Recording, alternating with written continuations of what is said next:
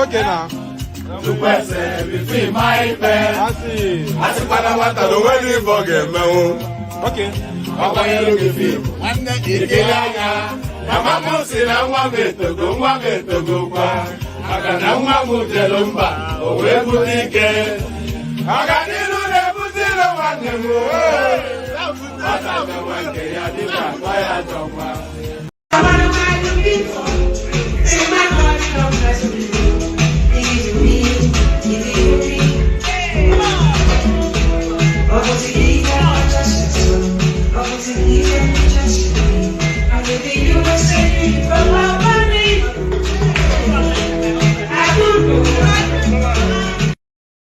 Ẹ̀jẹ̀ mi ni ẹ kí n gbọ́, àkọ́bí ewé ayò, ewé tún méje, ìtún ló ní ọ̀tún ẹ̀ ṣe, ìfà ló ní kan fà ẹ̀ mọ́ra, àìbínú gbogbo àtàrẹ, gbogbo méjì ọkà bàbà, gbogbo mẹ́ta ọkà wáṣẹ́, orí ló túmọ̀ ẹ̀dùn, gbogbo ọ̀nà ní túmọ̀ ẹsẹ̀. Akọni ìmọ̀ tú ìmọ̀ ọjọ́, ìmọ̀ èmi ni wọn kì í dálẹ̀. Bọ́bá lọ mẹ́lẹ́mọ́, wá fi jóye ẹlẹ́mọ́. Akọni wọ́n bá lọ gbé fèrè, wá fi jóye ẹlòkò. Bọ́wọ́ wọn bá tẹ̀ mí, wá fi jóye aláre. Àwọn mẹ́tẹ̀ẹ̀ta parapọ̀. Wọ́n wá jọ ń pẹ́ mọ́, ẹ̀ẹ́mọ́ olóko jẹ. Wọ́n pa Akíntọ́lá ọmọ Ògún. Wọ́n pàdé Ìyọ̀dà ọmọ Àtàlàbọ̀bà. Àkọ́bí wọ́n pàdé Ṣàtàdàdẹ ọmọ ọba Ìjẹ̀bú Mèrè. Aṣíwájú odò gbólùkẹrẹ, Ajagun lólòdì ọ̀run. Tó o bá ṣe pé tìyẹ, tó o bá ṣe pé tìyẹ, lọ bá ń darí jọ wí. Àgbèrò mi kún gbọ́wọ́, ọ̀gọ́ ti ṣìgìdì máa gbé, àgétì ló máa ń gbé, àyàn ti ìlàyàn ewúrẹ́. Ọlọ́run dákun má padà lẹ́yìn ẹ, kó má gbàgbé ọ̀rọ̀ tẹ́. Aṣíwájú Ọlọ́run dákun má.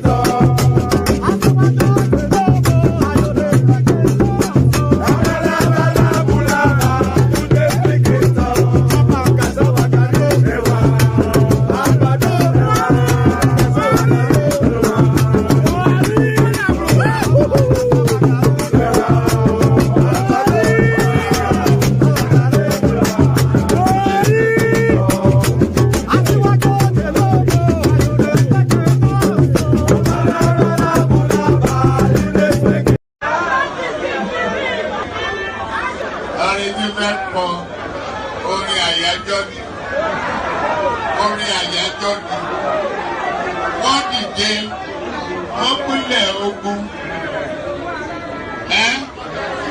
Oyin tí mo rí ká bá mi wá yẹn dà, ká ní kó bá mi wá.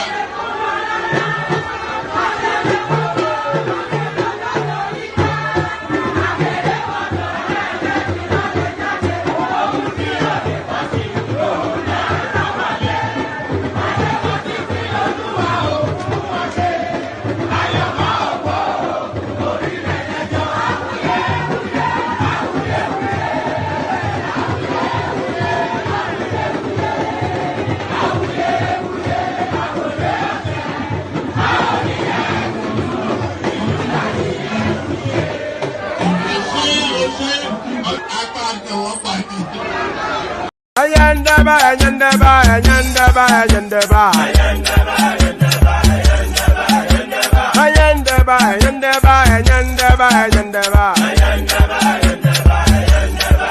Atimaya.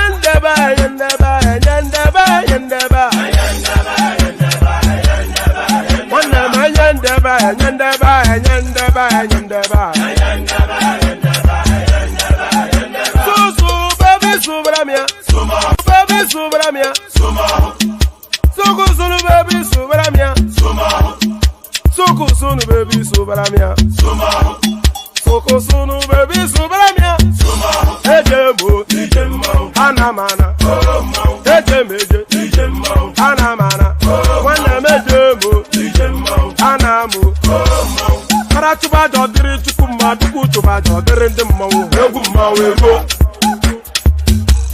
Karatuba dodiri chukuma tukutuba dodiri ndimo, Eguma wego. Obodo jisike nubo seruna, Oyibo. It is everyone,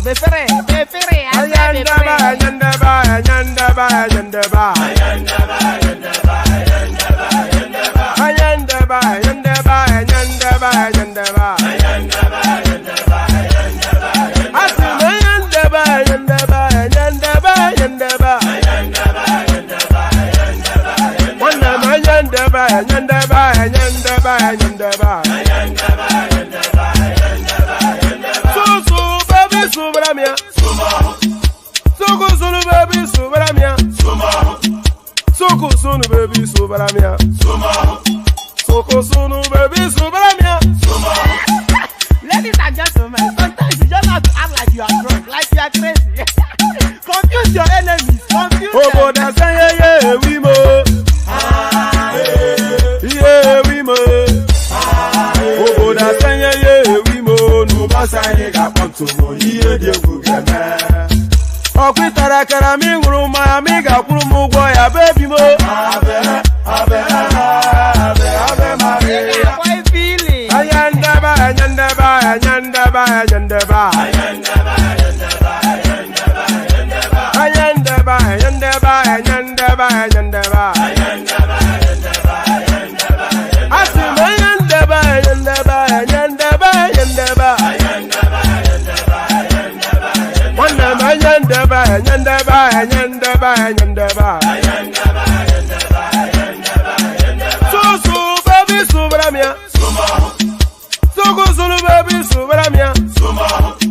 Suku sunu baby subramia, Suku sunu baby subramia.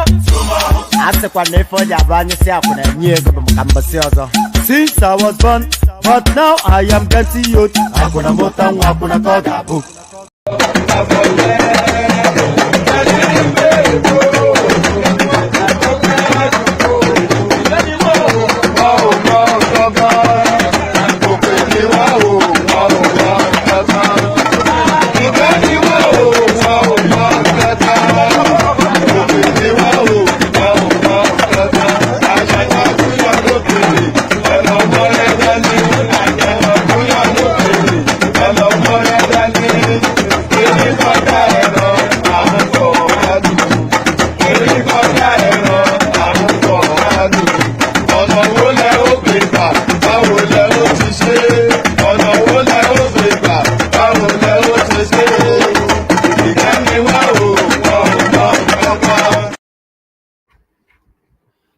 And there it is right there. Good day to you all. Good today.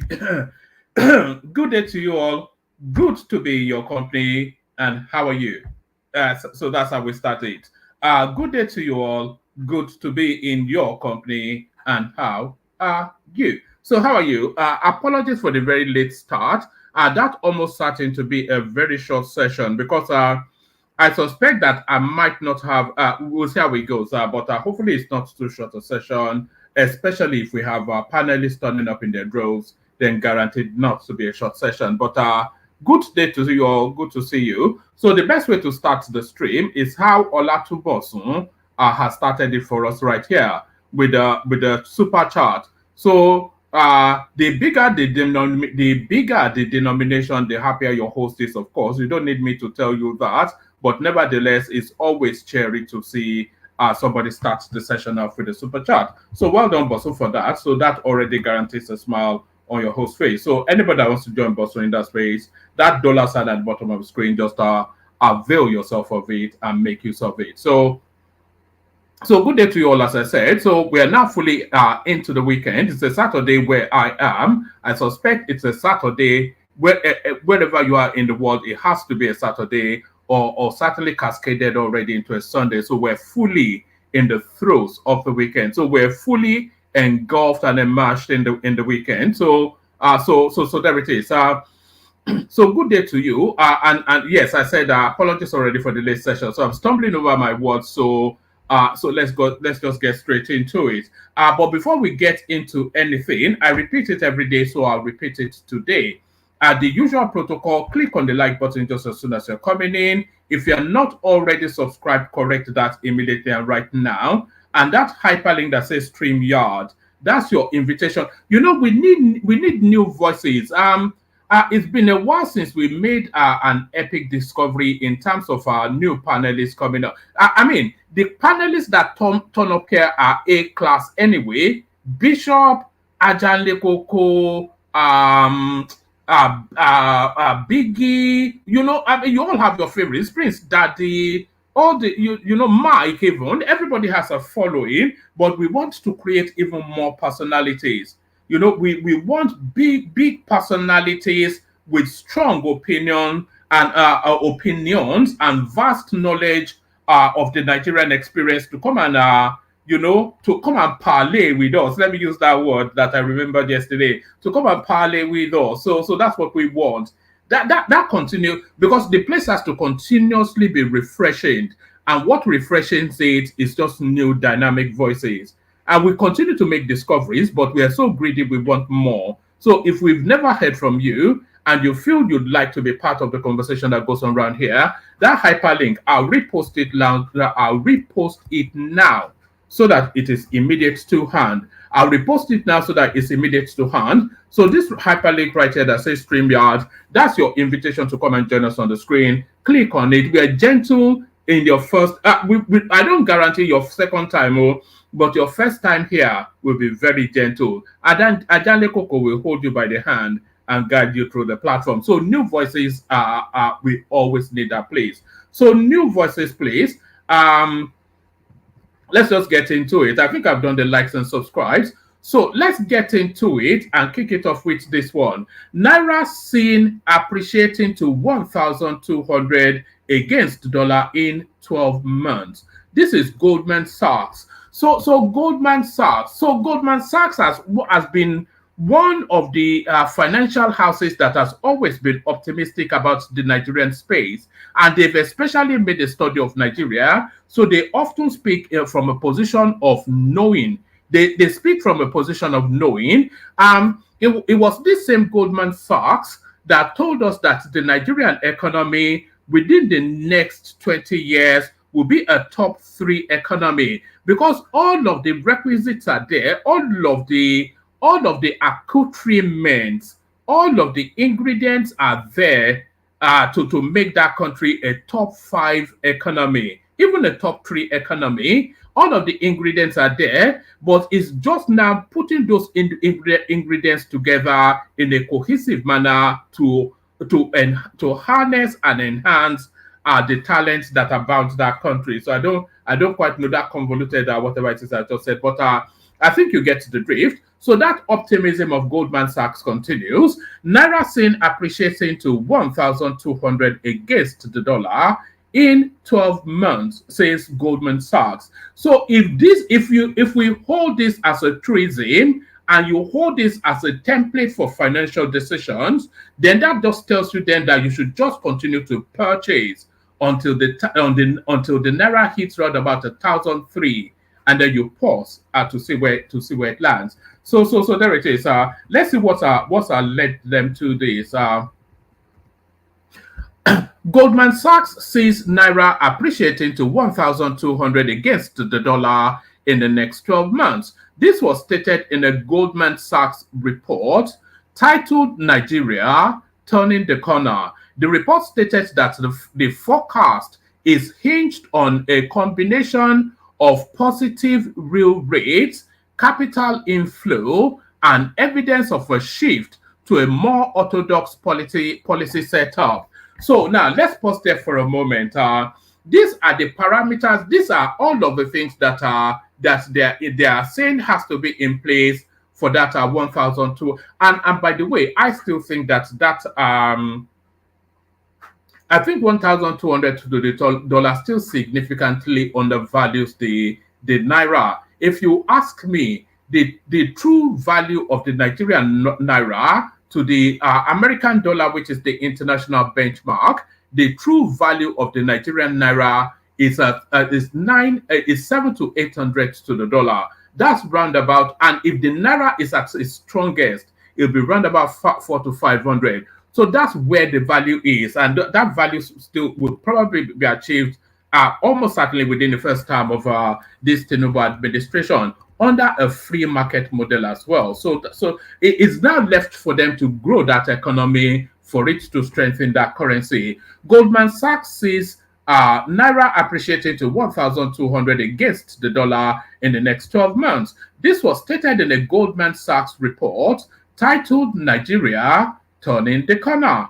The report stated that the forecast is hinged on a combination of positive real rates, capital inflow, and evidence of a shift to a more orthodox policy setup. So if we look at these parameters now that they are setting for that to be achievable, so they're talking about positive real rates. I'm not quite sure what I'm not quite sure if we're anywhere near that space. But if we're talking about capital inflow, I think even the most ardent critic of the country, they can visibly see that there's just a gush of capital flowing. Just as early as yesterday, we were saying how remittances went from $300 million in January to $1.2 billion in February. So capital inflow and a lot of T-bills being sold as well. So there's a glut of money flowing into Nigeria. So and the T-bills being sold, 75% of them sold to foreign investors, which shows a confidence in the Nigerian economy, and that confidence, of course, being re-emphasized by Goldman Sachs. The report stated that the forecast is hinged on a combination of capital real rates, positive real rates, capital inflow, and evidence of a shift to a more orthodox policy setup. So, I mean, you can't be more conservative than Yemi Cardoso, who, by the texture and nature of the man, he just presents as the perfect sort of CBN governor. He doesn't move too sharply in any direction. He moves deliberately with consideration and a plan. And he has reversed the administration of the central bank back to the orthodoxy that it should have. That the government cannot borrow money willy-nilly. The country cannot print money like confetti, and a lot of traditional values now being brought into that central space. So a lot of these parameters that Goldman Sachs insists has to be in place for the naira to achieve 1,200 to the dollar, a lot of them certainly already in place. Right, let's take it from top again. We'll run through it. Goldman Sachs sees naira appreciating to 1,200 naira against the dollar in the next 12 months. This was stated in a Goldman Sachs report titled Nigeria Turning the Corner. The report stated that the forecast is hinged on a combination of positive real rates, capital inflows, and evidence of a shift to a more orthodox policy setup. It said, "We think that Nigeria is turning the corner following its recent crisis.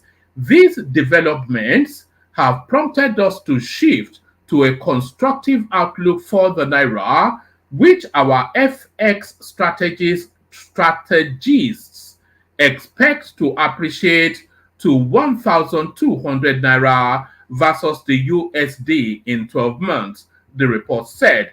Nigeria is finally emerging from a period of monetary policy transition characterized by an absence of a credible policy anchor. So a credible, you see, it's just the language of diplomacy sometimes. This is a crook. I'll reread this, but I'm inviting you to understand it to be a crook. This is essentially Goldman Sachs telling us that Godwin Emefiele is a crook.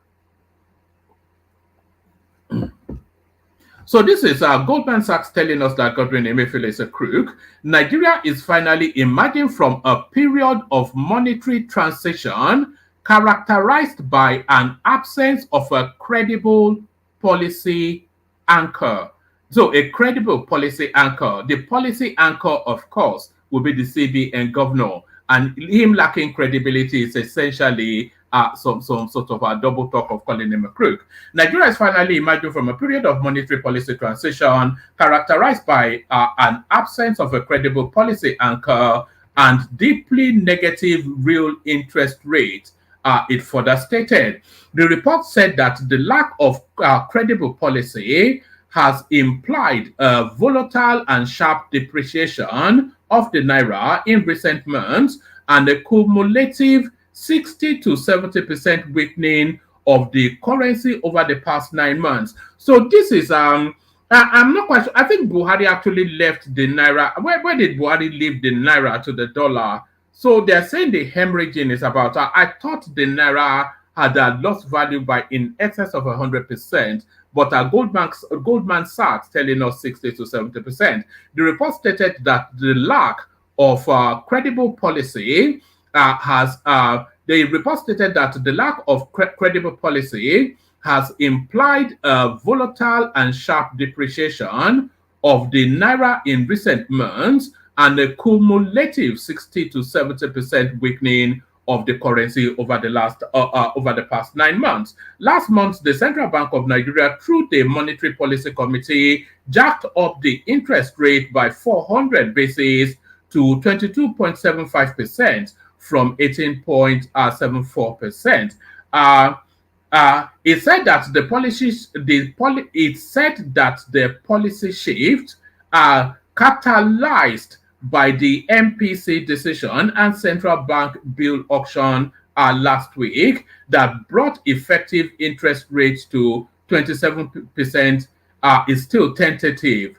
Given the new team's limited track record and ex-ante real rates, so it gets into very technical things. However, the report by Goldman Sachs mentioned that the policy steps implemented to date are only a first step in the right direction. So this now is so a lot of people that barely have school sat that are raging grammars beyond their capacity about the inefficacy, ineffectualness of Yemi Cardoso. So the endorsement now coming from Goldman Sachs. Do you understand? This is one of the big powerhouses in finance globally, and the endorsement coming from Goldman Sachs. Read this again. However, the report by Goldman Sachs mentions that the policy steps implemented to date are only a first step. So that's fine. In the right direction. So that's how the international space sees it. But somebody that doesn't have any understanding of money other than being able to count 100 naira is now we want to counter how Goldman Sachs is positioned.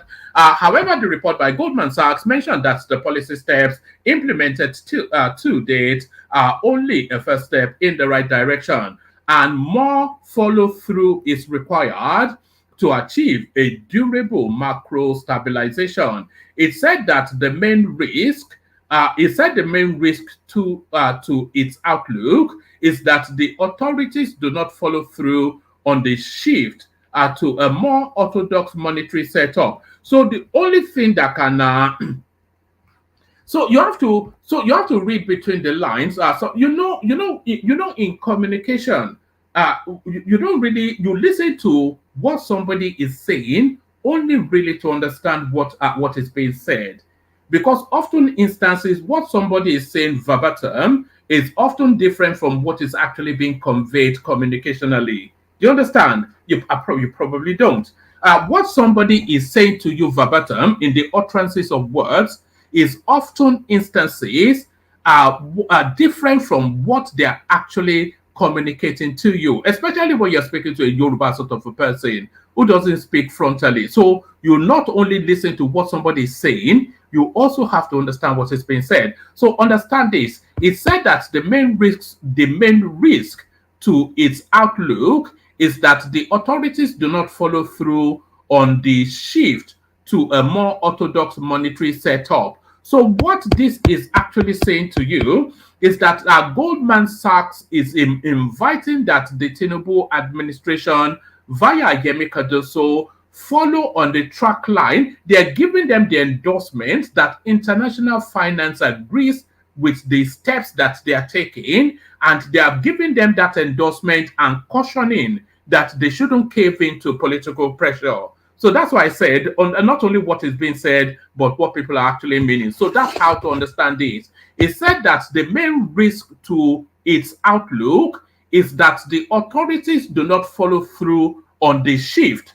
So follow through on the shift is to say that they do not hold firm to decisions already taken and then follow it through by carrying out the actions. So we're talking about the floating of the Naira, the Oronsaye report, all of these things that the international community endorses, and anybody of an IQ beyond that 2 digits admits as a necessity. They're saying follow on that track line and don't be deviated by the pressures of what is it? Headless mobs, as Rita would call them. So let's go through it again and we take it to the end. It said that the main risk to its outlook is that the authorities do not follow through on the shift to a more orthodox monetary policy. So take it back to conservatism, essentially what that is saying, not the wildness of Palongo, this masquerade sort of Okrika monetary policies of Godwin Emefiele. The main risk to our more constructive outlook is that the I think we just read that. The main risk to our more constructive outlook is that the authorities do not follow through on the shift to a more orthodox monetary setup, and that they have articulated and do not tighten policy appropriately to attract the capital inflow required to ease fiscal and external financing constraints. So to ease fiscal and external financing constraints, so the fiscal constraints is essentially to have the money to carry out your action plan for the country, and the external financing constraint is to be able to manage your debt. So a lot embedded in that. But the headline of it, the offshoot of it, are the projection to the future by Goldman Sachs, 1,200 Naira to the dollar. So 1,200 Naira to the dollar. So let's go on from there to another one. And by the way, if you want the conversation to come to progress, okay, should we do a bit of a beef flogging? No, we do a beef flogging in a moment. Hold on. There was an image somebody sent to me, which is on the thumbnail, but I cannot seem to find it. It's essentially Yusuf Dati kneeling to Tinubu and calling him daddy. So whoever sent that to me, please resend it. If you can resend it fairly quickly so that I can put it up in the course of the readout. Yusuf Dati Baba, so-called Peter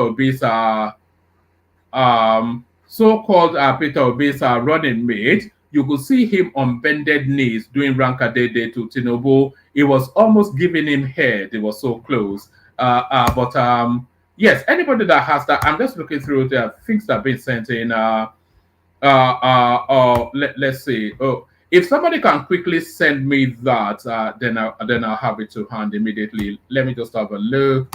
Let me have a look. Oh, all right. As I'm waiting for somebody to send that in, Lator Rich, if you haven't sent it, you're the one that's always quick to these things. So the good news continue to abound within the Nigerian space. yes, let's go with that. Cement prices drop. Reports show states with cheapest cost as sellers refund 400,000 naira to consumer. So this is it. This will be much to the chagrin of people that want that country to much to the chagrin. Good to see you, Kata Kim. Much to the chagrin of people that want that country to fail.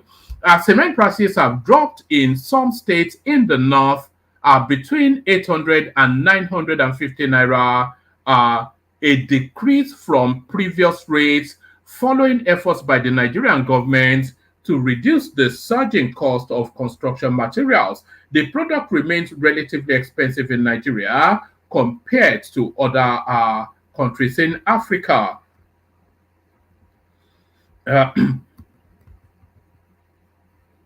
Right. According to a recent survey, top brands such as Dangote, Lafarge, and BUA all set the product at almost the same. Let's say, is that somebody sending it in? Yes. Yes, that's somebody sending it in. Yeah. Yes, there's an even. Thank you for.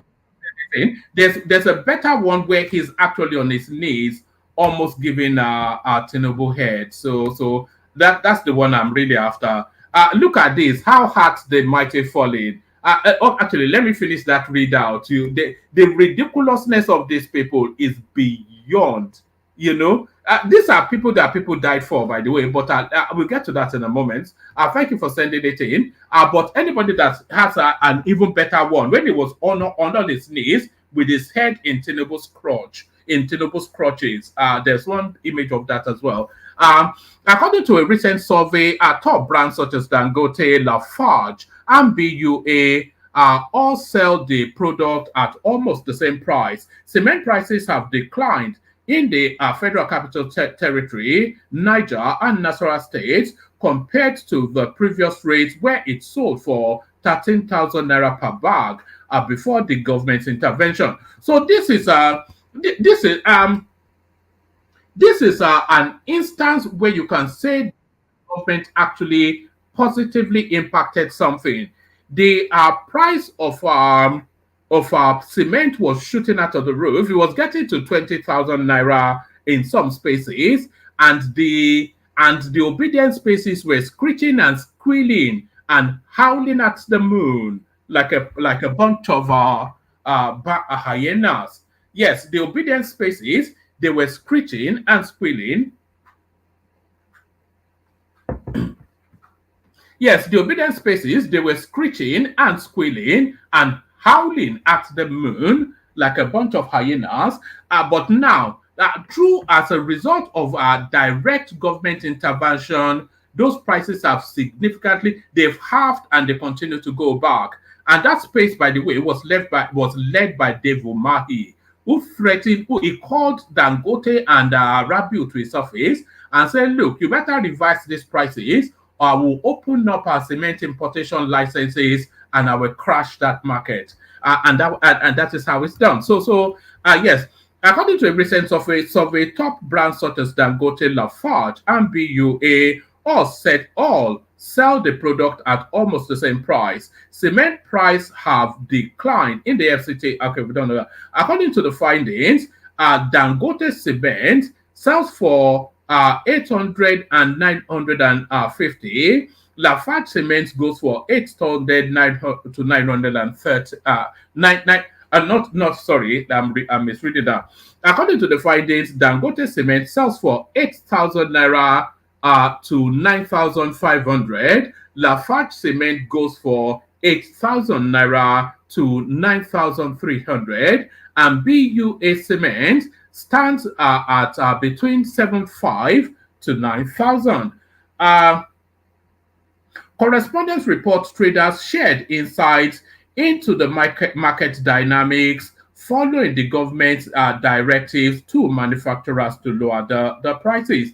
So if as a result of government interference, the manufacturers can lower the prices, then it's one of two things. is either there's been a secret subsidy put in place which we're not aware of, or there's been excessive profiteering, which is not a legally criminal, but is morally criminal, especially in the climate that we're in.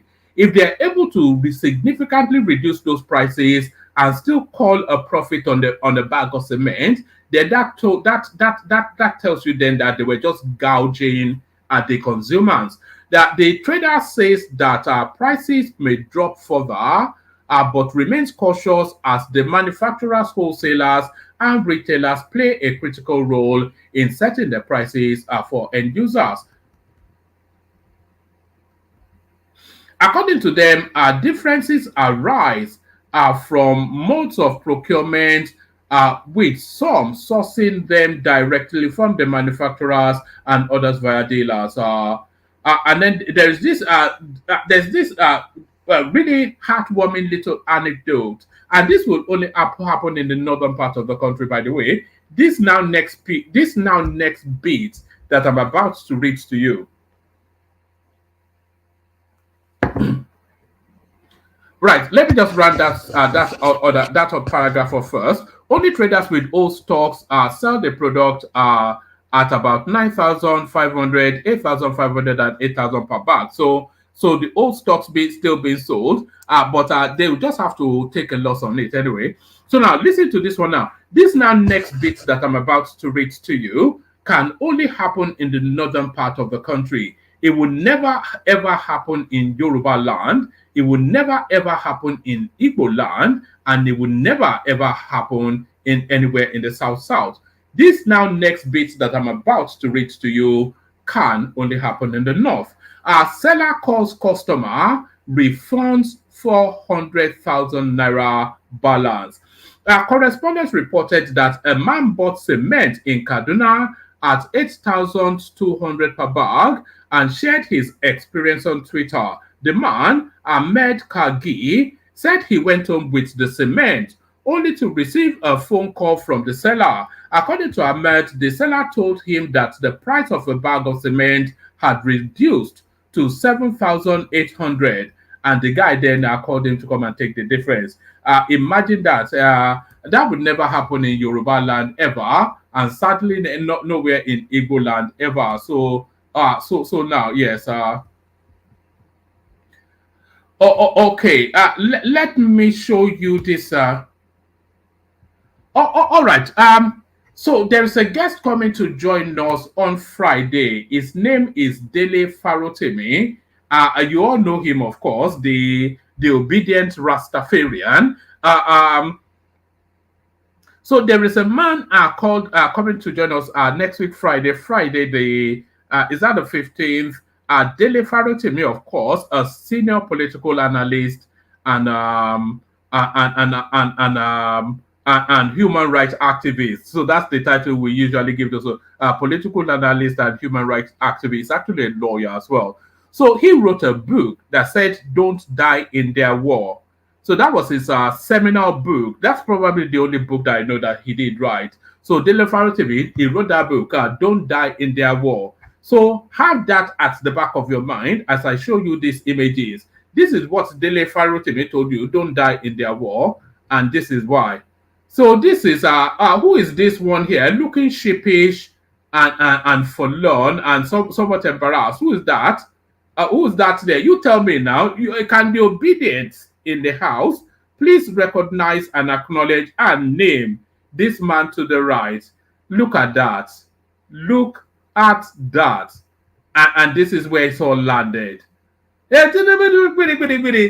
will tell you, monkey. That is where it's all landed, though. The people that lost their lives to this guy's ambition, this is where it has all landed. Look at the look of it's really the look on Kashim Shettima's face that tells the whole story. It's half disdain, half mocking, half ridicule. You know, just they say, look at this bloody fool. You know, and that is it right there. So for the benefit of, if you don't want to name and shame him, I would name and shame him on your behalf. That is Yusuf Ali Dati Baba, the Mauritanian running mate of P2B, who told us all manners of invective, insults that beyond even his father's capacity, he vested it upon Tinubu in the ebb and throw of in the cut and thrust of the elections, and even up to the court spaces, calling him all manners of dirty names. But what is Yusuf Dati Ali Baba that told us that Tinubu can never be the president of the country, that Tinubu should be shot on sight, and whatever else that he said? What is he doing here? So all of those things that he said about Tinubu, what is he doing here?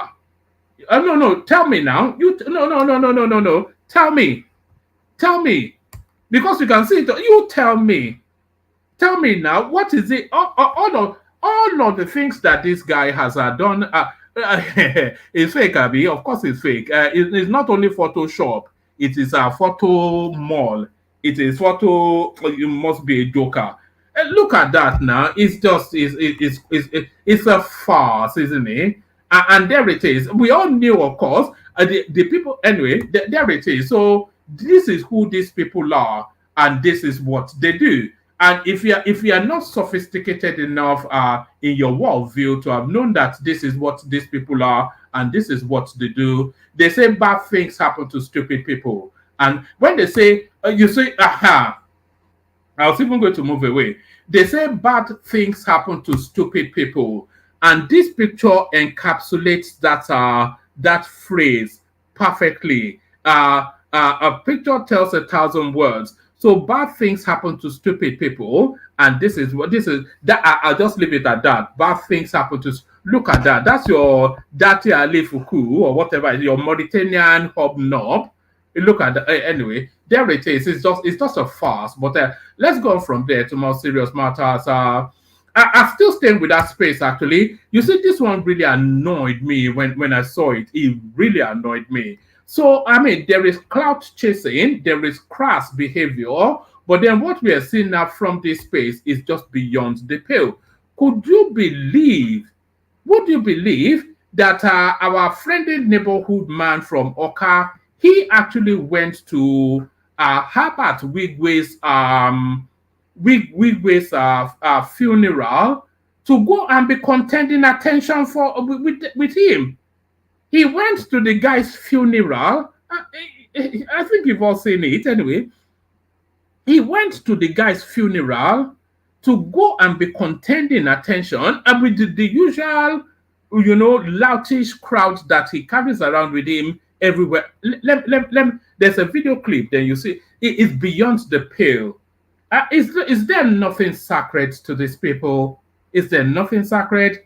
He went to the guy's funeral to go and be contending attention with the dead man. Unbelievable stuff. Drama at Herbert Wigwe's wake keep as RCCG pastor fails to recognize P2B video trends. A mild and this now more the headline than the guy's wig. This is what I mean by contending attention with the guy, even with a dead man. But anyway. A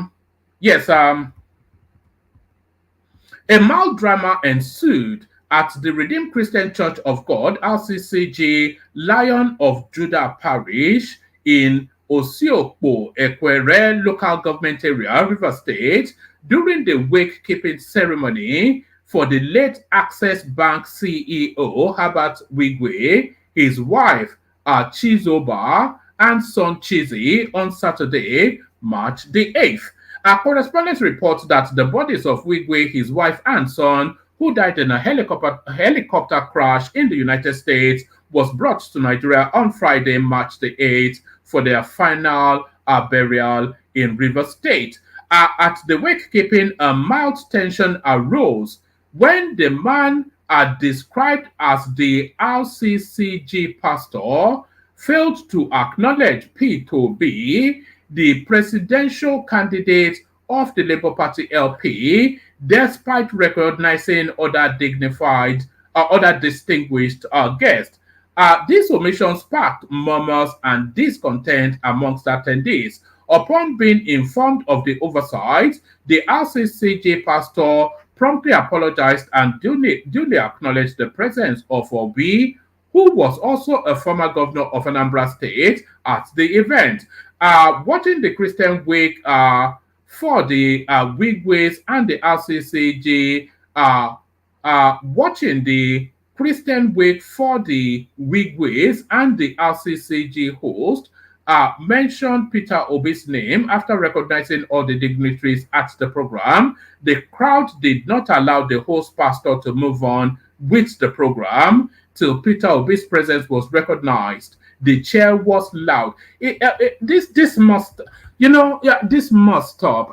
Let's say it anyway, but this must stop, though. I'm saying it. This must stop. Even at a funeral, you go there and just act like like Barbie. Let me just play you the clip, but this must stop. I'm just saying it. This must stop.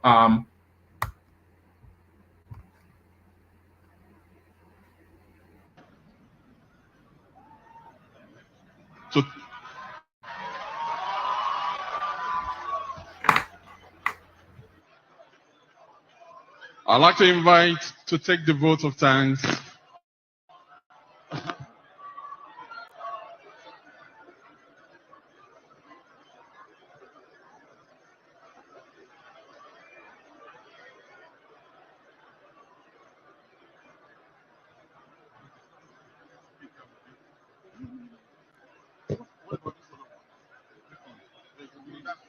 Okay, that's what. Amen. Please, tonight,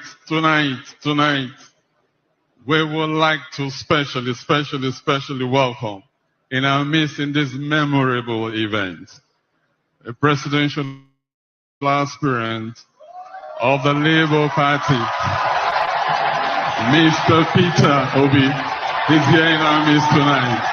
How could I have done?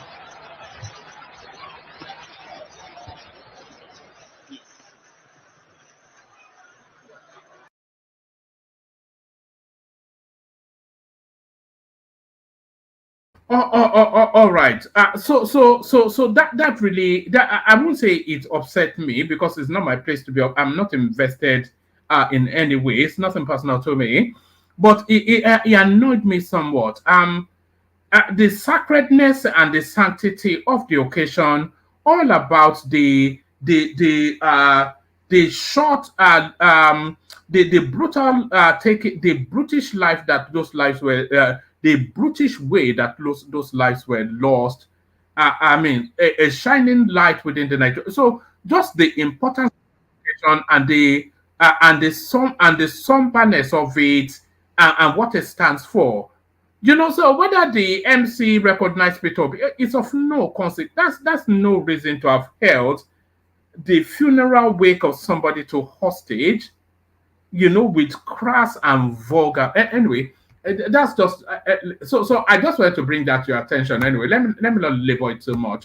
Let's just move on. But it annoyed me, I have to say.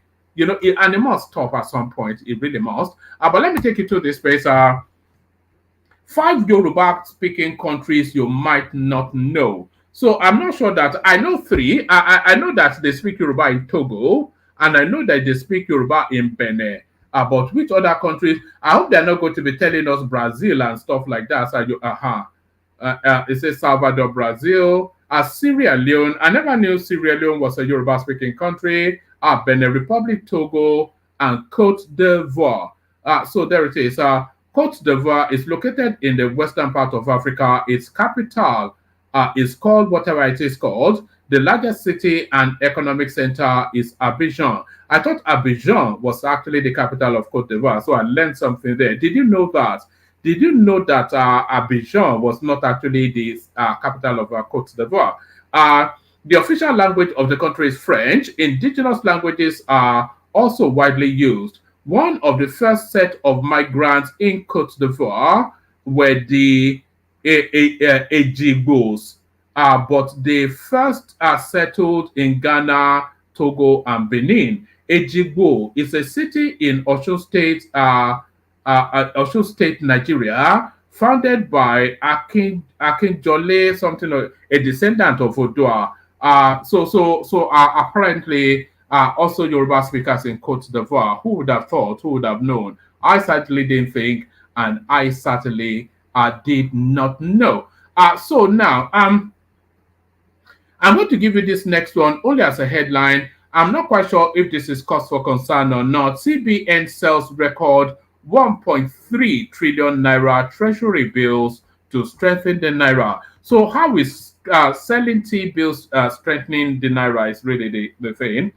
Because they sell it at a discount, don't they? The Central Bank of Nigeria (CBN) has sold a record 1.3 trillion naira in treasury bills, specifically targeting overseas investors. This move aims to increase foreign exchange flow into Nigeria, ultimately strengthening the naira's value. The naira have been under pressure lately due to a lack of forex available. Treasury bills, also known as T bills, are essential short-term government IOUs. They are a secure way for investors to earn a return on their money. By offering attractive interest rates, the CBN is hoping to entice foreign investors to buy these T bills. This injects much needed dollars into the economy, which helps stabilize and potentially lowers the exchange rate. Investors submit bids totaling 1.5 trillion, exceeding the 312 billion offered by the CBN. The CBN ultimately awarded 1.3 trillion in T-bills at an interest rate of 21.49%.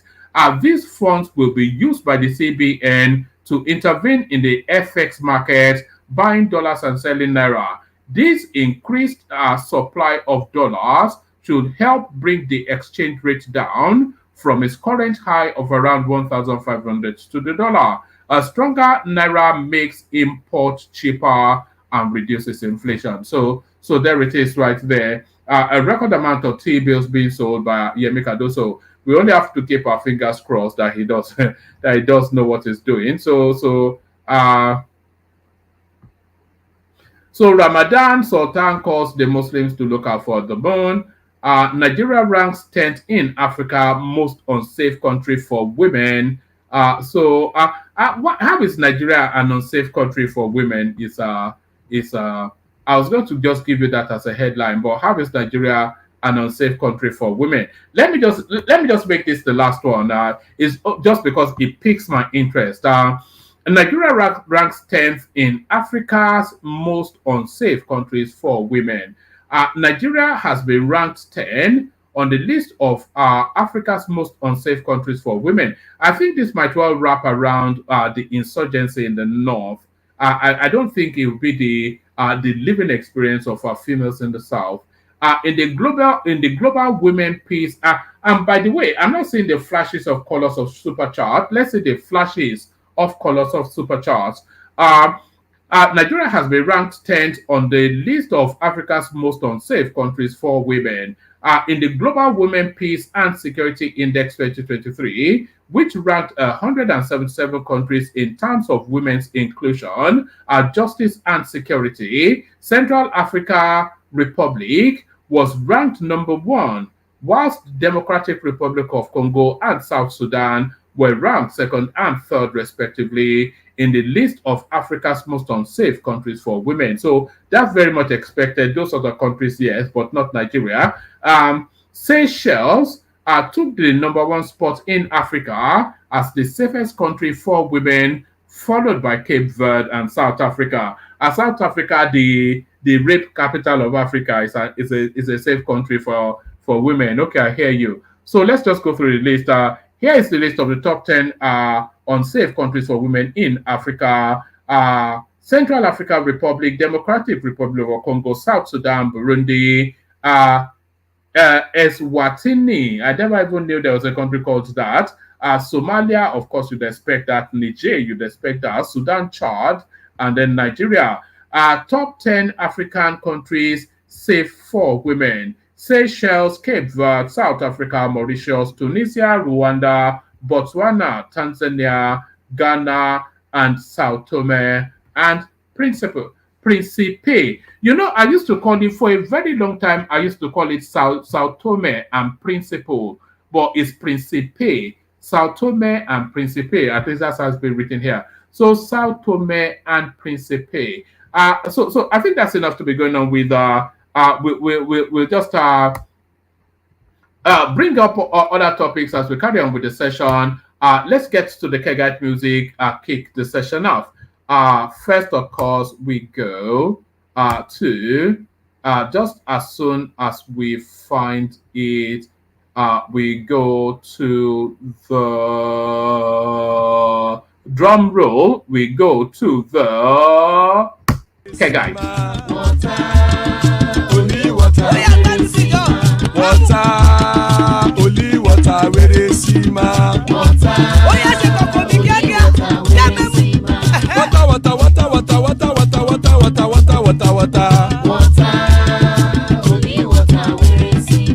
Hapa o Naido.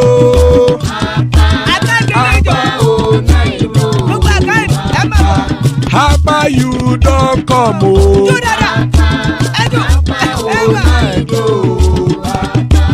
Hapa o Naido.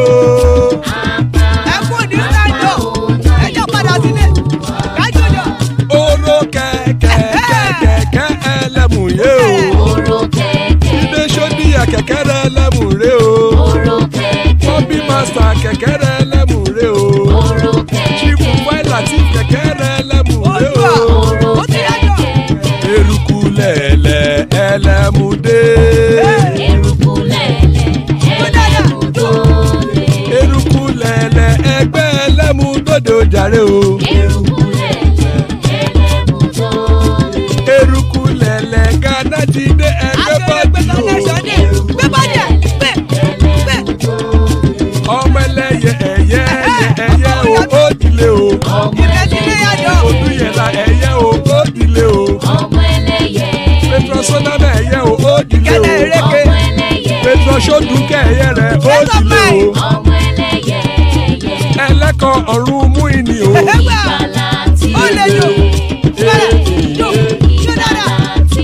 Àkùkọ ọ̀run mẹ́kọ̀.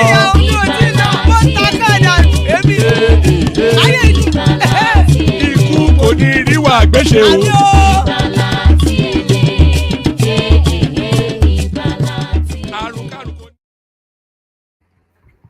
And there it is right there. Ikuko Neru Agbesheme, death have nothing to do with us. So I'll send the link for people to come and join us if they want to come and join us, and we'll see how it goes. But that have come to join us, Charles are next. Always a brilliant session whenever Charles is here. Father of the bride, Ajan Lekoko, the mastermind himself, from Alaba Ekene.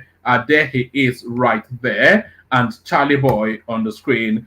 Good to see you all. So good to see you all. Good to have your company, gentlemen. You know, there's this new culture taking hold in Nigeria where they greet you by the day of the week. Happy Monday, happy Tuesday. But I'm not going to get into that culture, so I'm just going to say how are you and kick it off with Charles next. Charlie Boy, you ready? Charles next. Yeah, I'm ready. Sorry. Charles next. Yeah. So good to have you here, Charles. What do you want to kick it off at? Do you want to start with this top 10 list telling us? Yeah. Unfortunately, that's why they need to divide that country. At least if they are divided it into just the way they divided Sudan, they've divided into North Nigeria and Western Nigeria or whatever, or North and South Protectorate. It would have been better. We know they're talking about Northern Nigeria because I guess that's where the whole unsafe, because of the kidnappings of kids and young girls and women. That's where that. And also, I'm not aware that there is any culture of women's rights in the north. But the women in the south, they're so emancipated, they might as well be Americans or French. They lord it over the men in the south. But I'm not sure that there's anything as women's rights in the north. Or maybe I'm mistaken. I don't think so as well. I really don't think so. We can see that even in the politics, there was a governor. Who was the lady that was meant to be one of the winners of one of these governorship candidates in the north one time? that they had to remove her or replace her or something like that. I don't think they put so much emphasis on women in the North. Everyone knows that. But like I said, this ranking is basically based on the ill effects of the whole kidnappings of women and stuff like that. So it's just unfortunate. The North, like people always say, the North is really Nigeria's problem. The North is, in terms of politics, in terms of the society, how the world views us, in terms of human rights abuse and things like that. The North is really the problem. And the sooner, the better that they restructure the country, the better for Nigeria. Because I think it's about time. These guys can't keep on dragging us back. It's highly unfortunate, but that's where we see ourselves. All right, brilliant. It's quite a thing, though. But yes, I suppose they would look at the totality of the country and not they are not interested in you know, if women have better rights in Ghana than they have in Nigeria, which is a shame. But there it is. There it is. Let me take you then. This optimism by Goldman Sachs. Do you share it? No, I'm really tired of this whole. I don't understand. See, I don't really. To be honest, I think Nigeria is not. I think Nigeria is really not a country. I think it's an entity that just exists for neo-colonialists. I think its existence is now to be questioned, because I don't know how many African countries that, in terms of the economy, in terms of choosing their leaders or legitimizing their democracy, or in terms of the economic policies, that the West or foreign institutions, financial institutions, have so much leeway to regulate or determine what Nigeria is all about. This is not the first time we are seeing foreign institutions telling us the strength of the Naira, where to benchmark it and things like that, or what policies, IMF policies, is best for us, or what we should do or what we shouldn't do. It's becoming ridiculous. The country is just, we don't have leaders. I think we're just existing. We're just on autopilot, because I really don't understand why external influences would be the ones determining what we should be, what are foreign, the strength of the Naira, or determining our leaders. It's becoming ridiculous now. So if these guys, so what is the purpose of our leadership having all these economic, what do you call them again? Forming all these economic committees. They're not actually determining anything for us. And they're not governmental institutions. They're just big financial houses, global financial houses. They are global, just like the IMF and the World Bank as well now. Yeah, but IMF and World Bank, they are quasi-governmental now. These guys are purely about profit. And in all these reports, really, is to signal to people that seek their advice that this is their reading of it. It's essentially a recommendation. It's a toolbox for decisions to be made on whether you're investing in Nigeria or not. So it's not a scorecard. It's like a financial advice to investors. To be honest, I really don't like this influence. Okay, can you tell me any African nation or let's just say in the West, have there any of these financial institutions determined what the US dollar should be? Or do you understand? The influence is too much. No, they don't determine what the US dollar should be any more so than they determine what the Nigerian Naira should be. But they write this report on the United States, the United Kingdom, every country pretty much, to say this is our reading of that financial space. I'm not going to accept this. I think there are some certain things that, and that's what I'm saying. I think, like they say, the mass media, all these reporting institutions are highly politicized. There are some certain things that should not be determined. I understand they make the right up, but this thing has a negative effect on Nigerians, because the average Nigerian that sees this would buy this hook, line, and sinker. I think the Nigerian government, the Central Bank of Nigeria, and our financial institutions or our committees should be the ones determining these things. Their reputation rides on this sort of report. I don't care about that. I've said it, the media, I don't care about that. Nowadays, I don't believe anything about the media. they have no reputation. I think they are highly politicized. I don't buy the idea of them. Goldman Sachs is okay. All right, carry It's on. highly politicized. They're all highly politicized now. They're all highly politicized. They serve the interest of the West. Who does Goldman Sachs serve? Is to be the interest of the West. All these The interest of their investors. This is what I'm trying to. It's like Barclays Bank making a financial report on a space. They don't care about it. Yes, they are British leaning, but they are globalist in view, and they're really after the money. They don't care about anything outside of the money, which makes that the purest sort of advice that somebody that is looking to profiteer is really somebody you want to listen to. my own take is that I don't like I think that there are too many people that have a say in the way our economy is wrong or where our economy should be and things like that. I think the federal government is, in terms of the PR, in terms of the public relations, I think they need to be kind of more proactive in terms of communicating, probably like projecting the positivity of the Nigerian economy.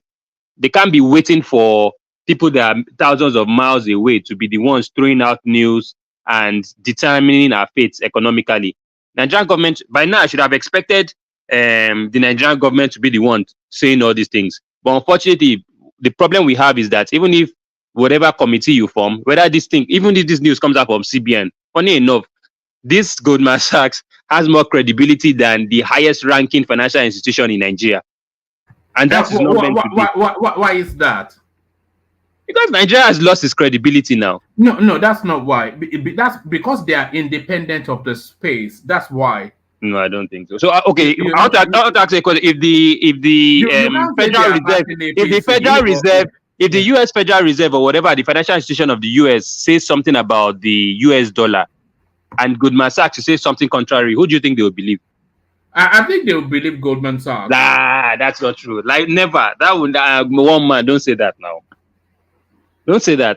That's not true. I think the Nigerian government has lost its credibility. I think they have. In fact, the Nigerian government they depend on these financial institutions like Goldman Sachs to portray them in a good image. They don't even trust their PR. They don't trust that. No. That's not why. They depend on our financial institutions like Goldman Sachs to portray the country in a good image because, like I said, Goldman Sachs, Deloitte and Touche, those sort of big financial institutions, they have a global reputation, one, and then they are not subject to government influence, two. So they look at your numbers. They have all of the numbers globally streaming through. So they know your numbers. They've looked at your numbers. They look at your actions. And then off the back of that, they make a report. So it's a more independent, more pure sort of, than the government saying, painting their country in a positive light. Because they're outside, anyway, that's how I say it. So sorry, it's your space, so carry on. Yeah. But the point I'm trying to just say is that I think the country is not, we have no control over the country. And I think Tinubu and his financial committee should be more proactive in terms of trying to bind the interest of investors. I think we are too dependent on foreign bodies or foreign institutions or quasi media financial institutions to be making financial projections for an entire country. It's ridiculous now. When was the last time the Nigerian government brought this kind of news in terms of projecting where the Naira should be? I don't know why we are leaving it to people that are thousands of miles away. They bring it all the time. Cardoso never stops talking about it. It's telling us that the policies that he's putting in place are squeezing the arbitrage in the space. They are sanitizing it. They are mainstreaming it, and the Naira is going to strengthen against foreign currencies. It says that endlessly, but they dismiss him. But now the international financial institutions are saying that yes, he is right. And that's why I said this hegemony, this financial hegemony is just too much. We don't have I don't know. Africa in itself has this, we are just existing. I don't understand the kind of existence we find ourselves in. It's just too, most of our financial decisions, IMF, our policies and everything is always determined by outside bodies. That's what I'm trying to say. We have no control over this country or over our government, over who becomes our leaders, over our financial policies. And that's what I'm trying to say. We're just, like I said, we're under neocolonialism. So I think for now, we really need to know where we are, whether we're going to join BRICS to break out from this kind of domination by the West. That's all I'm saying. All right, Bredan. Let me take you to another space, Alex. Not Alex, but Charles. Let me take you to another space. So this picture that I was crowing about. Yusuf Dati bowing to Tinubu and all of that. A lot of people try to say that this is Photoshop, but this is the actual one because this actually came out today. So it was on its way down in this one, which was some people are saying this was a while ago, but this one that came out you can see is on its way down in this one. This now next one is fully now down with his head in between Tinubu's crotches. So what are you then making of this Ranka Dede by your I think you're not being nice, I think you're talking from two sides of your mouth because right. You are the same person that says obedience should stop being antagonistic to the government and we should all work together. They should stop trying to undermine Tinubu's government and things like that. You understand? And this guy is just basically just paying respects to. He's the president, he's the commander in chief and everything. So he's more or less like just paying the respect. Do you understand? I don't see anything wrong with what he's doing. In fact, I'll take offense if he disrespected the president. If he did that, he will lose his credibility. But this, as far as I'm concerned, only boosts his credibility. It shows that he's a man of integrity in the sense that, okay, fine, we might be at opposition. You might have done, we are not pleased with the result. But since election season has ended and you are formally the president, I'll give both of you that respect. That it doesn't undermine his character or doesn't make him lesser of a human being. I think for me, it doesn't even affect me. I think anybody that is affected by this is just being a child, honesty. So even if you make him look like, okay, you are against these guys, you insulted them, and that's politics. It's done in the US. Do you know how many insults Trump gets from so many people? By the time he's president, all these guys will just keep quiet. You understand? So, honestly, I don't see anything wrong there. I know that APC supporters would want to jump on this to make him look stupid and make him look inferior. But I think it only shows the kind of character he is. He doesn't really. He will play the politics with you, but if you win, he might still be attacking you, but he will still give you that respect. He's respecting the position. He's not respecting. As far as I'm concerned, I know he's respecting the position, not the individuals. Come next election season, he will start again. So there's nothing wrong with respecting the seat of the president. From this now, are we to conclude that all that Tinubu can never be my president? That was just a juvenile talk, and that's now in the past. Tinubu now fully is president. Because Tinubu cannot not be his president and is on bended knees with his leg between his crotches. I think for him, for what I say, like I said, he respects the rule of law. So at that point in time, when he was saying Tinubu was not president, then there were court cases, there were so many things. But now that that's over, obviously, he's more or less like, he has accepted it. There's nothing you can do about it. So why will you bicker about something you cannot change? And like I've said, everybody knows he's obviously still has bad blood for Tinubu, but right now he's respecting the position, and that should be the appropriate thing to do. That's just it. All right. Woman, can I say something, please? All right. Only briefly, then we'll go on to the next one. Yeah, carry on now. Good to see you. Thank you. I think this picture came out during the campaign. I don't know why people are circulating it. No, not during the campaign. This one came out. This one. Are you talking about this picture? Yeah, I've seen so. Yeah, I think so. All right. I'm talking about this picture. This one came out yesterday. Well, no problem. Yeah, but I don't see anything there. Continue, Charles. But because I You know don't that say I anything know that there. it's there. The Yeah, there next is a similar, yeah, just the like the next one you man to saw, adopt that position will be Peter just Obi, like, and that just will be like, before the middle just of the like year. He'll be on his just like the knees one, in front of just her. like the one you showed. It's a similar picture now. I saw the same picture. I saw something like this during the campaign. Now, if I still There, there see are two something different this there time are two around, different pictures now. these are Muslims now in their praying house, showing Right. respect to his elder. So what are we making it to be? After So all so was it not his elder when he was hurling abuse at him? It wasn't his elder who is then. abusing him All or what? the That's you call yourself call it do you politics. know that do you know that do you know that was it Arise TV or channels? They were fined about 5 million naira. Oh yes, Chinwo Kimba Loye interview, yes, with the channels. They were fined 5 million naira of the just the level of abuse that this guy was spewing towards the Tinubu in one of his interviews with them. Well, I don't see anything there, but if you see it as anything, no problem. But One man is politics now. Everybody abuses everybody, I don't know even in what US and everything. They I do don't the know same what thing to now. do. There's nothing wrong there. Next election, he will still abuse the guy again. So there's nothing new there. Like I've said, he's respecting the position. He did the right thing. There's nothing wrong there. You might just want to rub it in his face, but in all honesty, I really don't care. It doesn't change anything. It doesn't change his mindset.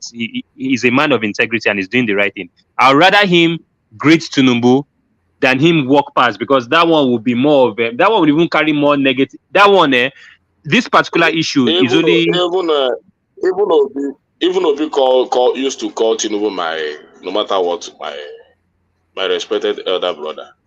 So what is it? What there's difference does it nothing make? wrong. There's nothing wrong there. There's nothing wrong there, one man. I think you just want to milk the whole thing. You want to pepper us, boys. Forget that one. You should focus on his presidency. It's not handshake we're looking at. All right. Do you want to speak on this, or do you want to speak on any matter? Yeah, I'll speak on this wake up. I don't know. Yes, it's just so this cloud chasing, it's and not cloud chasing now. The man is the man. You can't stop if somebody has a following. If he's loved by people, you can't. There's nothing you can do about it now. The guy was sitting on his own, and people around him and everything were the ones cheering and pointing out fingers that. And in all honesty, I think for me, even when you look at it, RCCG, Remi Tinubu, maybe the pastor self is trying to my boss or whatever. I will not call out Obi's name because Remi or whatever is a member. Like I said, the church is highly politicized. He might have done it deliberately. You understand? But I don't think the cheers from the people because he omitted Obi's name is anything bad. Obi did not, Obi will keep quiet. He's not going to. Some people will walk out. Yes, but is this not what Wale Soyinka was complaining about? Yeah, this was. the problem. The problem. This was the final moment of No, this guy. The problem. Hold on. Let me just say this. This was the final moment of this guy, a respected guy within the country that a lot of people felt a sense of loss.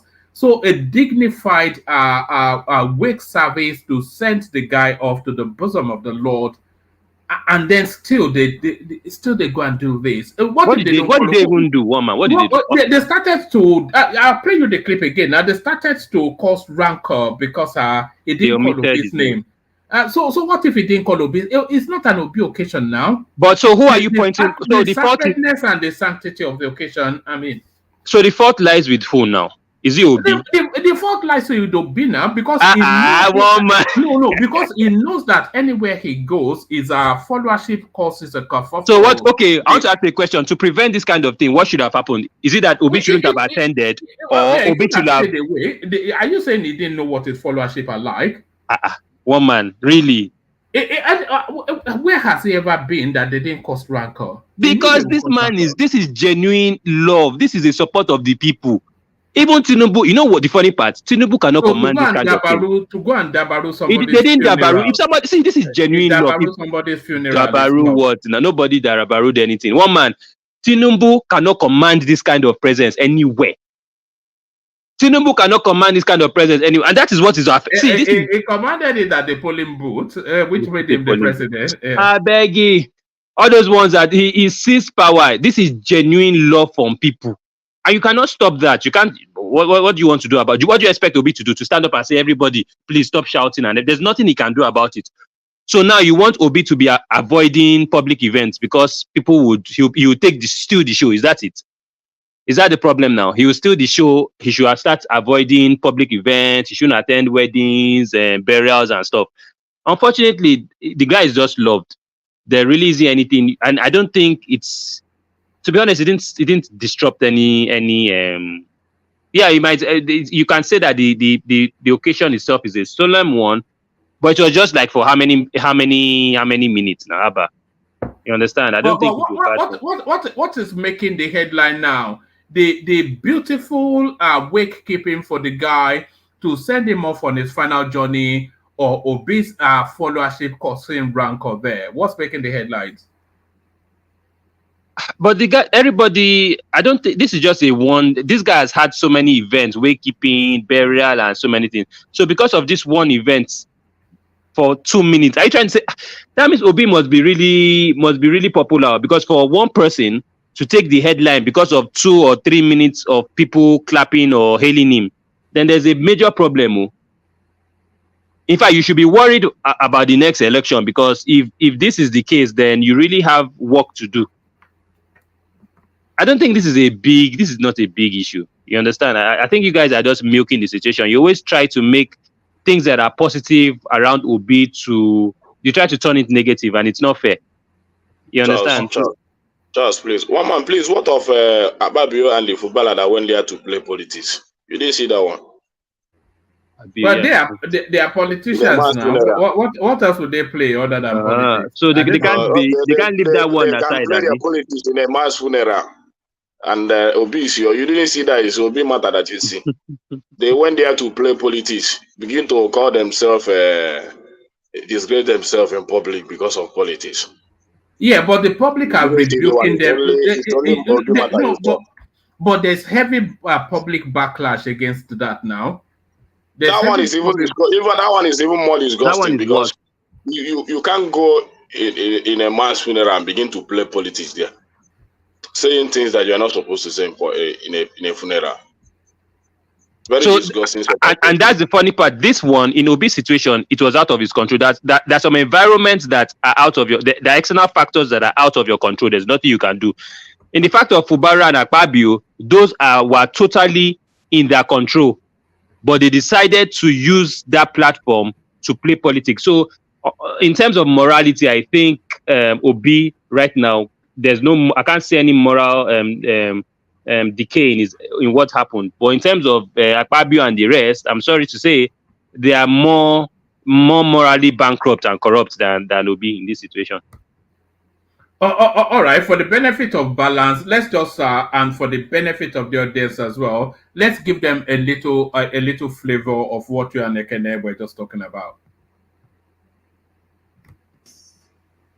This one has to do with our political class. What is all this struggle all about? You want to kill, you want to bury. What is it all about?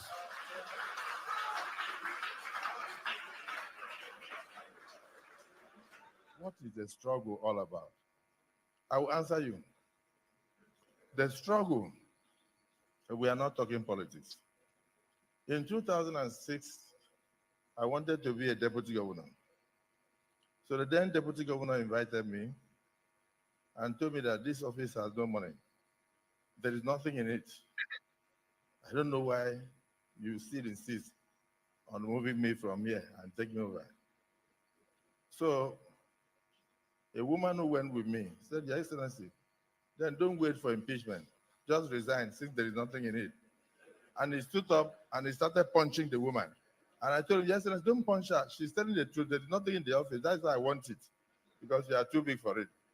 So, Your Excellency, Governor Fubara, if there's nothing in the struggle, don't struggle.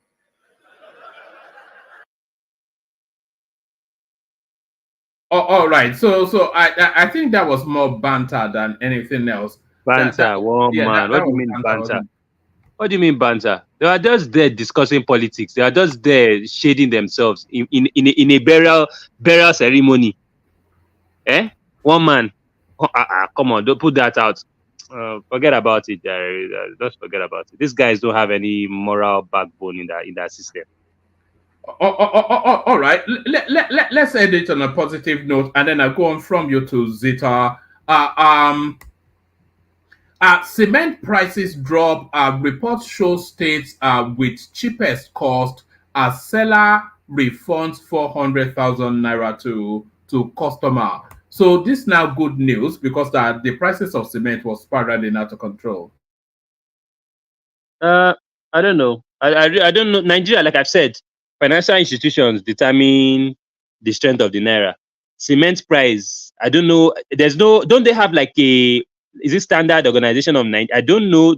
Aren't they meant to be organizations that regulate these things?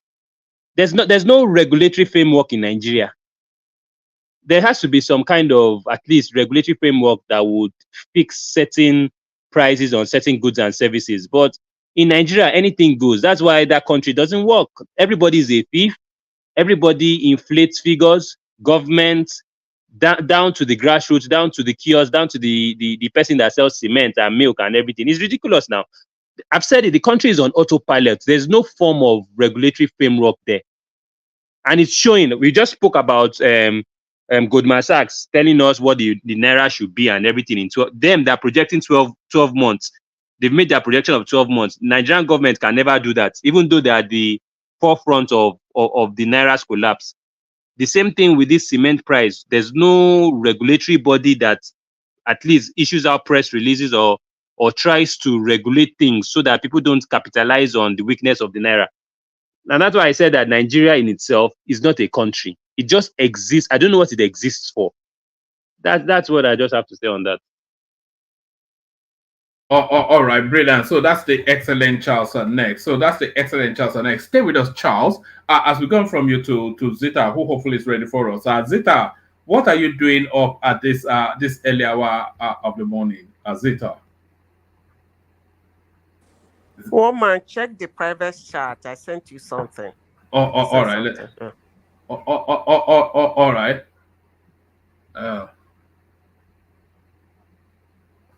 All right, brilliant. Okay. Understood. Let's go on from you then to the Jagaban of the platform, the Majestic Ekene. So Ekene, which ones? One man. Okay. High chief, one man. IG, you know. Omemboji in Oyo State. Look at that. And now you go carry me go east, so you know, because there was nothing that would ever have interested me in the east. But if you are having some when they are making you a chief or something, maybe I'll turn up. Come on, need some akpu and whatever it is. We don't discuss that with Morris now. How it go be now? No, I don't feel if I go east under Morris's banner, I would never come back. Yeah. I will just run into some witty DSN anyway. No UGN for me, that guy. I don't trust that. People will forget to. He gonna sell you for years to leave you there. I say that this one they that one where they talk or where they always abuse everybody for internet. So where did they go on? Where did they the news or where you did? Where did they talk? The issue we are on a particular space with this Ondo state politics that are saying that no Igbo, they don't want Igbo first lady anymore in Ondo because of the former first lady Betty. Yeah, our conduct are not okay with the Yoruba people in Ondo state. So that there is this popular APC guy that is that has interest to contest. I don't know. I don't really know his name, but he married an Igbo woman. So people are now beginning to say that's not going to work again. That they don't want any Igbo first lady again. And it's a very big matter, not a small matter. Even enigmatic, he can't do his bigotry. Is English So speaking? yeah. So They I was question, just so I thank God they gave me space to speak also. So well, this is becoming interesting. I told them that what is all this? We are clamoring for one Nigeria, but you people are saying that nothing like Igbo First Lady. If Betty has done anything that is not good according to the culture of Yoruba people, then Yoruba people should treat her according to your own culture. I think there are some. No, but There should be some. there's a long history of Igbo. I'm not sure if the wife of the Osho State governor is not. I know he is part Igbo. I know his mother is Igbo, the Adeleke. So there's been a long history of Igbo first ladies in state houses in Yoruba land. Uh, So Betty is well, not. I don't know. She's not. There are a It's lot of not like yes. yeah. Even But that Betty, yeah. So working there, his wife. I'm out too sharp anyway. I'm out too sharp. The woman get power sharp, but a lot of even a lot of them are not don't marry. There was this one they also mentioned. Are we losing you? Can people hear me? Can I drop out or what happened? No, he didn't drop. His voice is still there, unmuted, but I think it may well be connection issues. Ekene, are you there? All right. I'm going to go on to Ajanle Koko. Ekene? Okay, back. Yeah, good. Yes, we can hear you now. You dropped for a moment. Okay, so that thing is so disgusting because I was thinking that man that want to contest under APC, what is Olusola okay. what will he be thinking now? That Yoruba people don't want him to be the governor of Ondo State because of his wife. He's an Igbo. Then somebody like, and they're now saying that there was a speaker that I had there that said that this if your child has an Igbo mother, that they should forget about contesting election in Yoruba land. Man, this is very. Was that not the Rhodes Vivo experience in Lagos? I'm trying to say that my sister here, Shoma, be careful of Kulata, so that. Leave that one. No, leave that one. Chioma belongs to Yoruba land. Don't forget Chioma. You can go and protect the but Chioma belongs to Yoruba land. Don't worry about that. I don't know. She too like Owambe. She too like Owambe.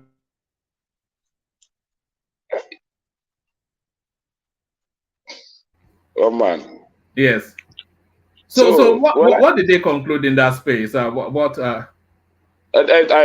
a lot of Yorubas they are fighting against it. There was this Yoruba guy that is also from Ondo State, and they are telling them that what they are doing is not good. That the kind of division they are bringing in this country is not good. And I also lend my voice also.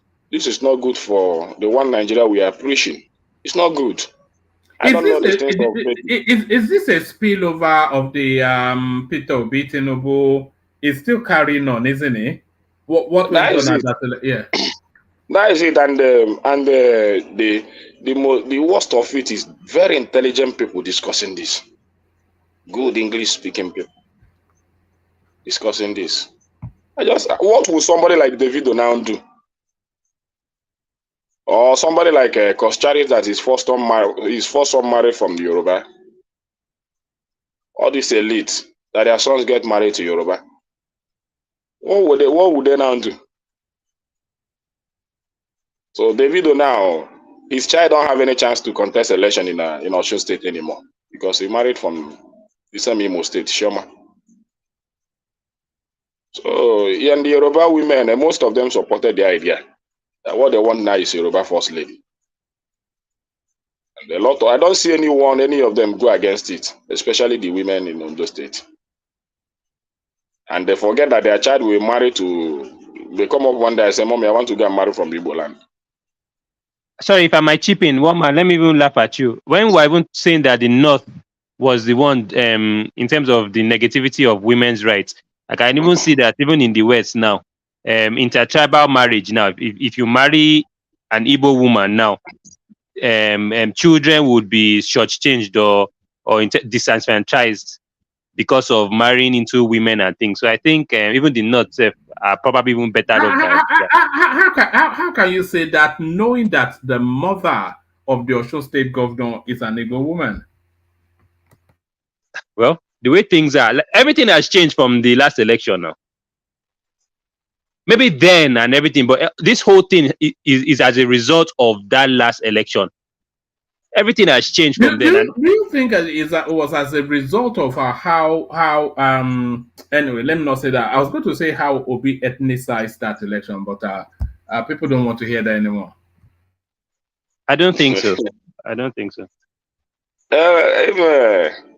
If they say that it's Obi that ethnicized the election, then I will now want to know what this APC guy that just came up again and begin to bring up this tribal politics again. This is very ridiculous for a country like Nigeria. Nigeria is a very divided country, honestly speaking. It's a very divided country. We are just deceiving ourselves.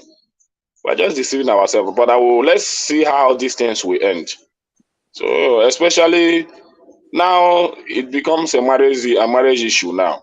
If you want to marry now from Yoruba, you have to be very careful if you have a political ambition in future.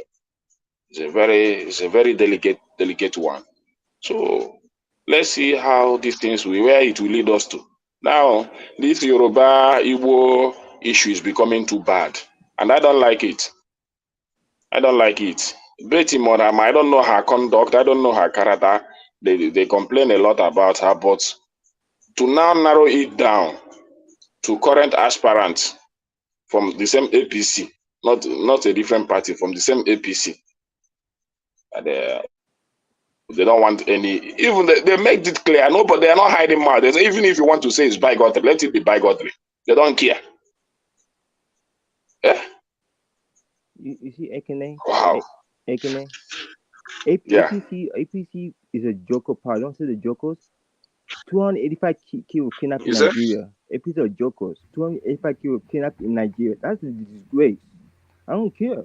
No, speak up, Charles. What did you say? 285 kilos kidnapped in Nigeria. APC are jokers. 285 kilos kidnapped in Nigeria. That's sad. I'm sad to be a Nigerian today. Yeah, but it's sad, but it's a regular occurrence now. The kidnappings.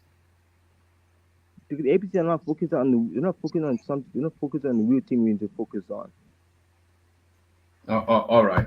All right. One man. Yes. Can I come in? Of course. I don't think that's what they use in rating that thing.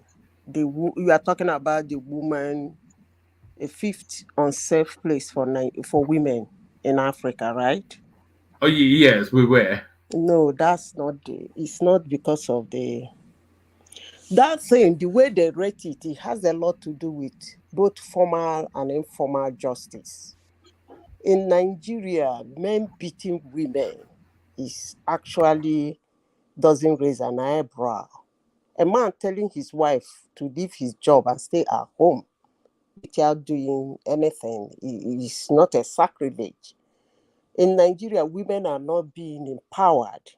Even in the government, there is no inclusiveness. These are parameters they use in measuring those things. It's not actually because of the insecurity in Nigeria, no. Because as it is today, I think there is insecurity all over the world. But they have a methodology which they use in measuring those things, which includes these things I have mentioned. Okay? If you look at the government of Nigeria over the years, how many women are there in the government? When a man beats his wife, what is the reaction?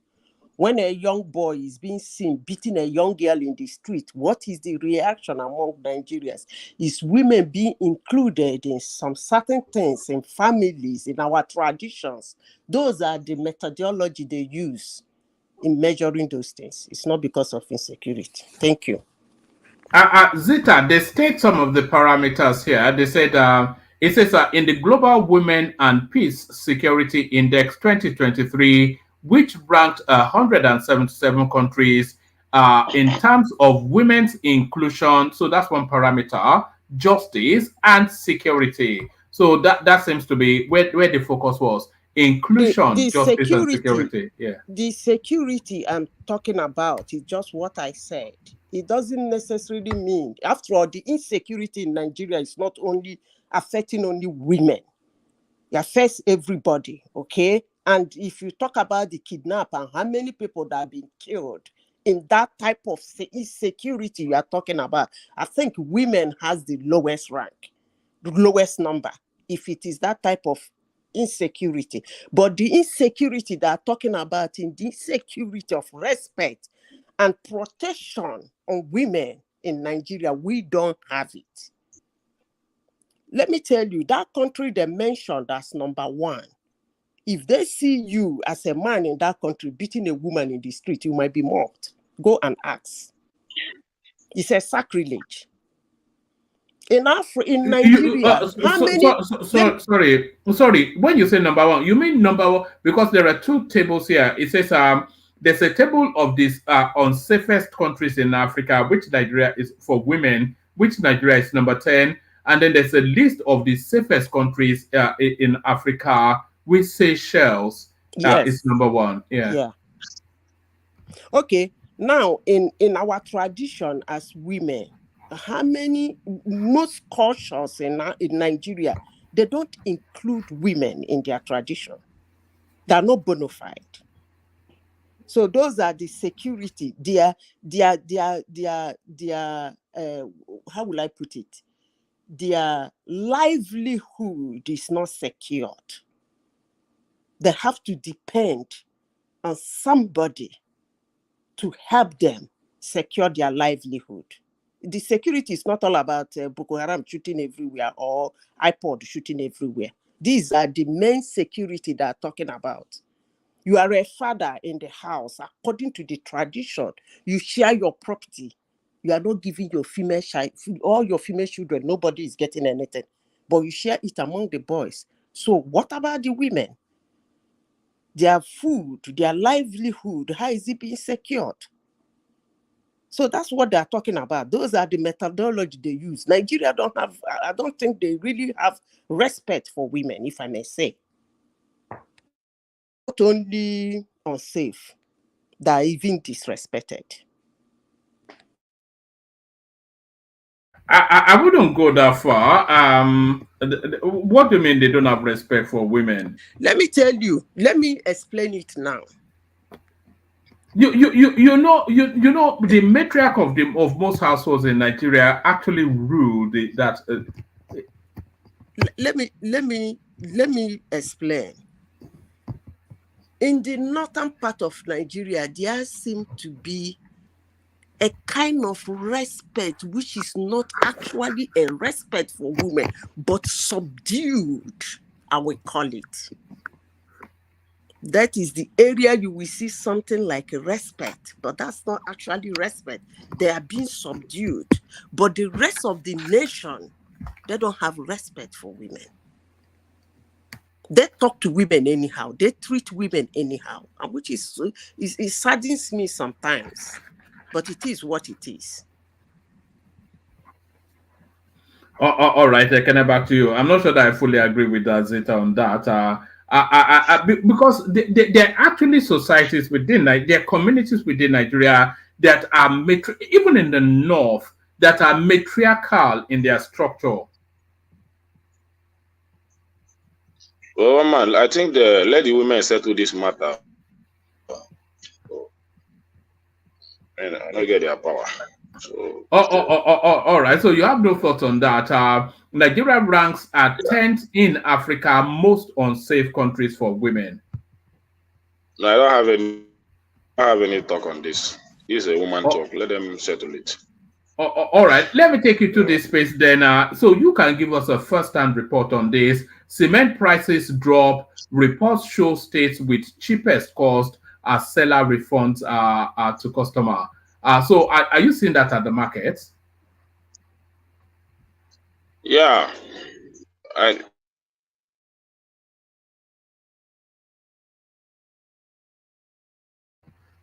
Have we lost you again? What's happening to your connection today, Keneman? All this stop, start, stop, start. Kene? All right. I'll give you one more moment, and then we have to. You cannot have silence on a broadcast. That's the one. That's the number one cardinal sin. man, are you hearing me? Yeah, we can hear you now. What keeps happening? You deep for like about almost 30 seconds. Drop the link. Let me join with. Drop the link because this phone, I think this phone need an update. So just drop that link. Let me. It needs an update. That's your super highway iPhone. All right, let me drop the link. Roman is the network. Yes, I don't think it's the phone. It's the network. Maybe it's been raining. Has it been raining where you are? No, it's not the network. I know the problem. It's just that I've not really have the chance to update this phone. It's always show you whenever I want to come in.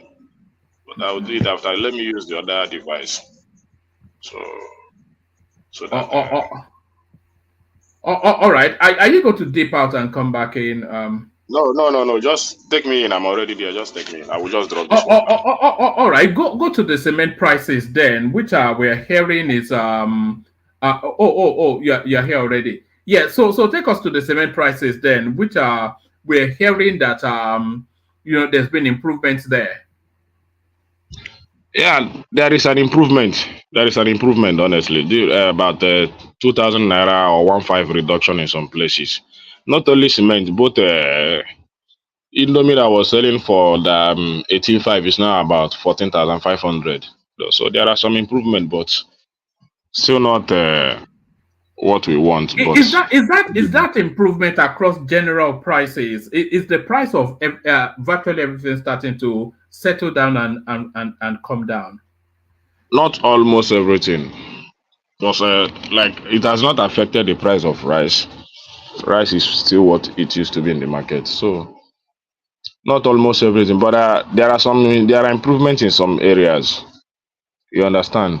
So, but not what we wanted because it really jacked up. Just like this Indomie now, Indomie from 7,500 to 18,500, now 14,500. I don't see it as an improvement. Cement from 5,500 to now about 11,500 in some places 9,000. I don't see it as an improvement, but it's still fair than what it used to be in the past few days. That is it. Maybe as time goes on, we know how it will be. Uh, it's still on the high side for me. For an average Nigeria or from salary earners and all those things. So it's still not it's still not conducive for them and for a lot of us here. So the Naira Carry on. said Naira to appreciate to 1-2 against the dollar in 12 months, says Goldman Sachs. Well, that's a good one. If it really happens, 1-2, if the Naira continue to appreciate. But I don't know the reason why they did they give any analysis? They say because of investors and all those stuff. Is that the analysis they gave there? One man. I think it's because of the treasury bill. Yeah, they gave. I'm not quite sure if yes, I'm not quite sure if I'm breaking up or Ekene is breaking up. Who is breaking up? Who is breaking One up? man, I think You're breaking up, it, woman. Am I breaking up? yeah. Am I still here? Yeah, you are still here. You just came back. I am breaking up. All right. Okay, carry on the conversation amongst yourself. Let me dip out. Come back in. See if that helps. Okay.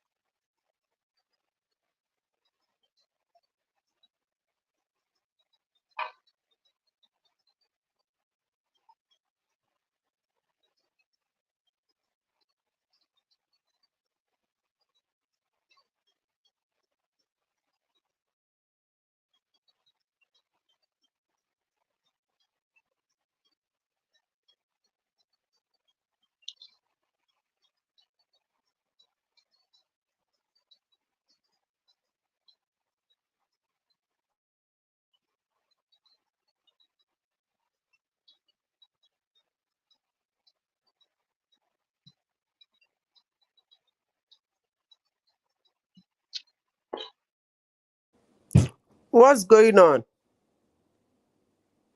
I think one man dropped his. I don't know.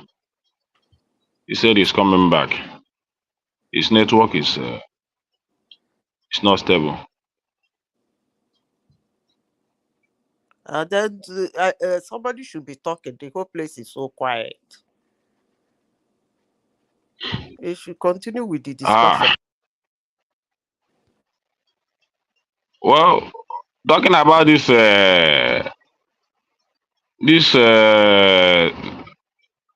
dollar coming down to 1,200. Is it because of all this high interest rate that they jack up in all the in the monetary policy and all those stuff? Yeah, you see, when you jack up the monetary the treasury bill, what it simply means is that you take all the money from individuals, give them the little interest, all the money goes back to central bank, and then the particular currency of that country becomes a beautiful bride. That's just the easiest way to get around it. But I know, but this for them it might look good, but to manufacturers and producers, this is not a good policy for them It is very because good policy for them. It is extremely good in the sense that when the treasury bill rises, I can't remember my economics, but let me try. When it rises, it shows when you give a very high rate for your treasury bill, what it simply means is that your economy is doing good, even when it is not actually doing good. Okay? yeah, but the effect of it is that Let me finish. yeah. The effect Okay. on the business, that's what I'm trying to tell you. So there will be a higher demand for the currency in the sense that you have taken away the currency. I hope you understand how the treasury bill works. Everybody that has money, the bank will tell you they're doing TB. TB means it's no longer the bank, what they call the bank, I've forgotten what they call the bank own. This one is from central bank. So your money is going direct to central bank, of which usually give a higher interest. So all the money in the bank vault will, like, physically, if I may put it that way, go to the central bank. What does that mean? The central bank is now very rich. That's what it means. So investors in the country, definitely, they need your currency for their exchange. So they will now see that currency in the sense that any investor that comes to Nigeria now with his dollar and said, I want 1 million naira for my business, he will get the 1 million naira. That's why if they don't do that in treasury bill, he might not get that. Let me finish. The interest rate will be about 30% interest rate. No, they do. I think they did 21 thereabout. So any investor that comes in, we see that currency to do business with. It's no longer in the hands of individuals who own that money. It has been taken away from them. So it's now with the central bank of the country, which actually the foreign investors discuss with. So that's how it is helping. If they can continue like that, keep giving, because remember that treasury bill, you take your interest up front, quite unlike the bank own. The bank own is when the deed matured, that's when you get your interest. But the treasury bill, the moment you do the bill, you take your interest up front and they hold your money. But do you see this as a lasting policy or a short-term policy? If they can do it often and on, what it means is that you make people not to stack money, because Africans are very good at stacking money. You will see somebody It's either the person has some millions of naira in his house, or he has some millions of naira saved in his account that he's not doing anything with. So what the government will do is to dangle that interest in his face. Like, if you give us this your money, we give you 20% of it, but you're gonna have that your 20% now. And the person will say, really? Say, the money has been there, I'm not even doing anything with it. Wham, it goes, you give him 20%. So all the money will go back to the central bank, and they will have money for their investors. They should be doing it more often. It's a nice move, but the sustainability is what I'm talking about. Because I do know that manufacturers are still going to suffer it, because it doesn't mean that, it means now that if you go to the bank now to borrow money, it will be at about 20-something% interest rate for your business. So that interest rate, I still think is high for, it's still high for business. So no, going see,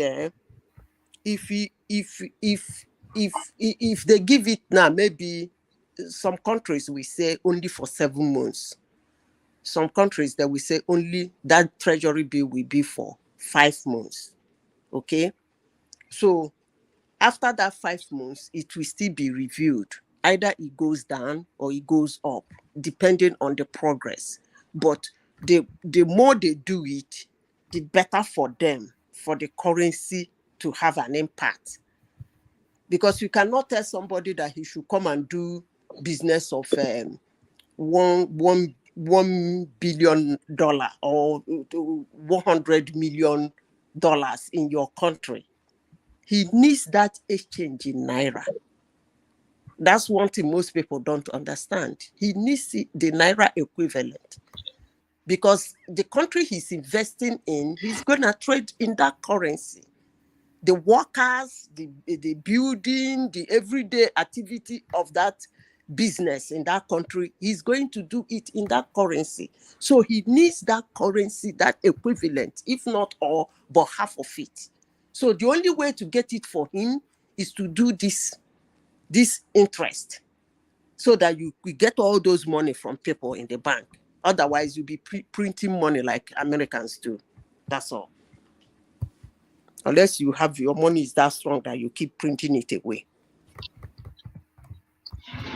Well, let's see how it works. But I don't. The only thing I know is that the sustainability. How long is it going to carry us? So they can keep it on like that, but we still need a productive economy, because this is only monetary policy. The physical side of it, I'm not seeing it.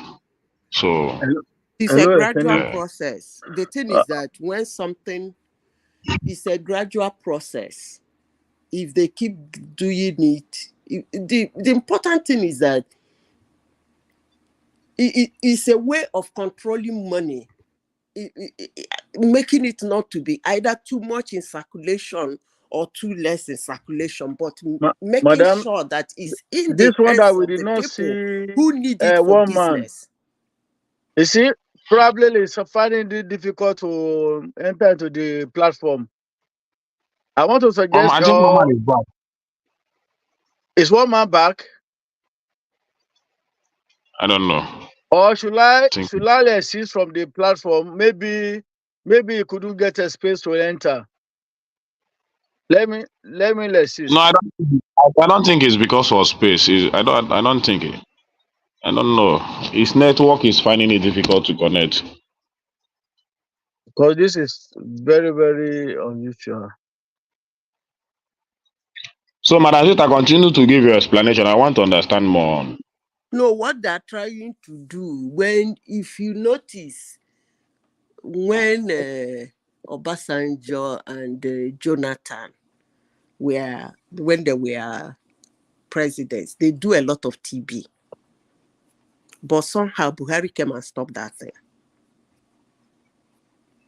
They do a lot of TB. The thing is that if you manage it very well, there won't be too much money in circulation, and there won't be less in circulation. But the important thing is that naira you are talking about will be in the hands of people who need it for business at any time they need it.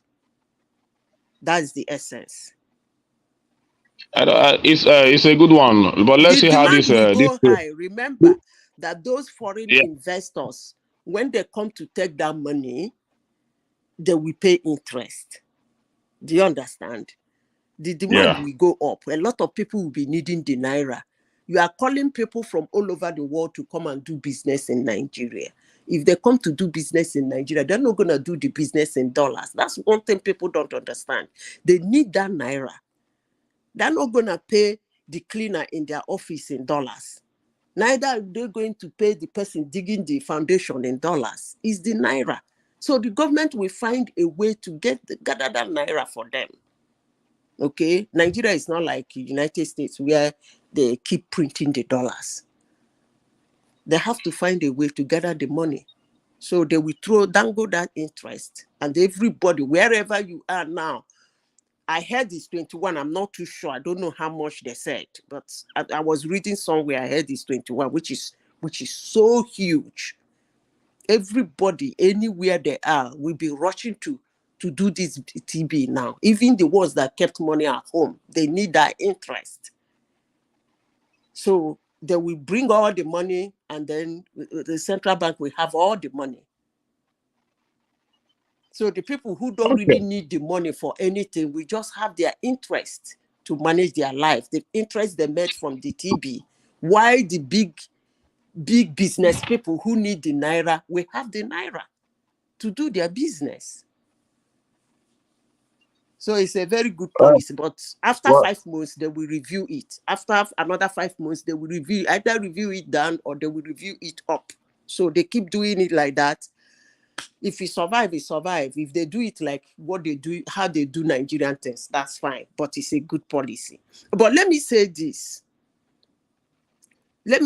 Talking about policy, all the policies Tinubu has put in place, like, let me not say on paper, let me say verbally, all the policies he has said, they are all good policies. None of his policies are wrong so far.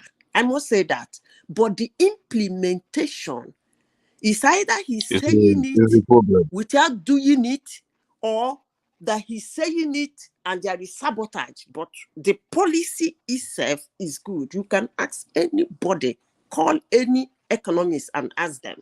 Or removing the subsidy is a good policy. Floating the naira is a very good policy. So whatever that is happening is what a lot of people supported it, but when they begin to backfire, it seems that it's no longer a good policy. But I don't know. You know, the system is too corrupt. So the corruption in the system is, I think, No. I wouldn't. Let me not go the route of corruption. Let me say this. You see, when let me use this word, when people agitate for things without looking inwardly to understand what it is, you destabilize your government. It takes a very, very adamant government to function in I wouldn't use the word chaos, in agitative environment. Because any of the policies he throw out, one thing is sure: when you take out a policy, announce a policy as a government, most people, most government, or most administrators, most of their policies, they don't announce it. Why? Because when they do, there is what they call policy shock. And when that shock comes, most times it results to market shock. And then all of a sudden, a good policy turns out chaotic. People will start reacting. it starts affecting their pocket. It happens a lot, more especially in Nigeria. The moment the government throw out a policy, people will use it and throw out all manner of shock to vulnerable Nigerians, and they will be reacting. And you will see the government trying to restrain each step from a good policy he put up. Floating the Naira, if it is well floated, like the float, the word float, not half and the side and the shock and this. Name the word float is the best thing that will happen to Nigeria, to float the Naira. Let it soar. Let's see the power. Let's see its energy. But will the market people understand? No. Will the all those people who believe that for them to be, somebody has to fail? They will not let it happen. But I can that's confident.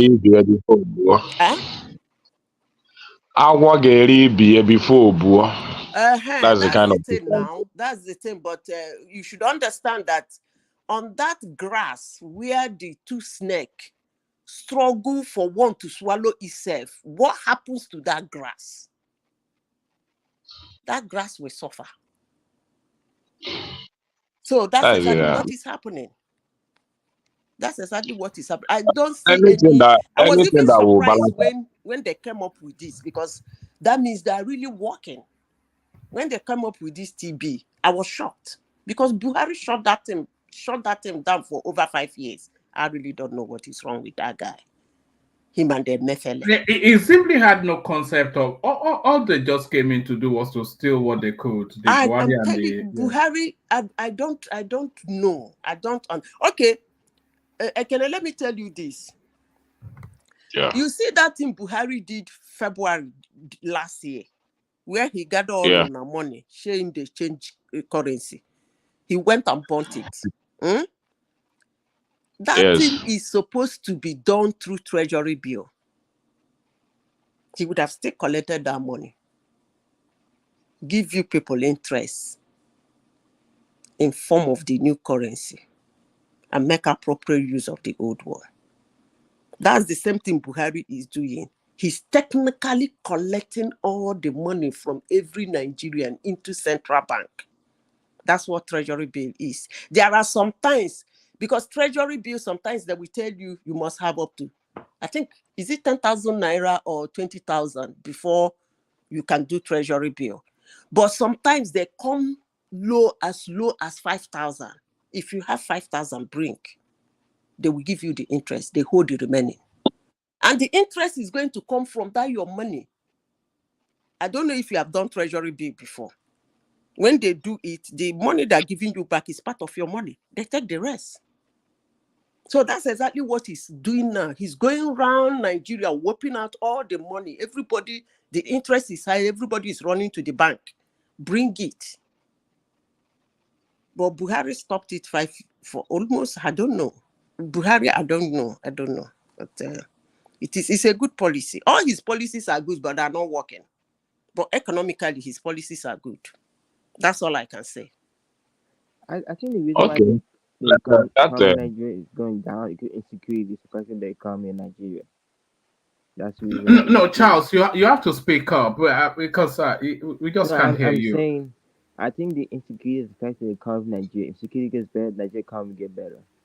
That's my prediction. Well, yeah, it's a prediction, but it's also widely known. The insecurity is affecting the economy, and when it gets better, the economy will get better. That's not even that's just a statement of fact. Yeah, carry on, Ekene. So one man for my final submission and other things I want to say concerning Obi appearance and the high BP that the Obi appearance is given to you. Yes, I mean, when is this going to stop, though? Going to try to steal the limelight at a funeral, causing havoc and chaos there, getting rowdy. I mean, what's going on? Well, maybe you should go and ask Nigerians why they love him so much. So, if that is affecting you, maybe you should just whenever you see you take some paracetamol and relax so that the thing will not get into your head. You All right. understand? Is that what So you think it is? you know, yeah, that's how I see it now because he didn't beg for it, he didn't ask for it. People asked for it on his behalf, and it was given to him. You see, you just saw him. Even the lady sitting beside him was just very happy, clapping his hand on his face, and everywhere were just cheering up. So people that love him knows why they love him. No matter all the dragging and everything, one man has One dragged man, good him morning. everywhere. So, but still, the man is still still strong. So, One man, can you hear me? but yeah, we can hear you. The most of Okay. it is that Babio and the Fubara that Okay. went I that, have a that went to question. I have a a man's question to student. ask Yeah. Madam Zita. Hold on for Simba. Yeah, Simba, come in. Yeah. Madam Zita. Good morning. She's no longer there. Hello, She is can here. you She hear me? can hear you. She can hear you. We cannot hear Hello, you. Yeah, carry on. Simba. Okay. Sorry. Yeah, good morning, Who man. How are they you? call? Is it Simba? Yes. Okay. Oh, what did I do? Yeah. No, I wanted to ask you because what you are speaking about the treasury bill, I could remember vividly during the Obasanjo regime that it was a normal thing that even people with lower income also invested in treasury bill in Nigeria, Yeah, it and was an everyday it was affair. That's the right word. everyday affair exactly. Because I could remember that time, even my sister-in-law that time that was even abroad invested most of her money that he has in her account. She put it in treasury bill. But what do you think was responsible for? Because this thing actually started during Jonathan, towards the tail end of Jonathan regime, and Buhari did not even. I doubt if he actually did anyone. Let me tell you the Why did you reason. think? Why did you think they stopped it? You Do know, you think because they fixed Naira during that time and they see no reason why such a thing should be done, or what? no, that's not the reason. That's not the reason. Buhari comes like the father of no corruption. If I can remember vividly, there was one article I was reading then why he stopped it. They were saying that he was claiming that some people don't want to use their money to do something. They will just go and keep the money in the bank, and every now and then they keep collecting interest, the treasury bill, because treasury bill is zero risk. So most people are scared of investing their money in businesses, working with the bank or working with the bank to loan out their money for a little interest or a long time interest or a long time big money. So they just stack the money in the bank and keep doing this treasury bill because that is the one they are sure is zero risk. But they refuse to understand that the value, no matter how you try to see it, every day, no matter the kind of currency it is, whether dollar, any currency in the world, every minute of the day, it loses value. The percentage of the value does not necessarily matter, but the important thing is that it loses. Every currency, every minute of every day, it loses There is value. inflation everywhere now. So they're enjoying the interest. So as long as they get the interest and their millions are still there and they still have, you can imagine when you give somebody 21% for a year for 200 million, you know how much he's gonna get. So he better take the interest and leave the money with you till after 1 year. So that's the reason I heard of Buhari gave why he stopped that treasury bill. Okay, That's but one then of the reasons I will earlier remember. on, one man was asking Ekene about the price of things in Nigeria, and he said, okay, that some of the goods, some of the prices are coming down, but not to the expectation of the masses. If we But continue the treasury bill, it will come down. exactly, because It will. you cannot isolate Nigeria from the global village. The price of things in Nigeria, because what most of the manufacturer does in Nigeria is that immediately they hear that dollar rises, I mean, they will just increase even based on the current dollar distance. So by the time the dollar start coming down, then definitely some of the prices of this thing will come down. Because look at the prices of agricultural produce in Nigeria now. Even the farmers prefer to sell outside Nigeria rather than selling in Nigeria because of the lower purchasing power of Nigerian people. So it's not something that we can achieve over a short period of time. The only thing that we can pray for is for this appreciation and these policies that are implemented. If it's working and we can achieve a stronger Naira, definitely the price of goods and services will come down in Nigeria. The next thing he's supposed to do is that he should people should stop earning dollar in Nigeria. He should do that. Yes, I think they're trying to. I think they're trying to attack that space. Anybody, whether you are an expatriate or you are not, whether you are a foreigner or you are not, whether you are CEO or not, even if they're going to pay you $1 million a month, that $1 million should be the equivalent In of the Naira value of denomination. Naira as at the time it was paid to you. They should start doing that. That way, Naira will have a lot of strength. Because the only way Naira will if you have saw strength the if extent it is Nigerians have gone, now they don't even spray Naira in parties. They spray dollar in parties.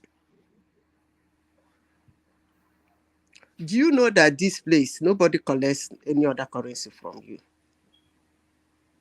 It's not allowed. You know, there was a time I was in Prague, Czech Republic capital, and I ran out of their currency, and I wanted to pay in pounds. This was actually at the hotel, and I wanted to pay in pounds, and the guy was trying to be funny, and I was saying, nah, don't be silly. I'm paying you in British pounds. Yeah. And it very, very quickly, the guy got very nationalistic with me, and he insisted. But then when they looked at the exchange rate, he quickly changed his mind. But I had that experience in Prague. This place is a lot, what man. You can try it. They will point to the vending You machine. know You why? go there and vend their currency. Madam Zita, No, you know why woman is talking like that? they won't Britain, point to in anything. Britain, No, if I'm paying them, they if I accept pay all them in sorts. pounds, which is twice the value I of your money. said, woman, here, they will point to the vending machine. You're going to put down your pounds there and it's going to vend chrome for you to pay. They will not. It's a law here. They won't. You go, they'll point at the vending machine. You go put it there and vend their currency out. Like using it to pay. No. It's the vending machine you will pay with it. You go and put it there. It will give you their currency. And then you come and pay. They allowed it here in the airport. They allowed it in Mecca Medina axis because of the a lot of tourists pilgrimage. that comes. Yes, so they don't have any option. They accept hard currency in others, but outside that, nobody will accept from you. Even if you want to change real to dollar, you have to provide the source. They will collect all your data, your passport, and everything before they can exchange from you. And they must know the cost of the money. You see, when I listen to some Nigerians and they wish Nigeria bad, and for every policy that is put out, they wish it fails, I begin to wonder, what do they actually want for that country? I keep asking this question. I have never really gotten an answer. No, Madam Zita, I don't think there is the people that really love the Nigerians that really love Nigerians are very minute. Okay, look at what one man was talking about is that the diaspora remittance. The people in diaspora, they will be the one on internet crying and all those things, but they are taking advantage. They will cry on internet, then they will be laughing behind the people at home. Okay, why do we have increase in that? Because I thought they're supposed to even say, okay, economy is not good, they are not supposed to be sending money home again and all those things. But because now they take advantage of the fall in naira, and they are sending more money because they are laughing. They love it. If there's anything now, if the naira start appreciating, I I'm think very you sure. are wrong. I think you are wrong, Simba. Uh, It's not advantage. Most of those money you see pouring into Nigeria is to help a lot of family to stay afloat this economic mess that the policy of the So are government. you telling me that so Nigerians are now, so they had a meeting and then they now say, okay, we have to be sending money to help the economy? Is that what you are telling me? Look, let me tell you, I'm talking from my own experience, from what I am So doing. you now, let me ask you I now, know. you are Hold sending on. more money to Hold Nigeria on now to now. help Hold Nigeria on. economy. Hold on, because you want to start to throw punches at Nigerians in diaspora. A lot of that money you are seeing is to help family to pay their bills, to pay their children's school fees, to pay their hospital bills, and to pay their rent, and help them out of economic mess that have put a lot of people into poverty. Baba So According it to is your Jaliko, not own, it is not according to a you, matter Abi, of taking according to you, advantage. Jaliko, maybe It is you didn't not a matter understand of what taking he's saying. Can I advantage. come in? you Can I Yes. you come? had some no, Madam Zita, you had some people even in diaspora, even prestige, man of prestige, when we are talking about. Um, So why are you trying to be no, just be no, anything no. you say against or something? Let I me don't like it. explain it. Let me explain it. Simba, you are right. Ajani Koko, you are right. But Simba, the way you put it, maybe that's why Ajani Koko came up. Ajani Koko, what Simba was trying to say is that it's the same value. Like before, if you send $100 home, let's assume that then $100 used to be 30,000 naira. 30,000 naira, we buy them what a 30,000 naira can buy. But today, if you send that same $100, it's 100,000 naira. More money for the same value. So people overseas don't actually need to send more. 160,000. That is, people at home in diaspora don't really need to send more. That's what it simply means. But because of the economic situation in Nigeria, you're gonna send more. Because if you are sending to 2 people before, I can assure you, you are going to send to 4 people. So if you are sending $200 before, now you're gonna send $400. That's what it You are simply right. means. You are right, Simba. I mean, sorry, Zita. That is the angle I'm looking at it. We are sending more money to more people now than You, ever before in the I history of that country. I can agree to some extent, but Maybe. what I'm saying, let me tell you, the reason why I say they are taking advantage also is this: the price of goods and services does not rise in commensurate with the fall in naira. If you see a goods has been sold for maybe 30,000 naira before, and then let's say that 30,000 naira worth maybe $100 before. Now that $100 is now 160,000, I can bet you that that same good will not be sold for 160,000, Oh and that no, is the it won't. advantage. It won't. It won't. That's the advantage It I'm won't, talking but you about, will and say, people are taking look, it. what I'm saying is that you will send more money. Yes, it's an advantage to them. But you should understand too that the people who are hurting in a family in Nigeria are now more. you find out that maybe probably your uncle that have 6 children If we, that was managing with Madam his Zita, if we really salary can no analyze longer it, manage if we with have his to be salary. truthful, So let me tell you, I don't Madam think they Zita. have advantage, because me, I didn't get any advantage. It cost me more in my own side. It doesn't mean. To me, Thank if you, we want Zita. to That is the point I'm trying to make. We are sending money home, not because we are taking advantage, but we are sending it home to help more people. A lot of people that never even called, that don't used to call, are now calling for help. Yeah. So we are sending more money. You can Yeah. don't look at it that, oh, we are taking at which advantage? Advantage for what? Are we the one that said they should mess up the value of the currency? The issue, let me tell you. Sorry, Simba, Ajanle Koko. When Prestige was last year, he was telling us the narrative of somebody that was looking to build a house over 5 years. But Exactly. because of the fall in the value of the currency, she just went home now to celebrate the completion of the house. Look, let me tell you. Yeah, for that person, look, people can say a lot of things. What of the cost of material? You think the cost of material, building material, are they still the same last year?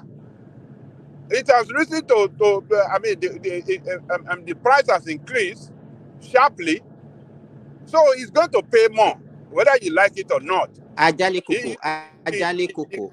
Let me say this. Let me explain this to you. If you look at it, if you compare, how much let's start from a loaf of bread in US. How much is a loaf of bread in US? How much is a loaf of bread in Nigeria?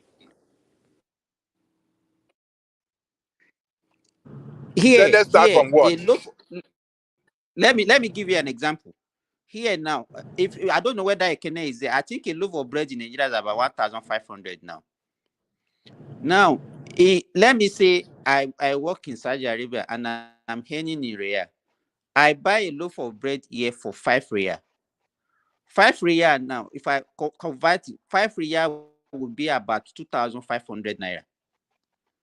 Do you understand what I'm saying? And then if I send that same 5 Riyadh to Nigeria, that means can buy me almost 2 loaves of bread. That's what I'm trying to let you know. So that even the people that you claim that you are sending money to, that $100 that you are sending before, you can even get that $100. You're not sending 160,000. You can even divide it among 2 people. You understand? Then if you are doing a project, it will cost you less. You can't compare it like that, because the value of the currency is number one. If you compare it, then the income. Why do you? Okay, let me ask you this. Hold on now. No, just wait. You can afford to pay $5 to buy a loaf of bread in Saudi Arabia. I'm not talking about. Don't change the argument. We are talking about people in diaspora. We are not talking about people at home. We are talking about people in diaspora taking advantage of the situation in Nigeria. I'm not talking about people affordability or the people at home. I'm talking about people in diaspora. So if I send my money to Nigeria, it can buy more things for me in Nigeria than even in Saudi Arabia. That's what I'm telling you. And people are doing that. Well, it depends on the way you want to look at it. You might be right to some extent, but the money that most Nigerians are sending home is not as a result of taking advantage, or is not meant to take advantage, but rather to help a lot of people. And right now, with the state of the economy that has hit everybody hard, more money, more people are calling for help than ever before, and that's a pressure on us. We have to send more money, whether we like it or not. We send more money home, and that is what is responsible for that huge remittance that is recorded. So you think that the only thing that is responsible is just the people that you are sending, people that are asking for money? People don't do any of that in Nigeria. It's only that they are sending money to go and eat. Yeah, they do. But I can tell you, if they have to come out with the statistics of this money being sent home, a lot of it, I can tell you like 70%, is to help Nigerians, is to help their family, to pay for medical bills, and pay and help their family and relatives, you know, to stay afloat of the economic mess that is ravaging people in Nigeria. So, yes, sir. Yeah, so sorry. Good morning, everyone. I came in because I was listening from the back end, and I came in. I came in because then, sir. Bago, how are you? Fine, sir. Fine, sir. So, yes, sir. So I came in because of this argument, actually.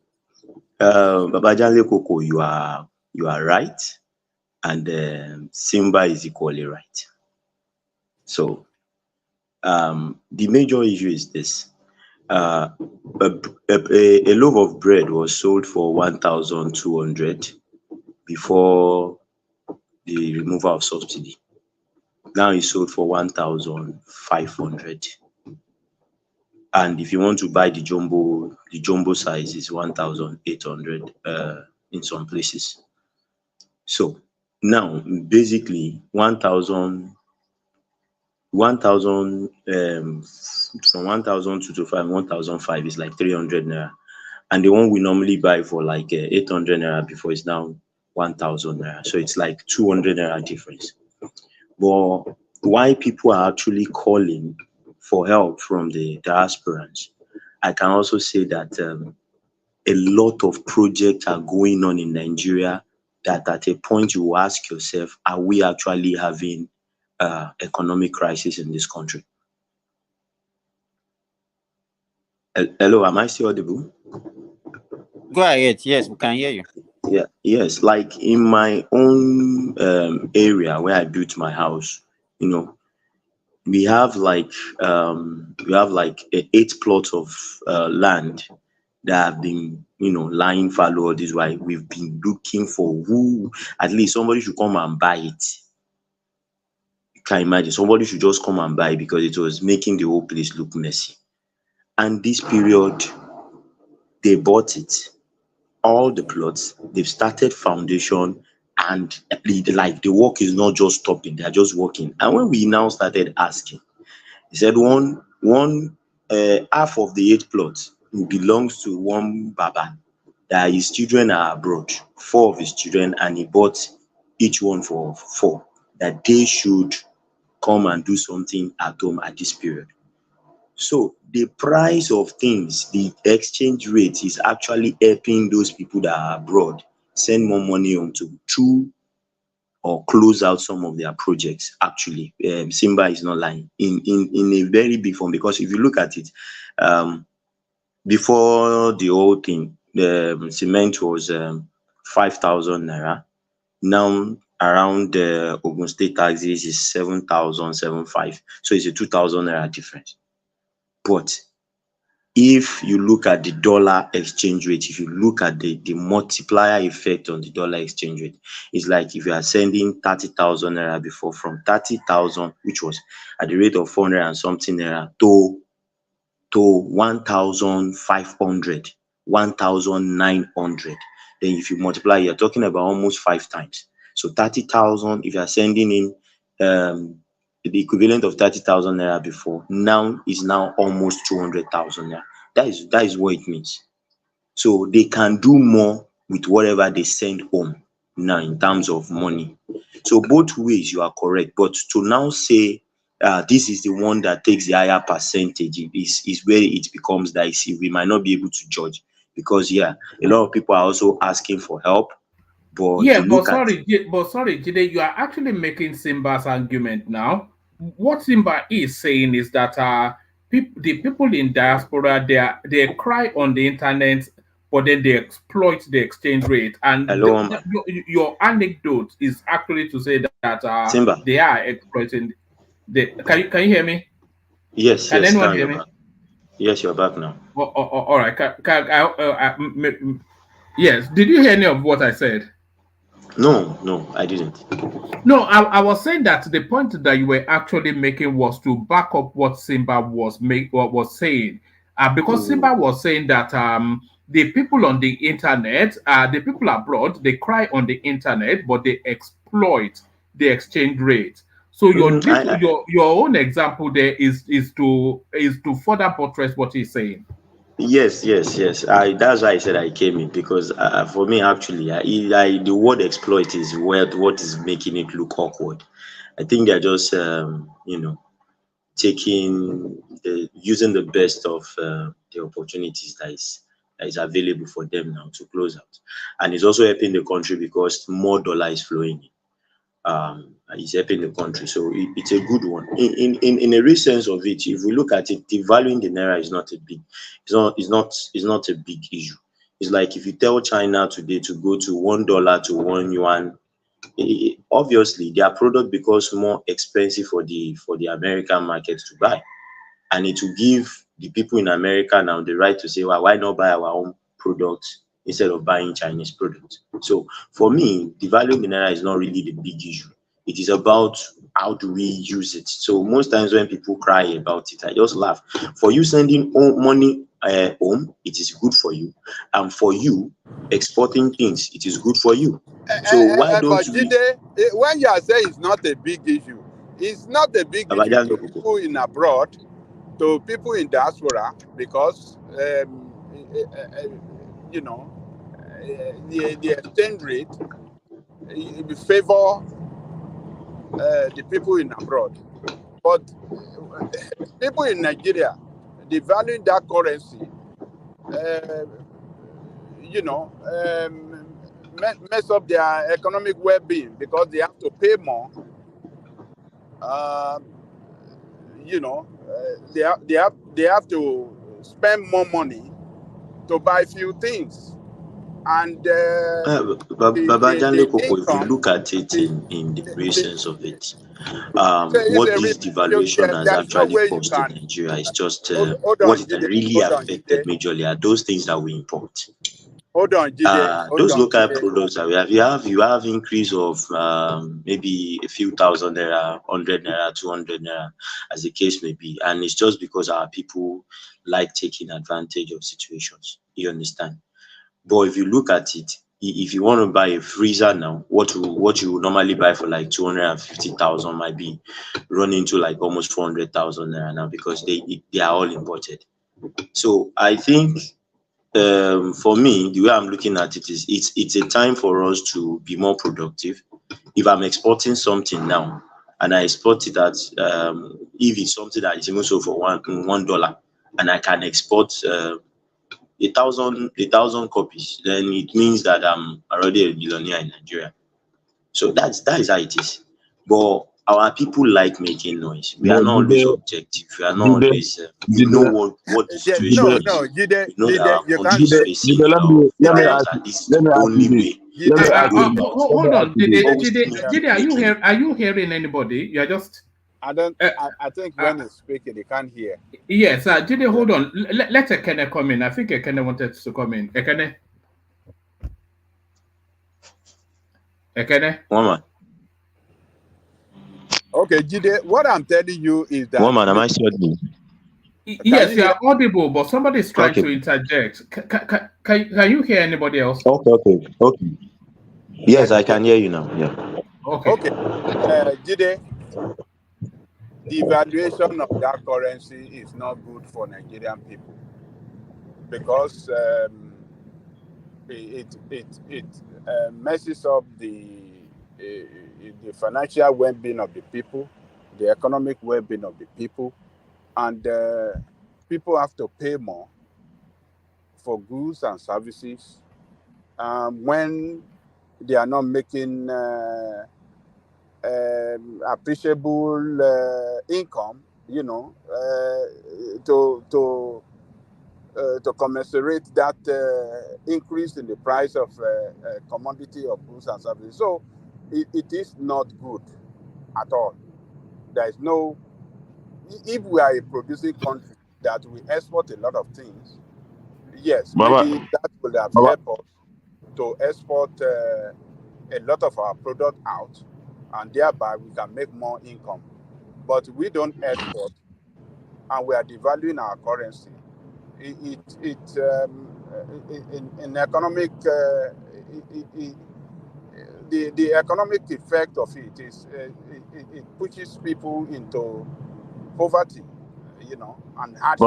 Babaja, please, I want to say something, please, because people complain about a lot of Nigerians doing this and doing that.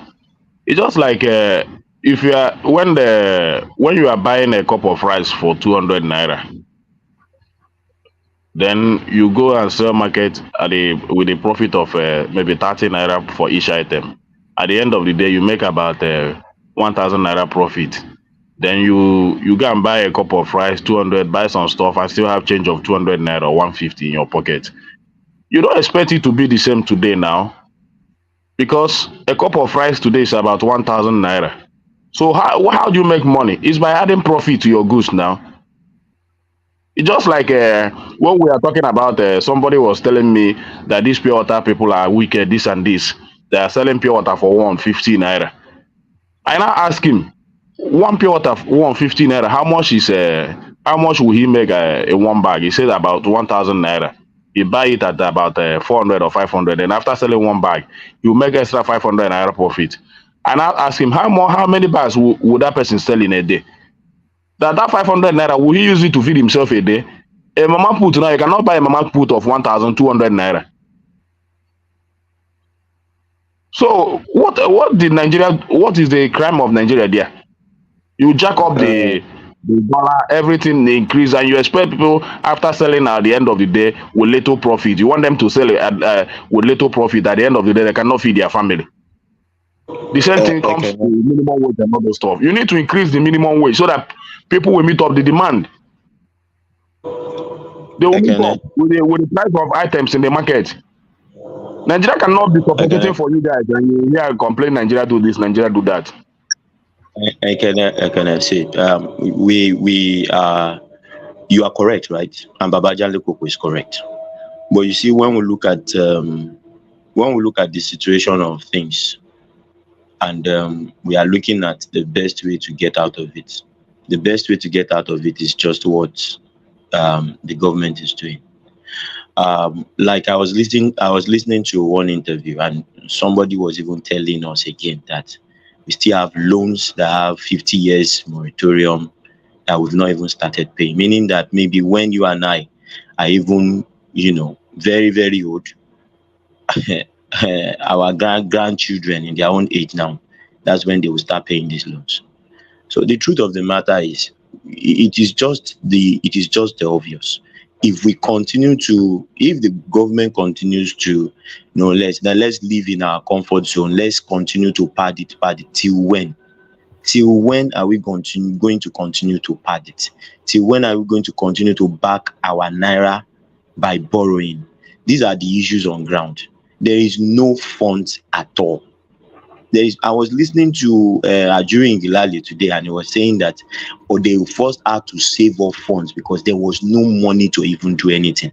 Now you will see Dave Umahi going from north to west now, checking contracts. You do. When they started, it was like they just gave this man office and he was not doing any. He had nothing to do because there was no funds to start anything up.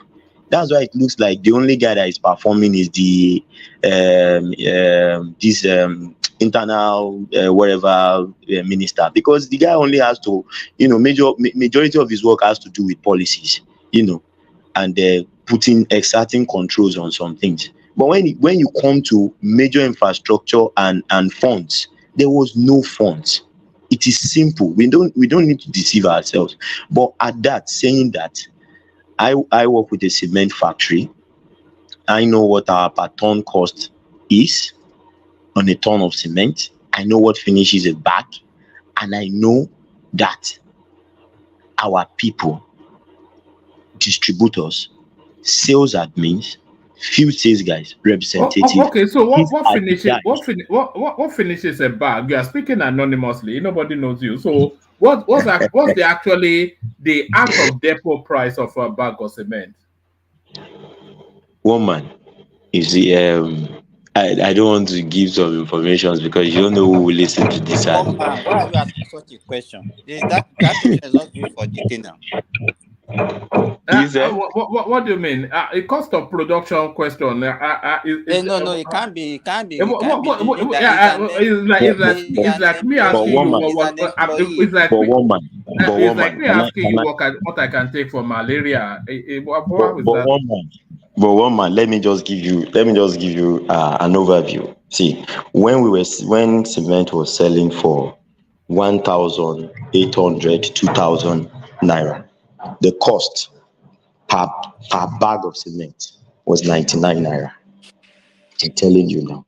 When it was selling for 3,000 plus, when we had this after the what's it called, COVID, whatever, the cost per bag went to like 400 and something naira. Do you understand?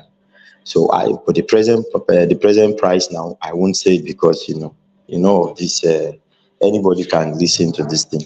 So at the end of the day, when you are finishing, so and that's why you see Dangote erecting cement factories everywhere, because cement is hot business. They are making, in fact, I can tell you that cement might be more profitable than fuel, than petrol. If you just go and say you are buying, because these things, everything you do, the only part that is really imported is the gypsum, and we even have local gypsum. Do you understand? The shale is when you are mining the limestone, you get the shale, and these are the things you blend together, and it goes into the kiln. You burn it up with gas. That's where then you take it back to the cement mills, and they grind it. At the end of the day, they add the gypsum just to control the setting time. This is basically cement. Do you understand? So everything is just what you So what get. was responsible for the high price that we? And that is what I'm saying. Now, the problem with the high price of cement is the middle guys. Mostly not the factory, is the middle guys, because the middle guys now, they have like 4, 5, 6, 7 people that wants like 10 trucks from them. Then they start, I don't have up to that, I only have 20 trucks available in my depot, and then okay, I would give it to you at social price. Then it start becoming an issue of bidder. Then when they now start bidding, they jack up the price. Do you understand? If it's as you are saying, that is the middle guy, why did the price go down after the president met them and they threatened them that they will open up? That is to tell you. Why is the middle guy responsible for the very good? That is to tell you that after meeting them and the price came down, to tell you that if it was actually cost, if the price increase was actually cost related, they would have told you they cannot come down. Jide, that was exactly what I was saying in the readout. That if they are able to slash the price this heavily and still make a profit, that means they were robbing people. And that is why I'm telling Jide, I'm countering Jide that is not the middle guy. It's right from the source that is responsible for the right price. Because you are to be middle guy. Let them give license to other individuals that want to go into the production now. Why are they refusing to give license? This that space is monopolized now. So what do you expect? The middle guy, why should we have increase across the country?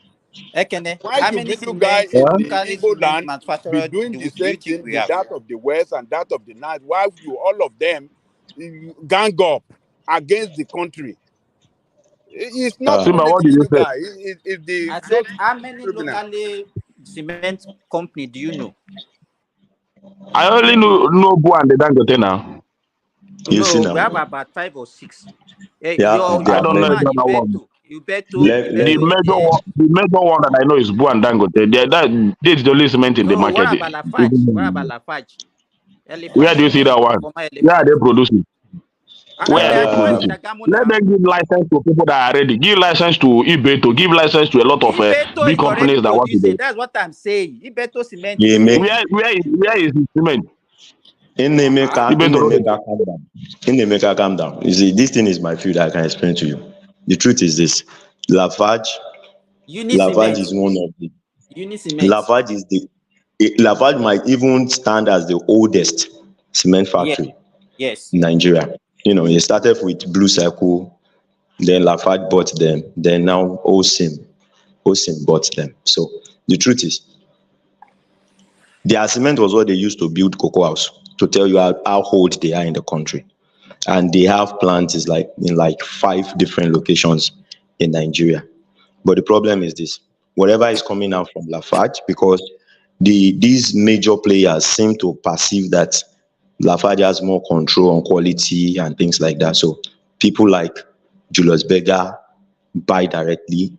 Nigerite that makes your roofing sheet buys directly from Lafarge, because they have specifications that must be met in terms of expansivity and things like that. So now, but when you now talk about others, we have Pure-Chem. You have Pure-Chem in Nigeria, you have Boa, you have Dangote, you have some of them that are doing only grinding. They buy clinker from the major players and they go and grind. Okay? So, but those ones, we don't really count them as major players anyways, but when you talk about cement, why I was saying that the middle guys, now, if Dangote middle guys can jack up his own price because of demand and supply, if they can jack up his own price by 1,000 naira, you know what happens? The other players automatically follow, because Dangote has almost 70% of the market share. So now Boa has like 12%, followed by Lafarge and like that. So immediately that one goes up, the others will follow, because everybody is seeing it as an opportunity to make profit, and that is why the prices keep going up. If one plant is down and it cannot supply, maybe the plant in Lagos axis now that supplies the whole of Lagos and the southwest, if one of the plants is down, one kiln is down, it means that the demand will go up. You will see trucks lining up to get cement because the demand is high and there is no cement coming to meet up. Now, at that time, the middlemen jack up the price. By the time the plant comes back on, the price will not come down again.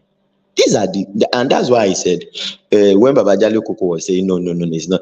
If it was the company and it is all tied to cost, they will come back and tell you, no, our cost says this, our cost says that. We cannot do this, we cannot do that. But for them to go back and be able to cut off like 2,500, 3,000 in some cases on their, is telling you that the price hike is actually, induced. And most of these people have gone back to call meetings on their distributors, tell them these are the norms now, you cannot do this, you cannot do this, even trying to fix prices for some of them just to meet up what the government is saying. They will listen for a while. Wait and see again, they will start. During COVID, there was report of sales guys that were making 1 million naira on every truck. You know what it means? So that is what cement, even Dangote himself. Dangote was formerly buying clinker from Lafarge and grinding when he started. He first started buying cement and rebagging. He was doing rebag. He was now buying clinker and now grinding. The day he paid, he was one of the biggest buyer from Lafarge. The day he paid a huge money and he has still had to queue at the headquarters and was waiting for his cement for months because some of the plants were down. That was the day the leader said he decided that he was going to start his own cement, and he picked somebody from Lafarge. His name is Makoju, and that is how he went to Kogi, because that man is from Kogi, and started his plant in Kogi State. And Obasanjo gave him the power, collected even some of the reserves that Lafarge has in Ogun State. Obasanjo used his veto power to collect it and give to Dangote. So you see, when you talk about the dynamics of cement, it's majorly not even the plant. It is most times these middle guys, because there are so many levels of middle guys when you are buying cement. Do you understand? But in the real sense of it, I think there should be a way to control the middle guys so that they would not I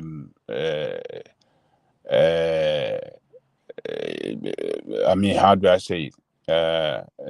They will not be doing price gouging, you know. So if you, as what do you call it, the producer, and you have middle guys,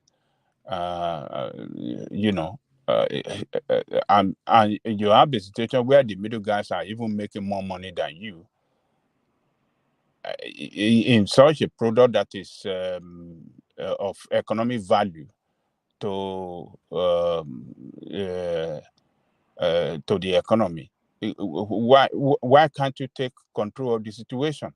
Why must they must be benefiting, you know, from that increase as well, you know. If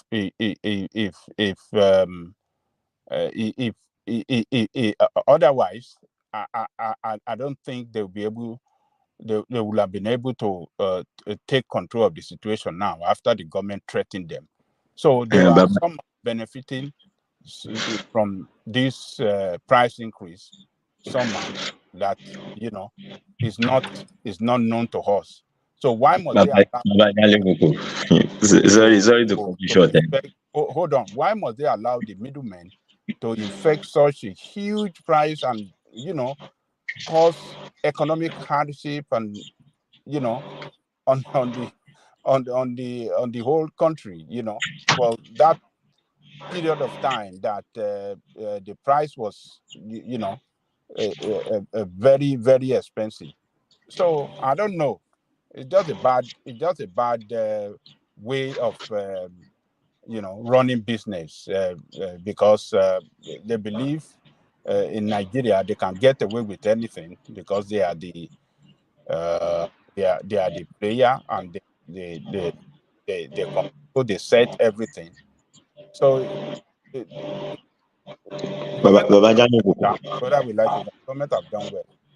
Yes, Babajale Koko, but what I was trying to, why, what you said, you are right, but you see, what I'm trying to say is this. You see, when, for instance, if you have a distortion in the forex market now, and most of the things they will buy in terms of parts, maybe they could not source locally, they need to buy from abroad, and maybe two or three sections of the plant are down on this.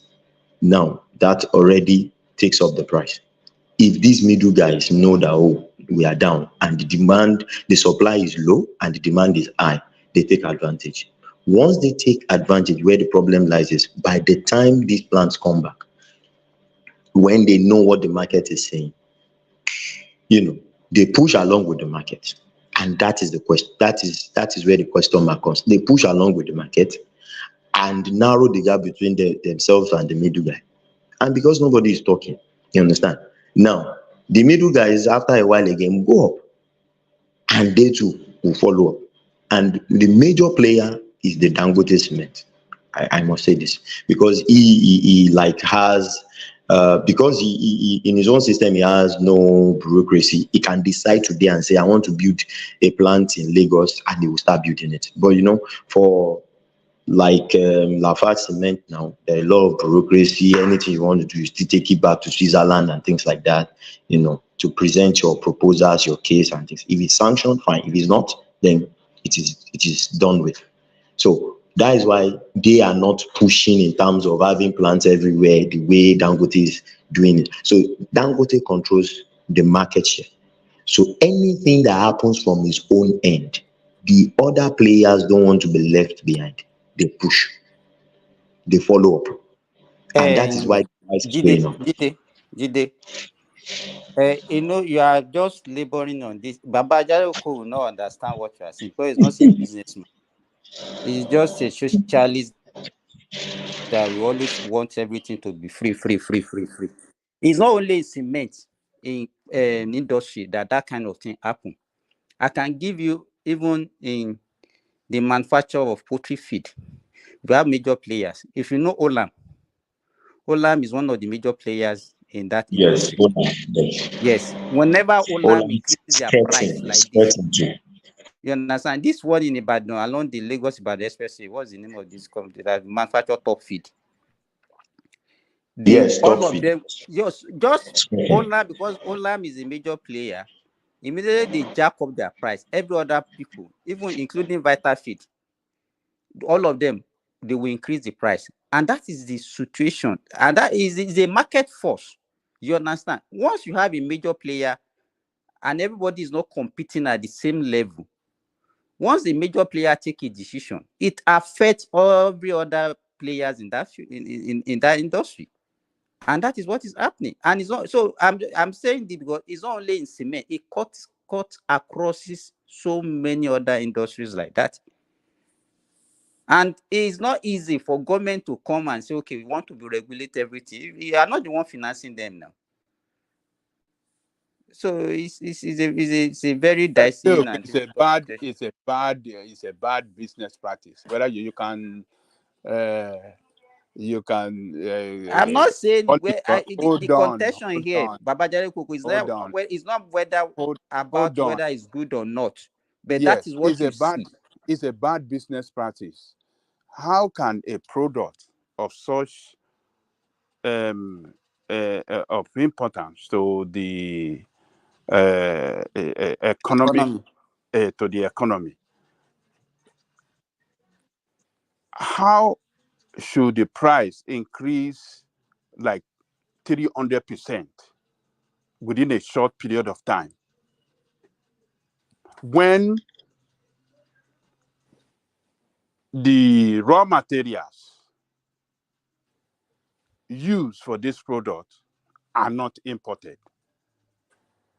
Is the least of it maybe a 5% or maybe less than 5% of the content that is imported?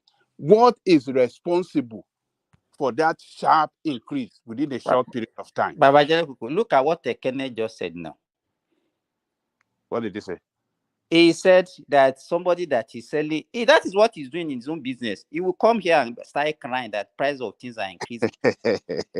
You understand? He was giving an example of somebody who is selling a pure water that is not even using anything for it for 50 naira. That because he has to increase to meet his own need, just because every other thing has skyrocketed. You understand? And that's the same thing that we do in his own business also. Yeah, He will buy. but is that sorry, Simba? Is that not the thing to do? No, that is what Akele Oko is trying to say now. That is not good. Oh no, but that's what they have to do now. What do? You keep your cost. That's the thing to do now.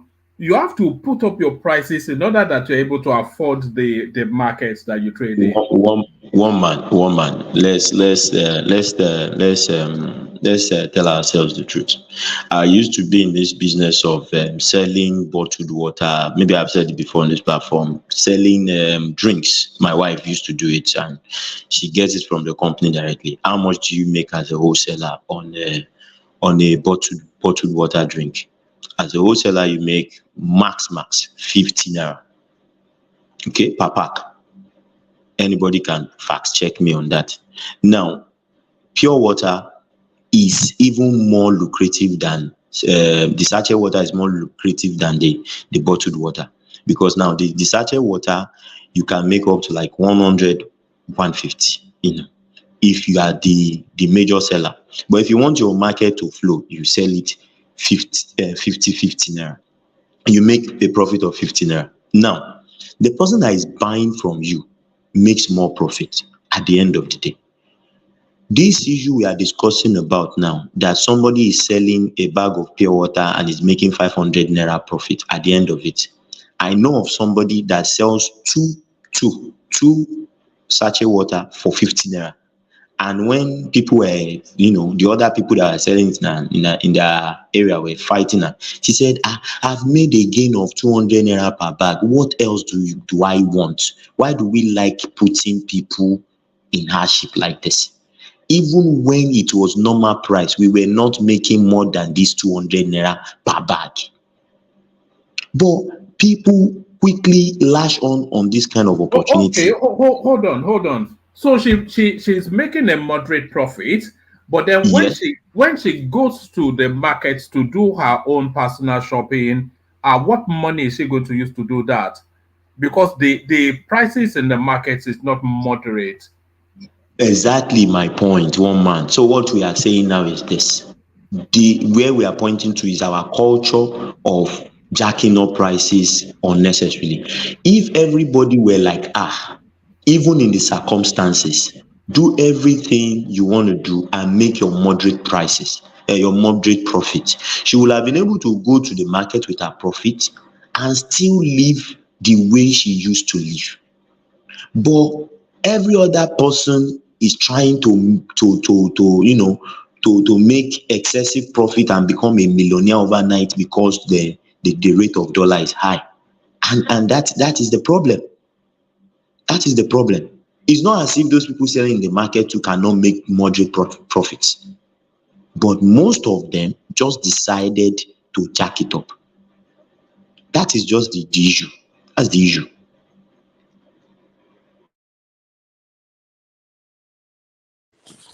I think the bottom line of this problem is that we don't have strong competition in that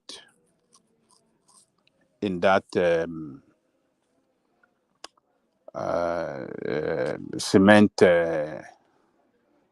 industry. We don't have enough competition in that industry, and that is what is mostly responsible for this monopolistic power of Dangote. How can one person, one industry, share 70% of the market? Baba Jale Koko, even competition cannot bring down this price. Okay, it will require the intervention of the government as they have done. The truth of the matter is this. There was a time we were saying, I don't know if anybody on this platform that is in Nigeria, I remember there was a time we were selling cement for around. If we have enough competitive, if we have a very strong competitive market, one person, one company will not take 70% of the market.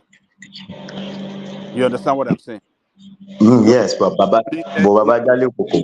Among 100 of them, made it Baba Jale one Koko. that, yes. You see, the problem is not the competition. The problem is the political backing that this guy has. Because Dangote came in with Onigbolo plant, Onigbolo in Kogi. Then he expanded to 2 kings, 3 kings, 4 kings. Now he has 5 kings there. He moved down to Ogun State. He has 2 kings, 3 kings, 4 kings. He moved again another location in Ogun State around Mitori axis. He already bought the land, but Amosun insisted that he cannot go, and Amosun, the governor then, did not allow him to build that plant there. Now, this is the issue. Almost all the limestone deposits in Nigeria, Baba Obasanjo used his power to give Dangote majority of the share. So if anybody is coming in to compete now, you understand, where is the limestone for him to use to produce? And it is difficult to compete with Dangote, not because he's better than the rest. In fact, in terms of quality, he is not up to the rest. Do you understand? And in terms of varieties, I'm saying it now. He only has 42.5 cement. he can only do 42.5. We have 32.5, the plastering cement, we have 42.5, we have Power Max, we have Super Set, we have the one they use underwater, Quick Set and all those. We have the ones that we have different kind, Road Sem and all those things.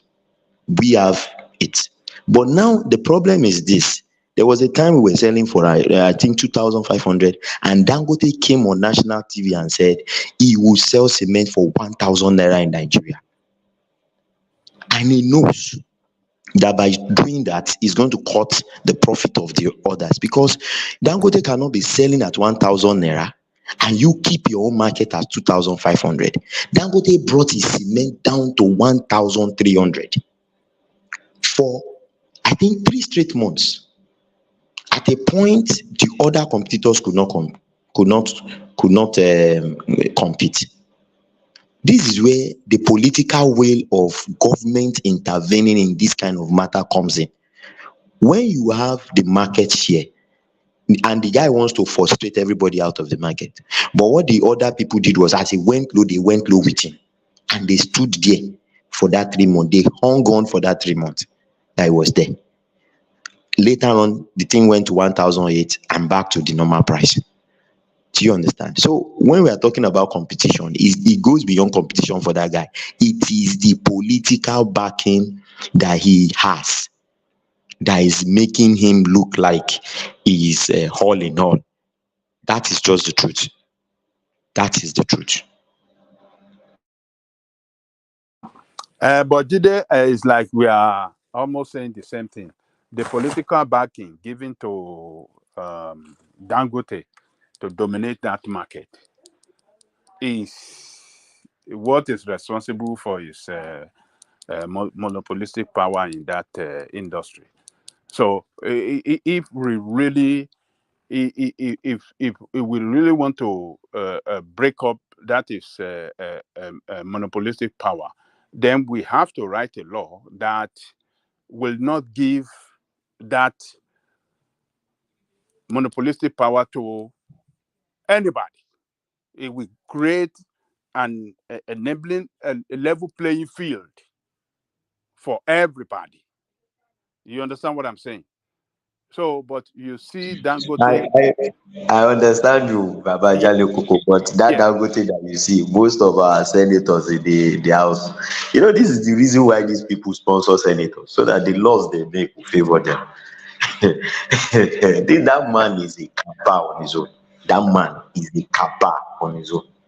I agree with you. But he cannot do it forever. If we want to really get that country well, make things work, make this, cement, price be affordable, so that Nigeria can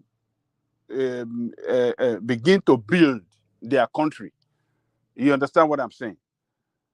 We must make that industry a level playing field for everybody that want to participate in that industry, to do so without any hindrance or political interference. You understand what I'm saying? So, but what we have today, like you said, some political power given to him by Obasanjo. He has some senators. That is, we can't get it right doing that. We can never get, and we can never achieve that, economic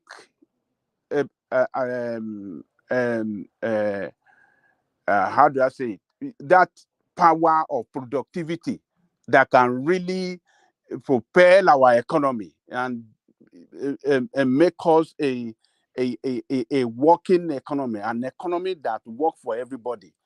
We cannot achieve it if we continue in this manner. How can one person dominate, have the share of 70% in a particular industry? Each share 70%. That is too much. That is too much. So what it means is that he is the one that is setting the price of that product. Whatever step taken by him is what other people will follow. and he can continue to do whatever he likes in that industry. It is the worst. This is not good. It's not good for our economy, and it's not good for that industry. Yes, Babajane, I agree with you. I agree. Dangote has been given power too much in the country, particularly in that sector. You know, he has the volume. He has all the reserve. He has majority of the reserve now. So he has the volume because he really invested in it to push out the volume because he has the reserve. And they got, in fact, there was this our own reserve that we got from 1960 in Ewekoro down to Ibeshe. Obasanjo caught it enough and gave part of it to Dangote, and that's what he's using for his Ibeshe plant presently. So the truth is, we need to break that jinx of monopoly. If we are going to break it, it has to come with some political will. But when they are moving these motions in the floor of the House, majority of these politicians are either beneficiary or mentees of this man, and they would always want to dance to his tune. And I don't think there's that the president can use an executive order to. Gide, that is what we used to tell Ajale Koko when he used to praise Obasanjo on this platform. No. See, Simba, I used to tell people Obasanjo did big harm to that country, and one of the big harm that he did was, in fact, giving the House of Assembly autonomy to do their budget just because he wanted to go for third term. That is the most annoying thing that Obasanjo did. He compromised a lot of things for his own selfish ambition. He compromised a lot of things. The local government autonomy was what that started it. Exactly. And that alone is why some of the cost, as in why the cost of governance is so blotted in this country, because the House of Assembly now have unnecessary right to do their job. Are you saying that the presidency or the executive should be in control of the funding and how the National Assembly is funded, or what are you saying? No, Babajane Koko. There used to be a salary and remuneration commission that is in charge of agency or whatever, that is in charge of doing all these things for them. But Obasanjo gave these people. No, they are still there. Yes, but Obasanjo took away the right for those people to do it, even the budgeting and everything for them. He gave it solely to the House of Assembly. So it is whatever they stamp out as their budget that is accepted. And that is why when I'm sorry, sir, and that is why when they were buying these 100 million vehicles and things and people were shouting, I was just laughing. And the same Obasanjo will come and condemn. No. I think you are wrong there. The National Assembly is a body on its own. They should be able to write their own budget. They should be able to manage, their their organ of government without any interference from anybody. No, Babajane, I think if we look at it, they don't fix their salary by themselves. They are fixed by salary something. What do they call it?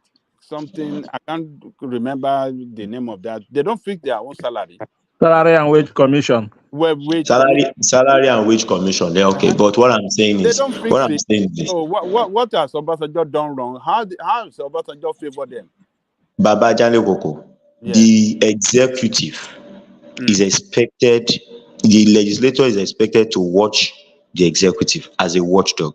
The executive is also expected to, in some way, checkmate the legislature, and that is why most laws that are brought by the House must be signed also by the presidency.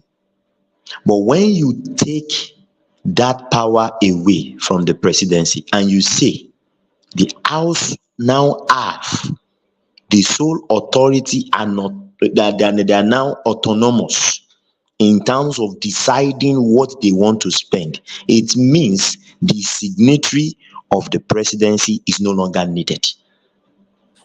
No. Anybody, No. no. The input, No. Babajale Koko, I think you are mixing Babajale it up. Yes, you are mixing it up. Budget of the country comes from every ministry,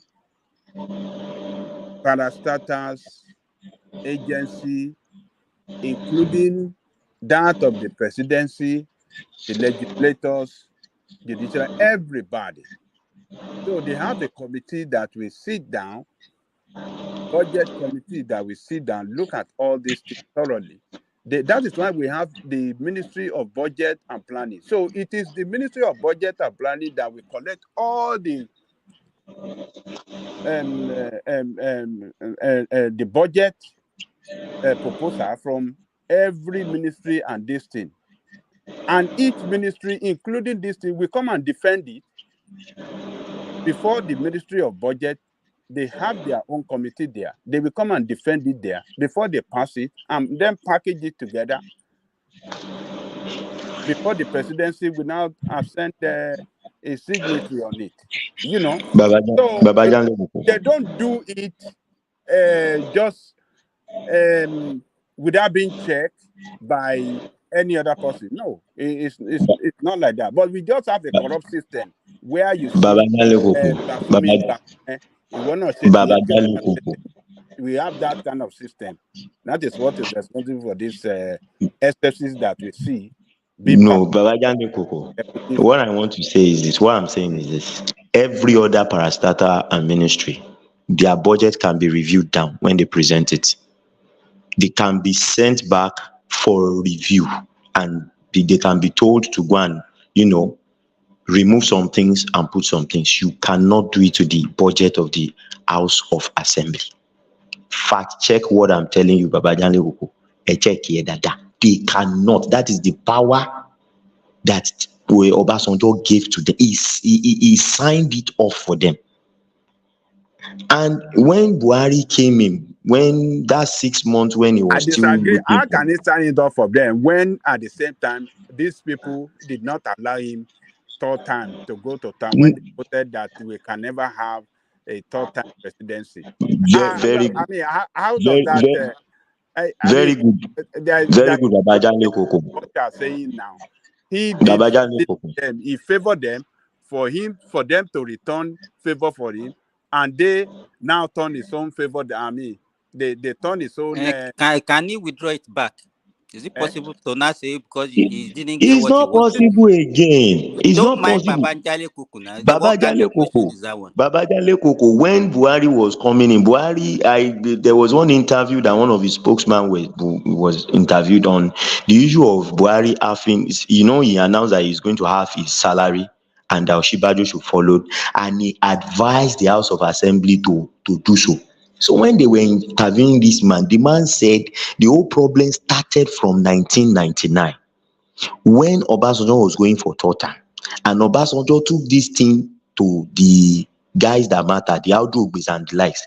And when they came and saw it, this thing is a wonderful way to catch this man into what we want to do. They also presented that he should sign this for them, that they have autonomy. Nobody can review their salary. Nobody can review anything. It is what they drop as budget that should pass. And Obasanjo signed for them, thinking that they will reciprocate on his own third term. And when he now saw the body language that these people were not, that was his major bane of issue with Audogbe, and that was why he started. He removed Audogbe from the seat.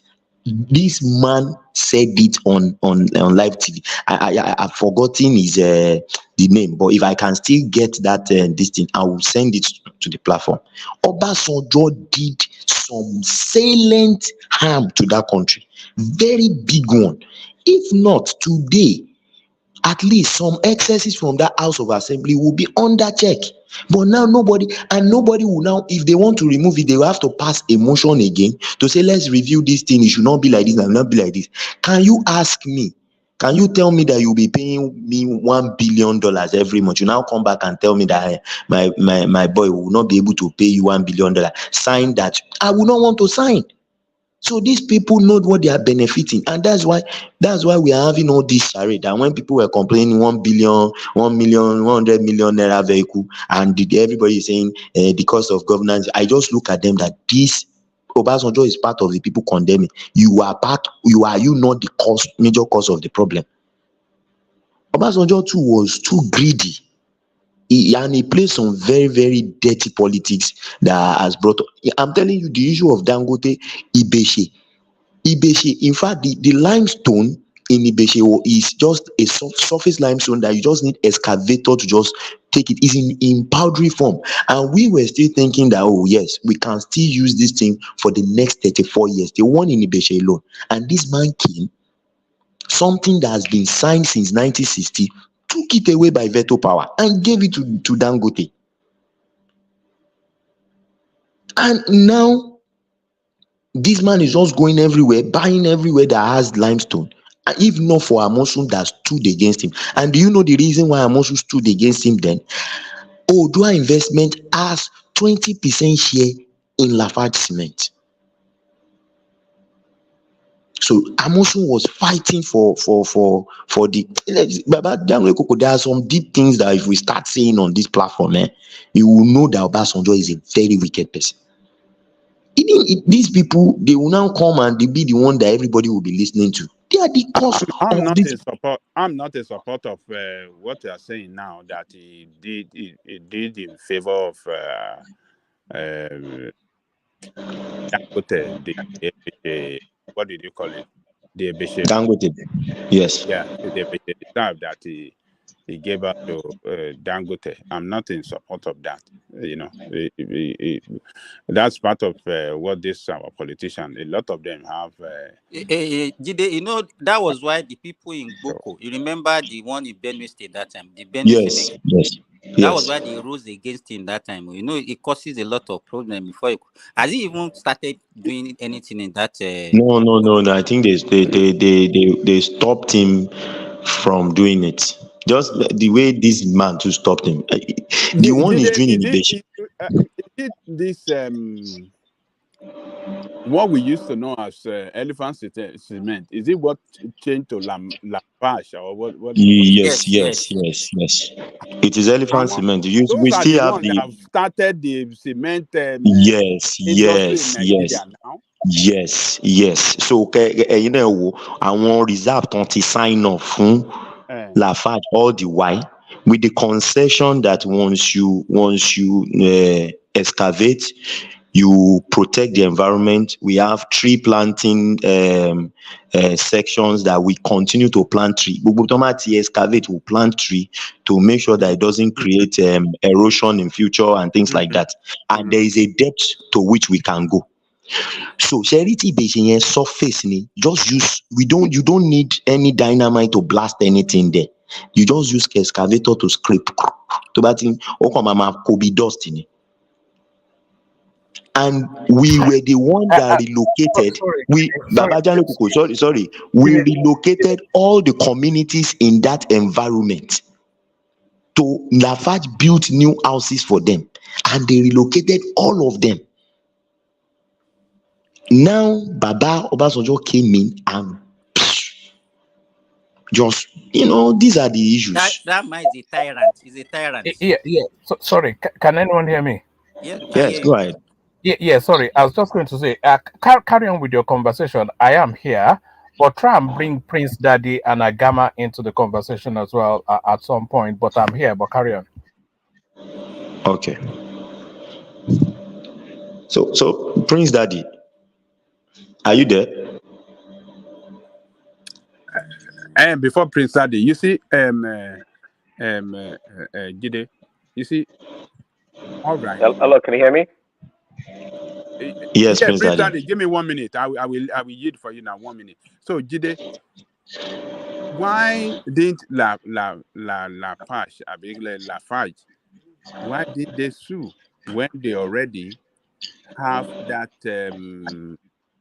when the original owner of that uh, reserve, and they already spent a lot of money, like you are telling us now, to relocate people and put some infrastructure on the ground for them to,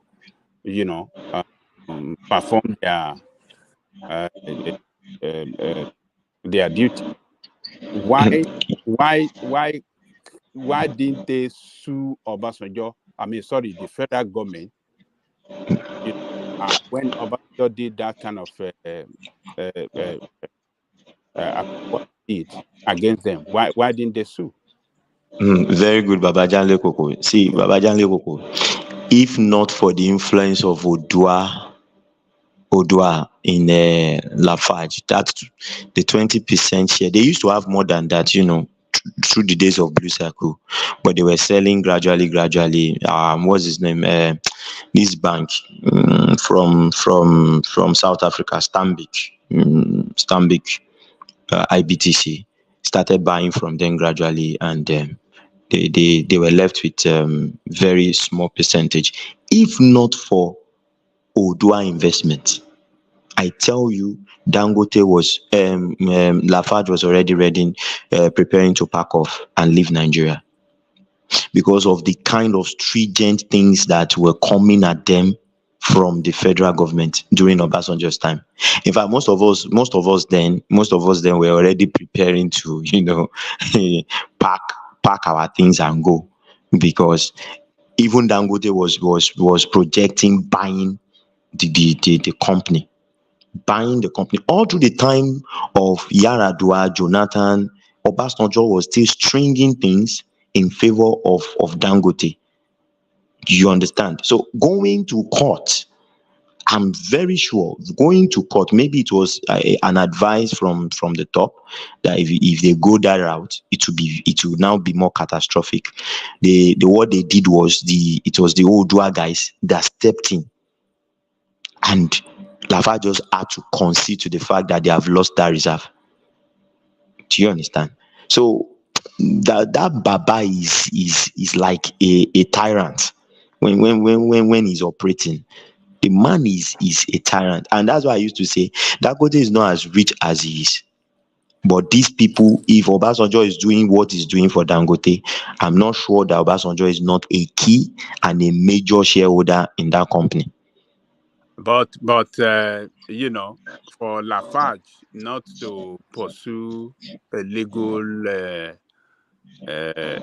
suit against that action, I think that is where they failed. They should have done that. Hire some of the best lawyers. What belongs to you, you must fight for you. You are a corporation.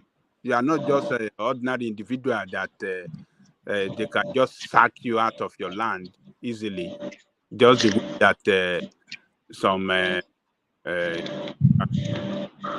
Fashola and some idiots just sack some people out of their land to allow Dangote to come and build the refinery. So Lafarge did not do the right thing. They gave up. They allow it to happen. So for one reason or the other that we don't know, because they have every legal standing, to fight that, to pursue a lawsuit in resistance of what Obasanjo was doing. I mean, was trying to do, or what he did rather. So, Baba Janlekoko, well, yeah. you are right, but I can say categorically that if you were referring to Nigeria of today, yes, it will have, but probably I would have said, why didn't they go to court? But if we are referring to the Nigeria of when Obasanjo was president, even ordinary election, we knew what Maurice Iwu did for that man during election. You know how soldiers were the one rigging the election. No, I disagree with you. Don't. Babajale Koko, all those states Hold that on. were not Hold on. PDP, that Obasanjo wanted to Hold win. on. No. Yeah. Tinubu resisted him. They went to court and defeated him with all his power at the And federal court. So Tinubu is also a power on his is own now.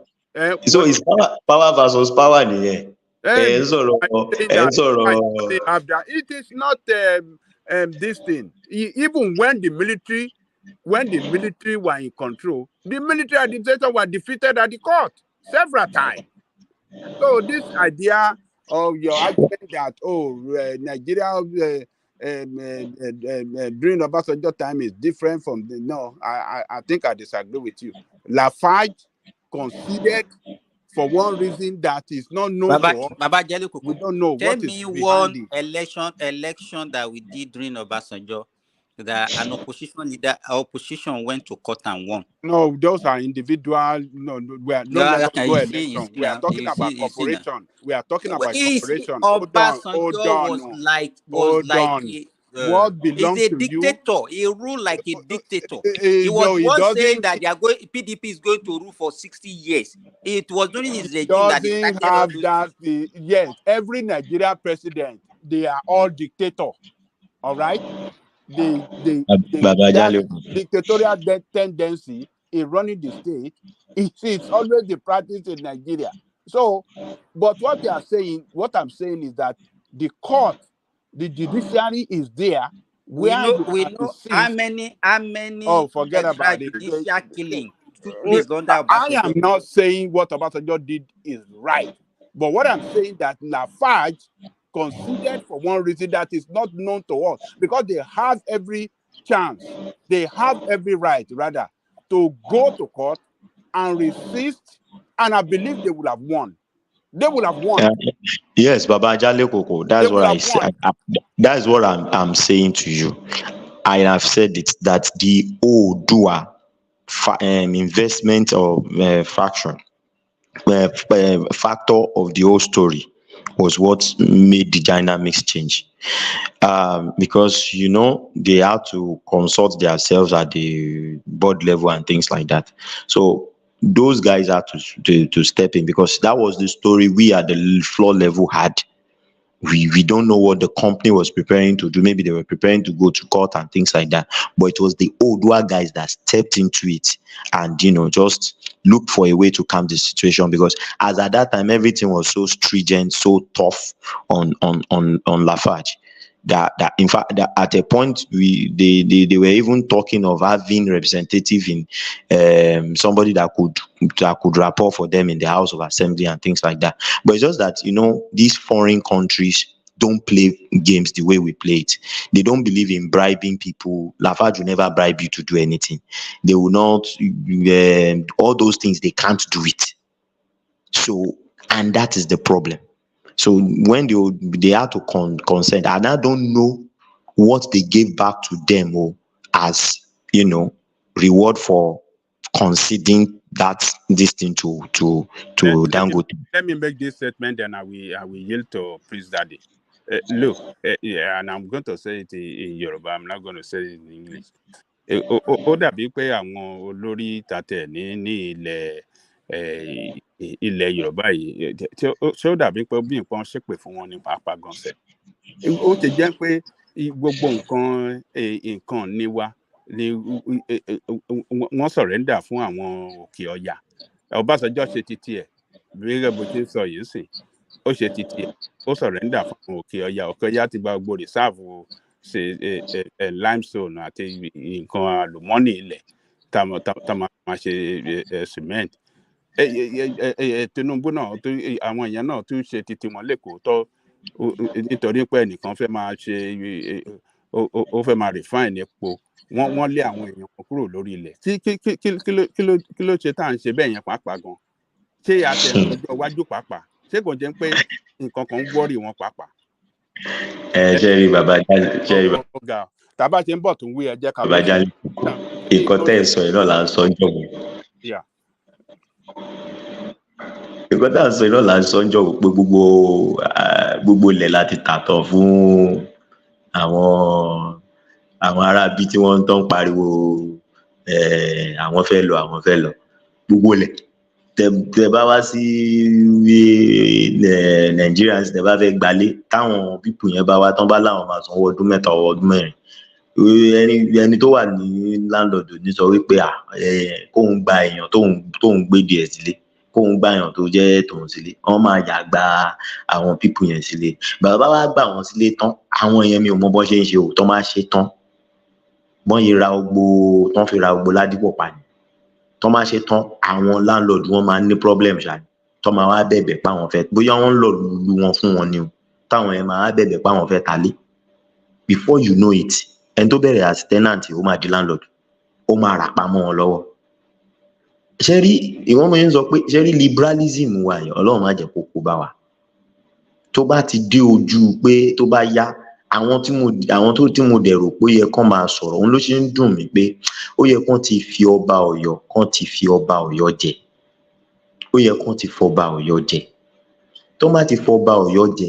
ṣẹ́rí tí ọ̀ọ́nì ń ṣe táwọn náà ń dákún nǹkan tó wà nílẹ̀ tó yẹ pé ẹ̀yìn nǹkan tí ò ṣe kíní náà làwọn náà ń gbé sí. òun ni mo ṣe ń bá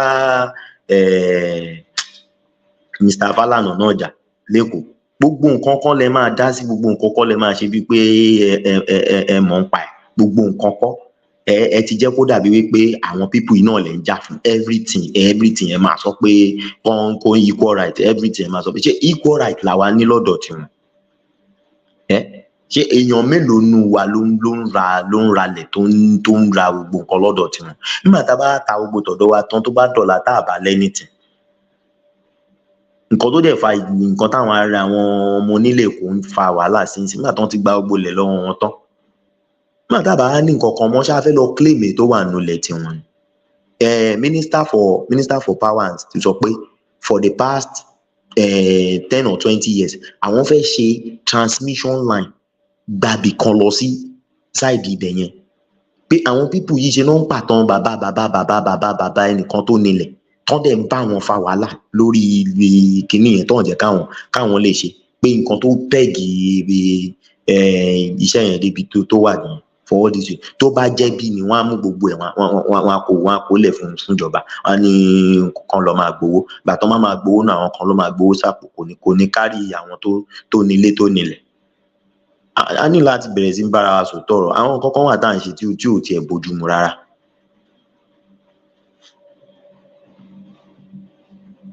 Okay, maybe Prince Daddy can come in now. I'm sorry.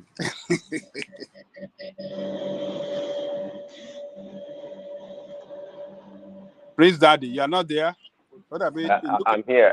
Angelico, I'm watching the Boston Celtics and the Phoenix Suns. So you guys continue. Give me a couple more minutes.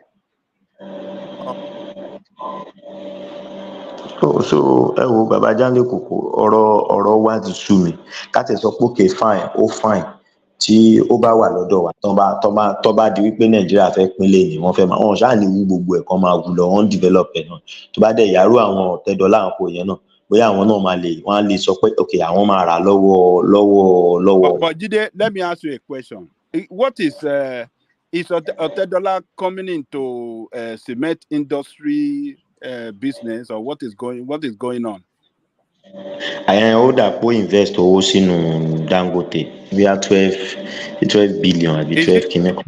Is it trying to buy Dangote cement while Dangote want to completely shift to oil refining and give up that cement industry to Otedola? Or what is going on between them? Baba Jánlé Kòkó. You don't suspect anything? Dangote kò lè fi cement lẹ̀. Mo sọ fún yín, Dangote ò lè fi cement lẹ̀. Cement ò ń ṣe owó kékeré o. A kàn lè máa sọ ọgbẹ́ ń tàn torí pé ẹ mọ̀ iṣẹ́ tèmi náà wà tight to it. Màá sọ́dọ̀ ìbò má jà sọ Yorùbá mọ́ jà bá jọra àwọn ọ̀tá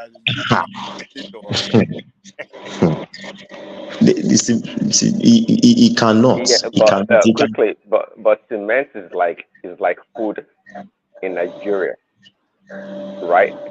What I mean is that without cement, you can't build houses, right? So, Yes, yes. yeah, there's no need for Dangote to exit that market. In fact, it's going to dominate it till it probably gets like 90% of the market because that's big money. And if the economy improves, and there's still plenty of construction building that needs to go up in Nigeria, and yes, it's going to make a lot of money, and it's a good business to be in. That guy is not thinking of leaving that business anytime soon. He's not. He's not.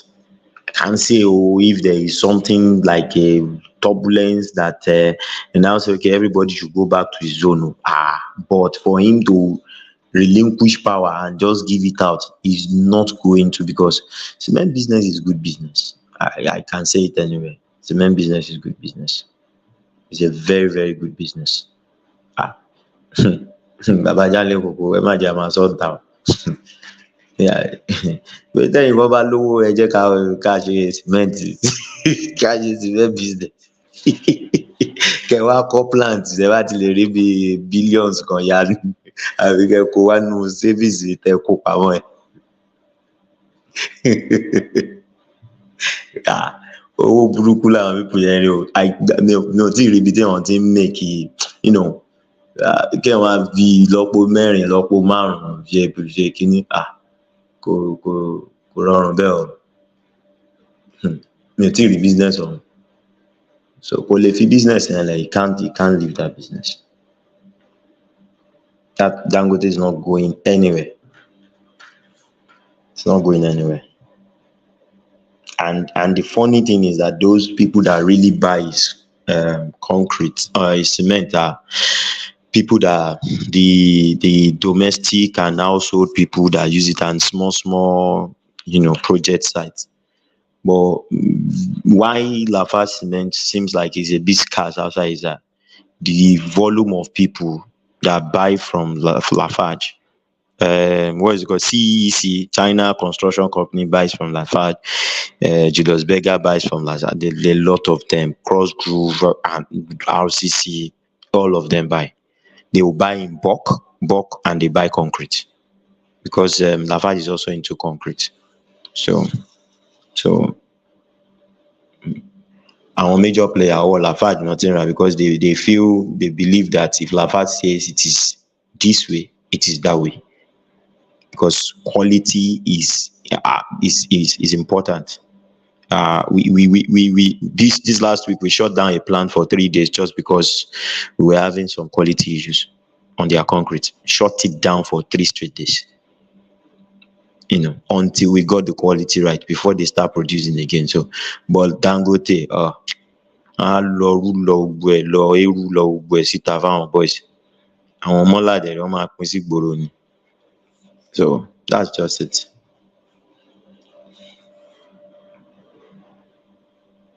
Well, the politics that going on in the industry, I think it's another entirely. I mean, yeah, politics is that. I mean, it's just like how do I describe it? Like a mafia kind of arrangement that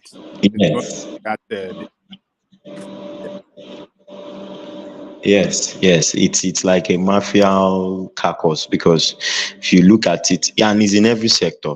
Obviously, it's in every sector. Like what is it called? One of the challenges that train system has in this country is those that have trucks. So they are also a mafia group on their own.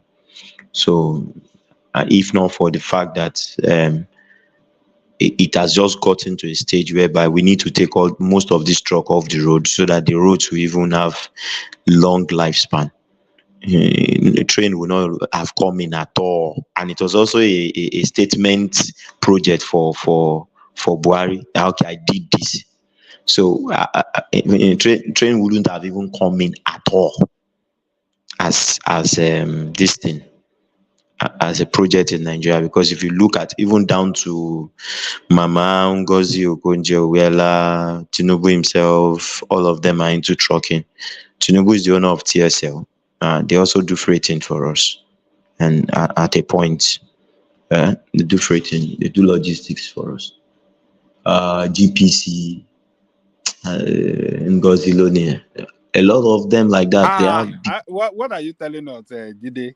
Ngozi Okonjo-Iweala. He has Oh, industry. I mean, he has truck that more than 500, 600 trucks. They buy GPC 01, GPC, and they service different sectors. As they service cement, they are serving oil and gas. They are serving so. That's why the problem in Nigeria goes deep more than we think. So that's just it. A lot of us that are supporting each of these people doesn't know where those people are benefiting from this economy, where they are eating, and they will meet behind and be eating together and be telling themselves that forget about those idiots that are crying on the internet, that are shouting all over the town. Exactly. Oh my God. Oh my God. TSL, Tinubu, at least I at a point I applied there before I got Lafarge job. He used a Liberian guy ló fi head ibẹ̀, Liberian guy ló head. Later on, ó láwọn Nigerians náà under. The man ní cement nìkan tó ń ṣe freighting almost 600 trucks. So all these people have interest somehow in every sector of the country. So when they see that a law that somebody is moving on the floor is going to affect their own business, you will see that they will kick against it. And just like issue to èèyàn kan raise ní house nísìnyí pé anybody tó bá ti jẹ́ primary school lónìí, primary school certificate lónìí kò gbọ́dọ̀ lọ fún kò gbọ́dọ̀ lọ fún any post again in Nigeria pé graduate ni ó gbọ́dọ̀ jẹ́ minimum. Look at, if you see the way northern governors were kicking, northern senators and assembly members were kicking against that law, you will know that it does not benefit their sect. And that is what that house is meant for. That house is meant for passing laws that would benefit them in one way or the other. That's what it is meant for. So that's why when people talk about Nigerian problem, I just laugh. You just come and say, I just laugh. All of them, ló níbi tí wọ́n ti jọ ń jẹ papọ̀. All of them, ló níbi tí wọ́n ti jọ ń meet. All of them, their business is tied together at one point or the other. So that's just it. Wow.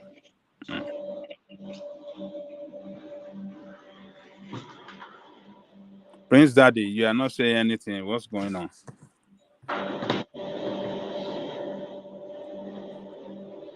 Prince Daddy, are you still busy?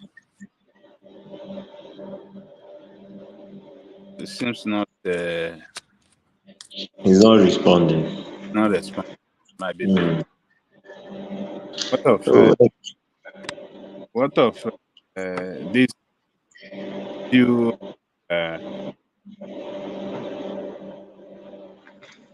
I can't remember even the talking point that one man wrote to us. What of this? What is the latest on this? Yeah, I got a Coco. Sorry, I was watching the basketball game, like I said, but I was more interested actually about the treasury bill that woman was talking about. What the purpose and what is going to accomplish really. So I'm a bit suspicious about the aim of that TB really. Oh, okay. Well, I think from my own point of view, I think the government is just trying to mop up the cash that is in the system. When you have too much cash in the system, the inflation rate goes up. You understand? And the country has to, increase their interest rate, the lending rate to bring down inflation. But as it is, the interest rate is already high. So, and I don't think they will want to go higher than that, not to kill SMEs and micro businesses. So they want to think of other ways of doing it. And I think Treasury bill is to mop up excess cash in the system. Well, Those yeah, people yeah. Well, just keeping like money in their normal economic, what do you call it, models or ways to to engage the economy. But according to one man's reading, anyways, it said the purpose was for foreign investors to buy the TB, not to mop up local currency. I think that's what I heard him say. foreign investors have the issue of if they want to operate inside Nigeria, because like for instance, now let me give you an example. My company now doesn't do buying again, buying of things. They don't buy again. So you see, and the reason is it's not economical for them, but the reason is the fund is not available. So if they want to buy something in Nigeria and it is 3 million naira, they look for somebody that can sponsor it. We have people now that sponsor such things, and they will say, okay, I will sponsor it at so percent interest. Then it will bring the 3 million naira. The company buys what they want to buy. Then he will be waiting for the company to repay him back. Do you understand? Because there is even scarcity of naira in the system, because some people are hoarding the naira in their house.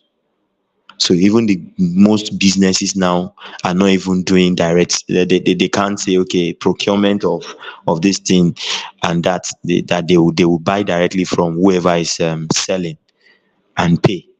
So what they do now is they look for people that have the cash to do it, because but they would incur that interest on it. You understand? So the problem now is if they can draw the excess cash in the system out, the federal government has more naira to give to these people to do whatever operations they want to do in the country. Now it also opens room for foreign investors that wants to come in, knows that whatever amount of dollar I'm bringing in, I can get the equivalent in naira in Nigeria and use it to get whatever I want to get, because since he's not going to spend dollar to his workforce, and he's not going to spend dollar to buy whatever he needs, so the naira has to be available too. And if they go printing, they will devalue the naira the more, and the inflation rate will go up. You understand? It's not like, for instance, the US now, that whenever the US prints its own money, they can print at will, because every other country trades with the dollar, so they can transfer their inflation to every other country. So, but Nigeria does not have anybody to transfer its inflation to, so you can't go printing at this point. You just have to, micromanage your spending, Yeah. and yes, that's So it. as you explain it, it would work in a normal economy. And that's why I've always said Nigeria's economy is not normal to the degree in which you just explained it. You mentioned earlier, a lot of these monies are packed. They are packed in places, meaning that the people with all this money, they're rent seekers. They're not really in the economy, you know, engaging the economy for economic activities to create wealth or to create employment. They have all this wealth stacked up somewhere, and they just they engage in arbitrage for the most part, um and yeah. So my point now is that, look, the TB, the money trying to mop up an economy, they're not going to get it, not from those people, not from those people, because those people, they are in a different business. They're in a totally different business. Okay, they are into back in the days of Emefiele, go buy, produce fake documentation and get dollars for cheap. Okay, they are into today's economy, speculating, making the naira weak and making money off the dollars. So these people, they don't think in the same way, and that's what I've been saying. That look, Tinubu's guys, Cardoso and his guys, until they get to the bottom of the structural problem of this country, which is not something immediate that can be resolved, it's not going to work. I don't see this TB thing they're doing working.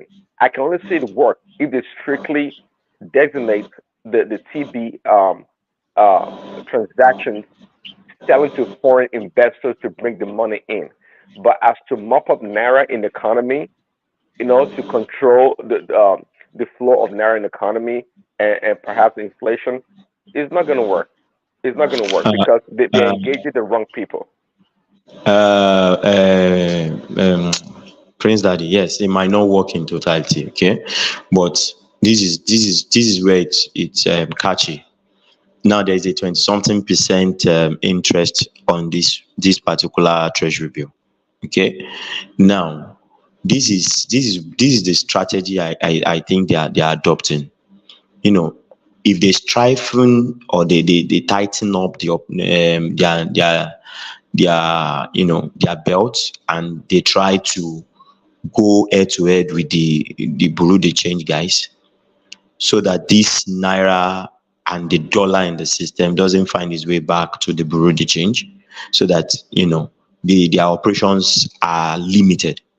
Then how then do we draw this money out of the system? Okay, let's give them an incentive of 20-something%. A few of them will bring the money out because they will feel like, oh, it's better. I'll dump my money there, 20%. I collect my 20% Okay, immediately, 20-something. sorry, quickly. Say, okay, I hear you. Of course, a few bring the money out. So, what percentage do you think of these people will bring the money out to make an impact? Yeah. What I'm trying to look at is this: the percentage of those that bring it out is left to be seen, right? For somebody like me now, I'm even, I'm also thinking of, okay, I want to buy maybe small. You understand? But what matters now is even that few that brings it out. If we can't get it from them, there's no way we'll get it from them. So let's get that few first. It is 1.3 trillion, I guess. So if they can get, let's say, on an average, they get 900, and I can assure you that they will get that 1.3 trillion. People will buy it. Nigerians will buy it. Nigerians always. Sorry. See, this is what I'm trying to do. Say, you say people like you're interested, but that's the thing. I'm not talking about people like you. And I don't even doubt that the 1.3 million naira they're trying to engage in economy is going to work. I believe it's going to work. It's going to be mopped up. Okay, but that's what I'm saying. That the category of these people that Yeah, are actually causing damage to the economy, they don't engage Nigerians' economy in that regards. They don't do that. They I they, un- I they are understand they the are the Prince rent Daddy. seekers. I They understand the don't. Prince Daddy. Okay. I think the last leg to this thing would now be what they might be trying to run away from, which is rocking the boat, and that has its own dire consequences too, because these people will fight back, and that will be the last resort. Because if they block bureau de change, they give incentive on treasury bill, and then these people are still not bringing out their money, then they will have to go. They will have to go after them. They will have to go after them. That's the last option. They will have to go after them, Um. and when How they're going to go after them? Like how? oh, very good. Like, when Buhari started the whistle blowing, whatever, the kind of revelations that first came out. Do you understand? They will have to use the enforcement aspect of it now to go after them. Do you understand? So by the time they go after two, three people, and these people are people of that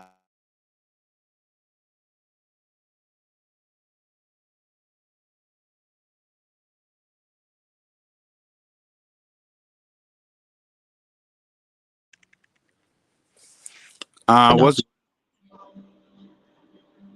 Jide? Yes.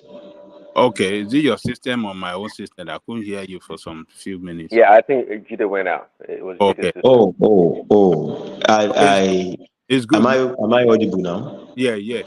Yeah. So I think the last leg will be going after them using the enforcement agencies, and by the time they make scapegoat of like 2-3 people that are of big name in the community or in the society, the rest will know that keeping it at home might be dangerous, because it will now mean you are forfeiting everything. Is it not better to put it in the treasury bill than to forfeit everything? So the money will find its way out. Like look, check for instance. Do you know that it was during the era of what is it called, of whistleblowing and EFCC going after people, that these loan apps in Nigeria, loan establishment, all of them came up. All these mobile loan thing. It was that period that they all came up, because they did not have where to put that money. So they had to put it somewhere. All of them went to get microfinance bank registration, and they were putting the money there. So the money now automatically found its way back into the system. So the government needs to go about, pursue like 4 or 5 people, big names, and once they see the money, confiscate everything and let the rest now look at it like, there's a problem. Then the money will find its way back. I think that will be the last leg, because policy wise they've done everything to mop up the cash. And if the only way again they can mop up the cash is to create a cashless society situation like what Emefiele did, but that will be putting more hardship on the masses. So the last leg of it is to go pursue people,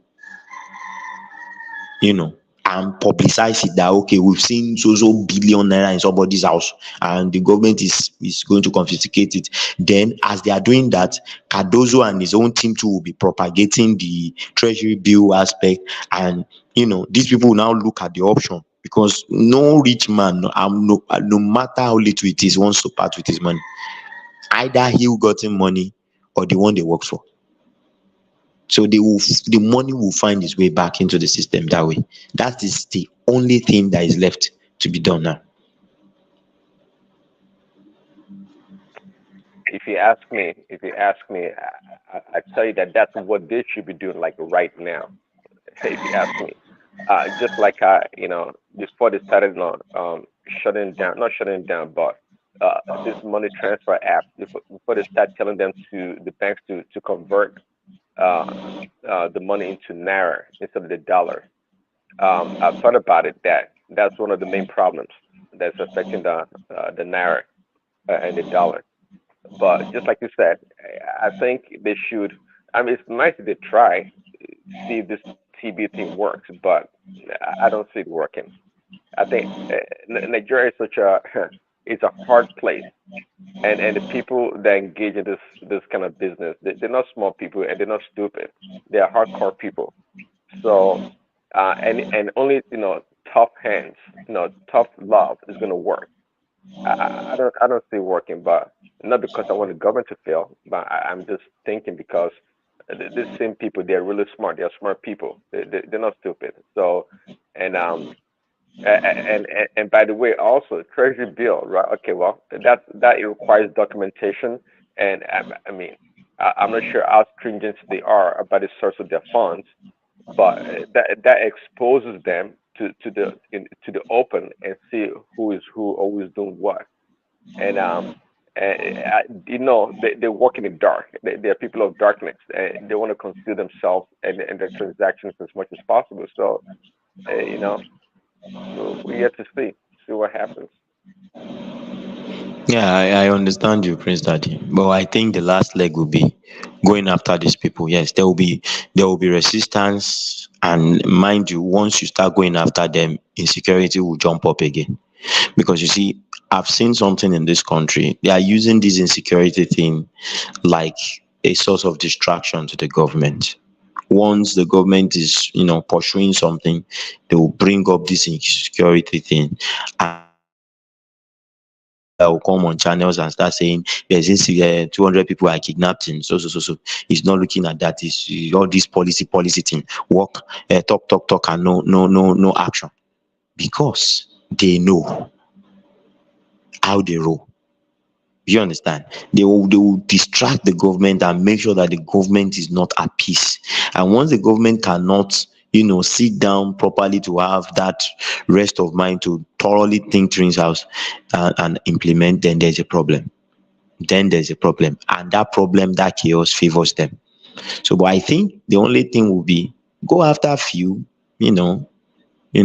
like you did to Emefiele, let them stay some few months in the prison, and keep publicizing that we are still coming after them. Go after a few. The other day, or a few weeks ago, whatever, we're talking. They said Cardoso cannot go after the bankers because they are his friends and they all belong to the same, to the same stores. To the same tree.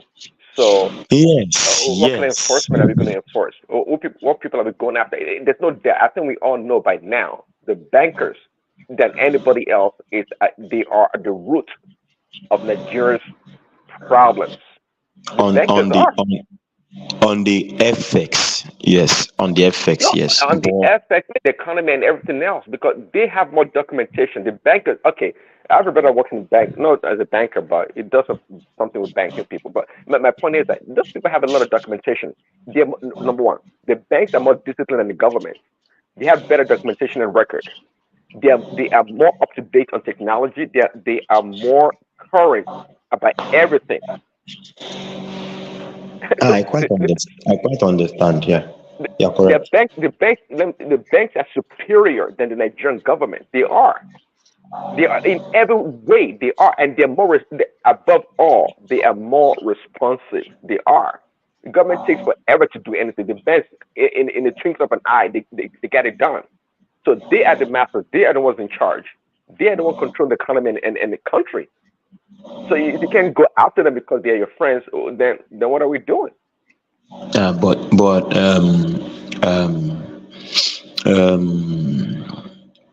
Prince Daddy, see, there are some complex situations whereby it will be even difficult for you to go after whoever. You see, like in the case of Nigeria now, if he wants to go after the bankers, I tell you that there will be no bank in Nigeria that will be free of this crime on money laundering. So I think for those kind of people is to make regulations, make tighter, everything tight, make the system work in such a way that it will be difficult for them to do it. Monitor. Then whatever they have in excess with them, they should remit, and which is what they've done. But I think, see, the bulk of the problem lies with those money in the sockaway. Those cash that they bring to the decking and roof to dry up. Those underground dollars that are hidden in every corner of Nigeria. That is the money, because as the money is being printed or is moving around in circulation, it gets to these people, they mop it out off and they go and keep it, and they create the scarcity for naira and dollar. Do you understand? So those are the kind of people I'm talking about going after, because those ones, there's no regulation, there's no law, there's nothing you can put in place to make them bring out their money. Okay, exactly. I guess on this, you're now on the same page. Those are the people I'm talking about. Those people now, let them catch one Alaji, one Yoruba guy, one Igbo man, and make it a full spread like that, and give them the thorough punishment for doing it, and confiscate their property, you will see that the rest will align. They will find a way of getting that money out. Most of them are the owners of all these loan apps and these things, so they will push the money back into the microfinances and all those things and all those things. But the problem now with the system is this: Tinubu will have to do something at that point and close his eyes. In fact, let them know that if you have cash, bring it in. No, I'm not going to check or ask where you got it from. But with the system on ground now, any huge deposit to any bank is seen by the central bank, and the central bank wants to know the source and the source of your funds, which is a counterproductive approach to trying to call them out.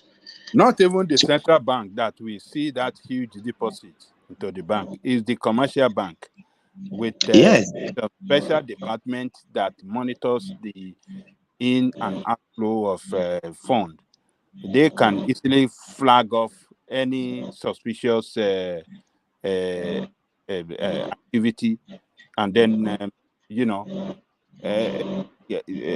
if by action frozen the account and wait for that person to come for questioning and a process of clearance. It happened here. It happened here. There was a time that I was doing, a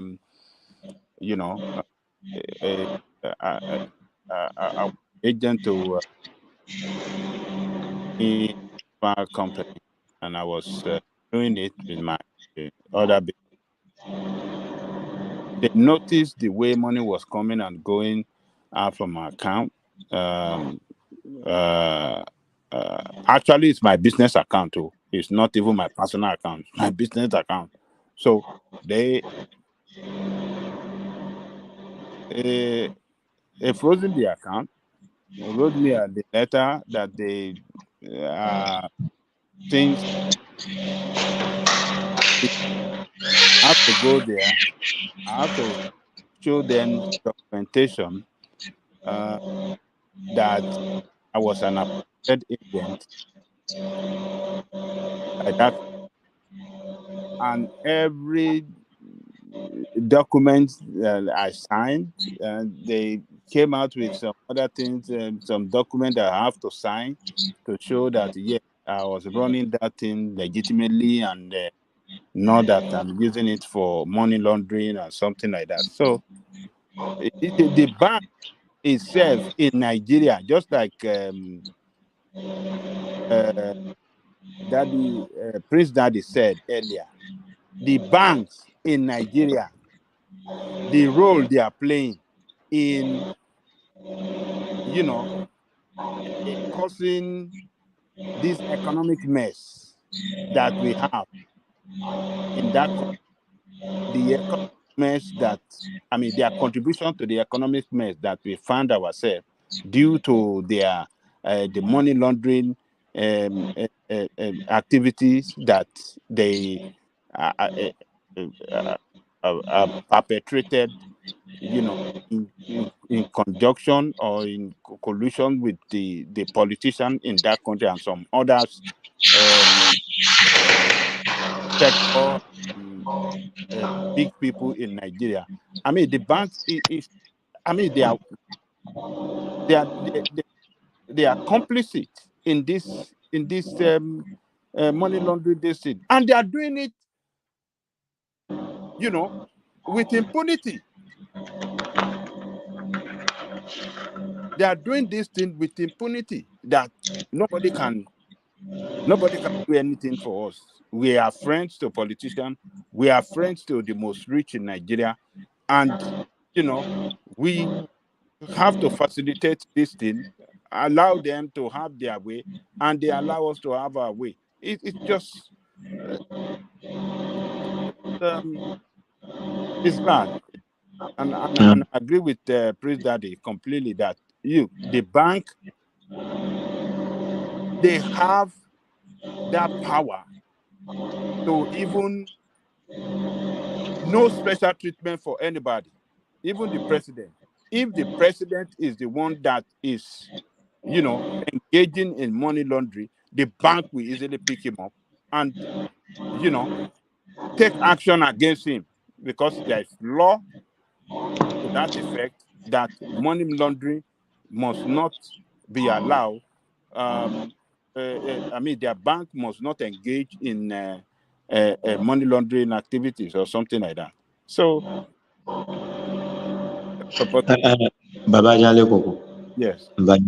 I think the situation before now is that there were laws, or I would say there was no law, because there was no policy, there was nothing guiding their mode of operation in the system, or they decided to not to work or abide by it, and there was nobody monitoring, there was nobody enforcing. The person that should enforce in that regard, which is Emefiele, is also in fact, the chief accomplice in whatever they were doing. But you see, Babajale Koko, I like the situation that we find ourselves, and the fact that we have floated the naira. The fact that we have floated the naira is now going to make it difficult. And you know the reason why it's going to make it difficult is because now Yemi Cardoso has to make laws to make sure that that naira does not fall beyond what is falling, and he must enforce those laws to make sure that that naira does not fall beyond what is falling. And you can see in the way they went after this broody change, even lock up Binance and ask Binance to close up his operation in Nigeria and things like that. You can see now that the KPI that this man is given by the presidency, I know there must be a KPI in terms of naira to dollar exchange. So somebody is forcing him, somebody is looking down on his own, on his shoulder, and looking down whatever he's doing over his shoulder and trying to see into what he's doing from the top. He too has to do the same downwards, or else those his friends will put him in trouble. And those his friends will spoil the trust that the president has in him, and will also put more Nigerians in problem. So he has to perform. That is the difference between the era of Emefiele was the era whereby once Buhari puts you somewhere, it doesn't check. And we have resigned to the fact that yes, it is normal to borrow to defend our naira. And when we now borrow to defend the naira, Mr. Emefiele does not care to know what the naira was used for, because he's also the chief in the crime. So but it is a different dynamics now. We have put ourselves in a situation from all this our lending. We have put ourselves in a situation whereby it just has to work. If all of them have been doing some things badly before, they have to sit up and it has to work. If it doesn't work, the naira could be going to like 2,500. And some of them might be losing their licenses, because at the end of the day, if they find out that you are still doing these sharp practices, you are gone. Even down to the governors, you know that the CBN had to trace it to the point that it is after FAC that the naira loses, after disbursement of FAC that the naira loses more value.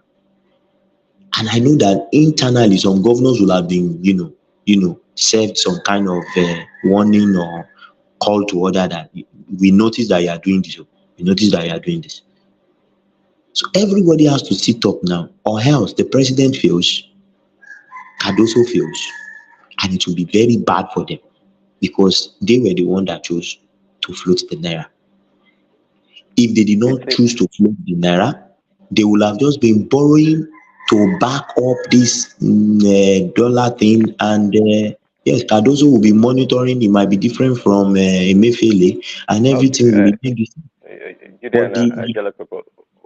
What one area in the country, what one sector in that country do you think, if we address or fix, that everything else will fall in line, fall in place?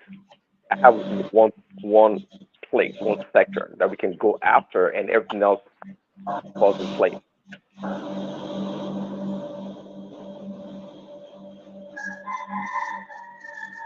Well, if I'm going to speak to that, I would say enforcement and judicial system, because if you pick, let's say if we say agriculture will not stop corruption, to not stop all these sharp practices. But if we have an enforcement agency that is down to heart and upright, that has the integrity, and the judicial system, when they bring these people, is not looking for soft landing for them. The judicial system that will give, and no matter who you are, give them as high as 21 years, 30 years imprisonment, not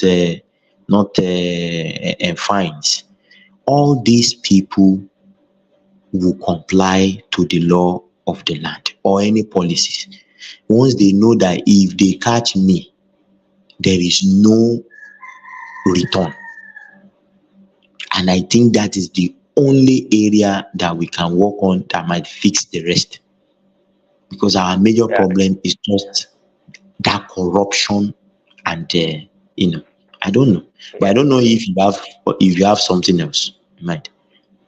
Well, you mentioned it, but you don't think it's not a strong area to go after. But to me it's agriculture. It's agriculture, and the reason why is because I know this element of insecurity that affects agriculture in that country. But if you ask me, see, I've always said the Nigerian economy is mainly run by the private sector, like the informal sector in a lot of ways. Now, if people can afford to put food on the table, or the cost of food is not that expensive, okay, I think everything will gradually fall in place. That means, in other words, you're putting the power in the hands of the people as opposed to the government, really, to go after these criminal people, or you talk about judiciary and this other things. Those things are so complicated that they deal with, just a handful of people that are so powerful. But if people have food on the table, if food is cheap enough, like really cheap, people can go about their lives and be creative and innovative, and drive that economy. And we're talking about a country where about 80% of the economy is informal in a lot of ways. If people have food, I think everything else will fall in place.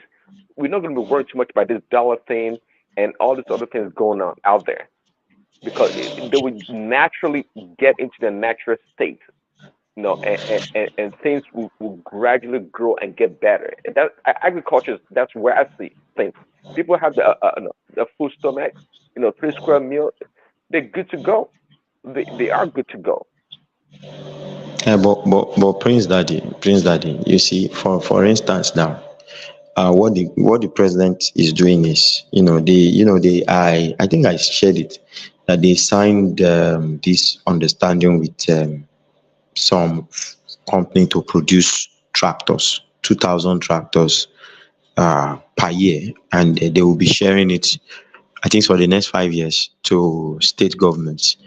And Niger State has received their own set of tractors. But what I'm trying to say is this: why I'm saying corruption. For instance, Niger State has received its own tractors. What if tomorrow those tractors are missing?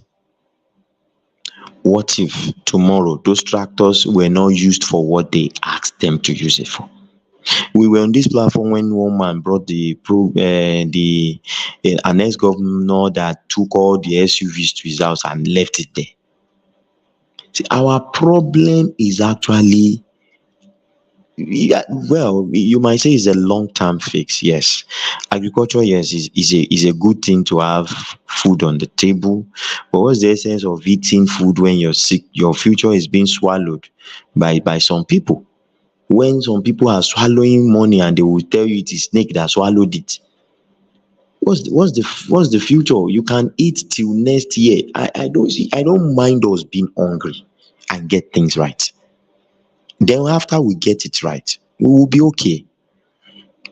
Okay, now Fayoshe was saying that we have loans of 50 years moratorium, 20 years moratorium. It means that my own grandchildren, in their own days, they will still be paying some loans in their own days. You understand? And the question now is, what happened to that loan of that they got that has 50 years moratorium? Maybe a monkey has swallowed it. Or they will tell you it is a cockroach that swallowed billions of naira. You can imagine. Sure. That is the main problem. Our problem is enforcement of law and judiciary doing their job. But That is just our like you core said, problem. though, you said, though it may be a long-term fix, which is true. And the police and the judges and other politicians, they are in their own pocket. They all like they're all in the same party, if you want to put it that way. So corruption is something. Corruption, to fight corruption in Nigeria, it has to be something more draconian. I mean, it can't fight corruption with democracy. I don't see it working. Yes, I don't see it yes. working. We need a system like that of China, Exactly. So or let's or, not kid or ourselves about fighting corruption, because the judges are in the back pocket of these people. I mean, the police collects bribe. Okay, the EFCC arrest somebody. They go through the court system. It's a whole mess. We all know that it's for the rich people, and they can get away with it, and they get away with it all the time. But if we empower the people with food, agriculture, that means we're shifting the power from the hands of these people into the hands of the people, the common people. And the do you common people, they will find innovation and creativity to drive the country forward. Left to these do, people, many of them, they're not engaging in real. Again, they're rent seeking. They're not engaging in real economic activities. Apart from people like Dangote and a few others. But most of these people making all this money, they don't care. yeah, I understand you. Yeah, well, I think they are doing their best on food, but they just need to ramp it up, make it more vibrant, and like today I think they flagged off one tomato paste processing company in Jigawa also. Yes, so all those waste tomatoes have somewhere to go to now. Those tomatoes that get you know rotten in the farm have somewhere to go now. But for me, I just feel like for us to resolve this matter, we need to put more effort into a lot of things, a lot of things, and we need to help ourselves. Um, But basically, can I? But in regards to agriculture, government buying this and that, I think that I believe strongly that they should also adopt the PPP model in agriculture. I don't feel comfortable with governors trying to involve themselves too much into the farming business.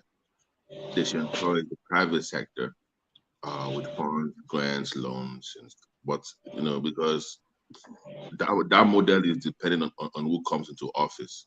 Okay, if you don't have continuity in government, you're gonna have yeah, yeah, problems. So yeah, I understand you. but if you stay I, with a profit-based model where it's profit-driven, they need to expand, they need to grow, they need to hire more people will be there as the government provides more land, more resources, more. So it should be a symbiotic relationship where government will provide the enabling environment, and then the private sector would then benefit off of that. So that yeah, that yeah, that, that approach is more to me. It's better for both sides. That as opposed to government just wanting to invest by themselves in the billions of dollars naira in that sector. no, I think what you said is correct, but I think their mode of operation, which I'm still trying to get a hold of a document that speaks to that. Yeah, but what I could get from what you were saying is these tractors will be given to the state governors. The state governors will give it down to maybe the local government and the likes. And the, or, or My brother, listen to what I'm saying. What you said 2,000 within 5 years. That's what no, no. They said 2,000 tractors per year for 5 years. But that 2,000 should be for, in my opinion, should be for that thing alone that you mentioned. Yes. I what they say, I don't know. We are not. That's my point. We're not serious. If you're serious, 2,000 should be for that. What's the name of that again? Niger State. That's Yes. what they have. If you're really serious, they should have 2,000 already. They should be the one go. But to say you want to share 2,000 among 36 states. No. They are not sharing 2,000 among 36 states. 2,000. The contract with the tractor company is to sell to the government 2,000 tractors per year for the next 5 years. Okay. Meaning we are talking about. Okay. This is what I'm saying. That is just one company. Bring in more companies.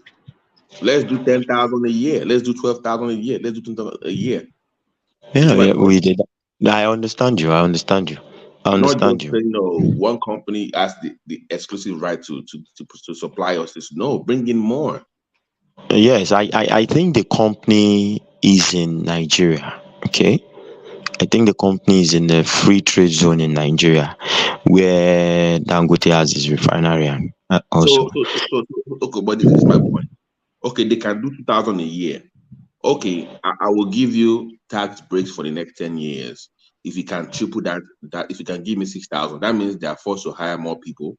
You even fund that project with loans, like zero digit loans for the company. Okay, interest free loan to hire more people to be able to produce more for me. So the money stays local. You get your tractor. That's how you do it. I understand you. But what I was trying to point out was, I think, as in from what I heard, was the model they are taking is the government would only clear the land for you or for whoever is interested. So private sector, whoever is interested can now come in. They have something like that in Ogun State already that they are using. The government will clear whatever land for you in that settlement. They will clear it for you. So whatever you want to plant, you then you plant. Yeah, But they've always had that, but the other equipment, like the planters, the one that plants the seeds for you, the harvester, the manure. So all those machines, what I'm talking about, where I can plant 20 acres in a week or with machinery. We need that. I understand you. That's correct. That's very correct. That's very correct. But I think it's with what you said. If we actually want to face food production, let's go all out and face food production. Unless once we get the result from food production, then let's now know that okay, we are facing some other things. Right. So, But I was hoping that the money that they saved from subsidy would have gone to agriculture. That was what I thought they were going to do. Just that money you saved from removing subsidy, focus on just investing in that sector. That's what but for some reason, I don't know what happened. I don't know what's. I won't. Do you think agriculture is in the top priority? You think they have it on the top list of things? They are not showing. I mean, so far, I've not. I mean, maybe I'm wrong, but I've not seen anything. Maybe they say they have the policy on Twitter that I should follow the Minister of Agriculture, but it has not been out there enough for me to say, okay, I know what he's planning. So I don't know. I honestly don't know. No, in this case, the Minister of Agriculture is not the major pioneer to this thing. For instance, if you look at what this man Soludo did in his state, Anambra State, planting millions of seedlings of palm tree, and now those things are now now growing up. I don't see why these things cannot be replicated by other governors. If somebody is taking, let's leave the food that people will eat now. Let's even say, okay, each governors want to deliberately as a project pick a cash crop to export. Do you understand? If this side is picking palm kernel, let somebody pick cocoa, let somebody pick, and like that, we'll have all these foreign forex, whatever you are looking for, will be there. If they have been doing this for the past 4 years, by now we'll be talking of, okay, we are seeing the proceeds of whatever we've done. Yeah. But what we just do And is they don't. sorry, earlier on you mentioned the tomato paste earlier, right? Yes, In in what state? In what state, if you know? In what state uh is that? it's Jigawa. Yes. Oh, Jigawa. okay, that's good. That's good. That's Yes. good. So it's the largest tomato paste processing plant in the whole of West Africa. Yes, in the West Africa. Yes. So most of those waste tomatoes now will be going into paste, because let's say the fact, even the food that we produce is still enough for us, if not for these people taking food out of the country, waste from farm, the food not even getting to the people that need it. That is where the waste is coming from. So I'm not saying we can't drive that the price of foodstuffs if we still invest more to the point whereby we even export. For instance, there are some companies that EFCC were tracking, and do you know what they do? They want to repatriate their money. They could not get it done. They now use the naira equivalent to buy food, and they now take it to Benin Republic, Cameroon, to go and sell. So by the time they change it to francs, their money is now in foreign currency. Like 21 trucks that was arrested by the EFCC of recent. That's what they are trying to do.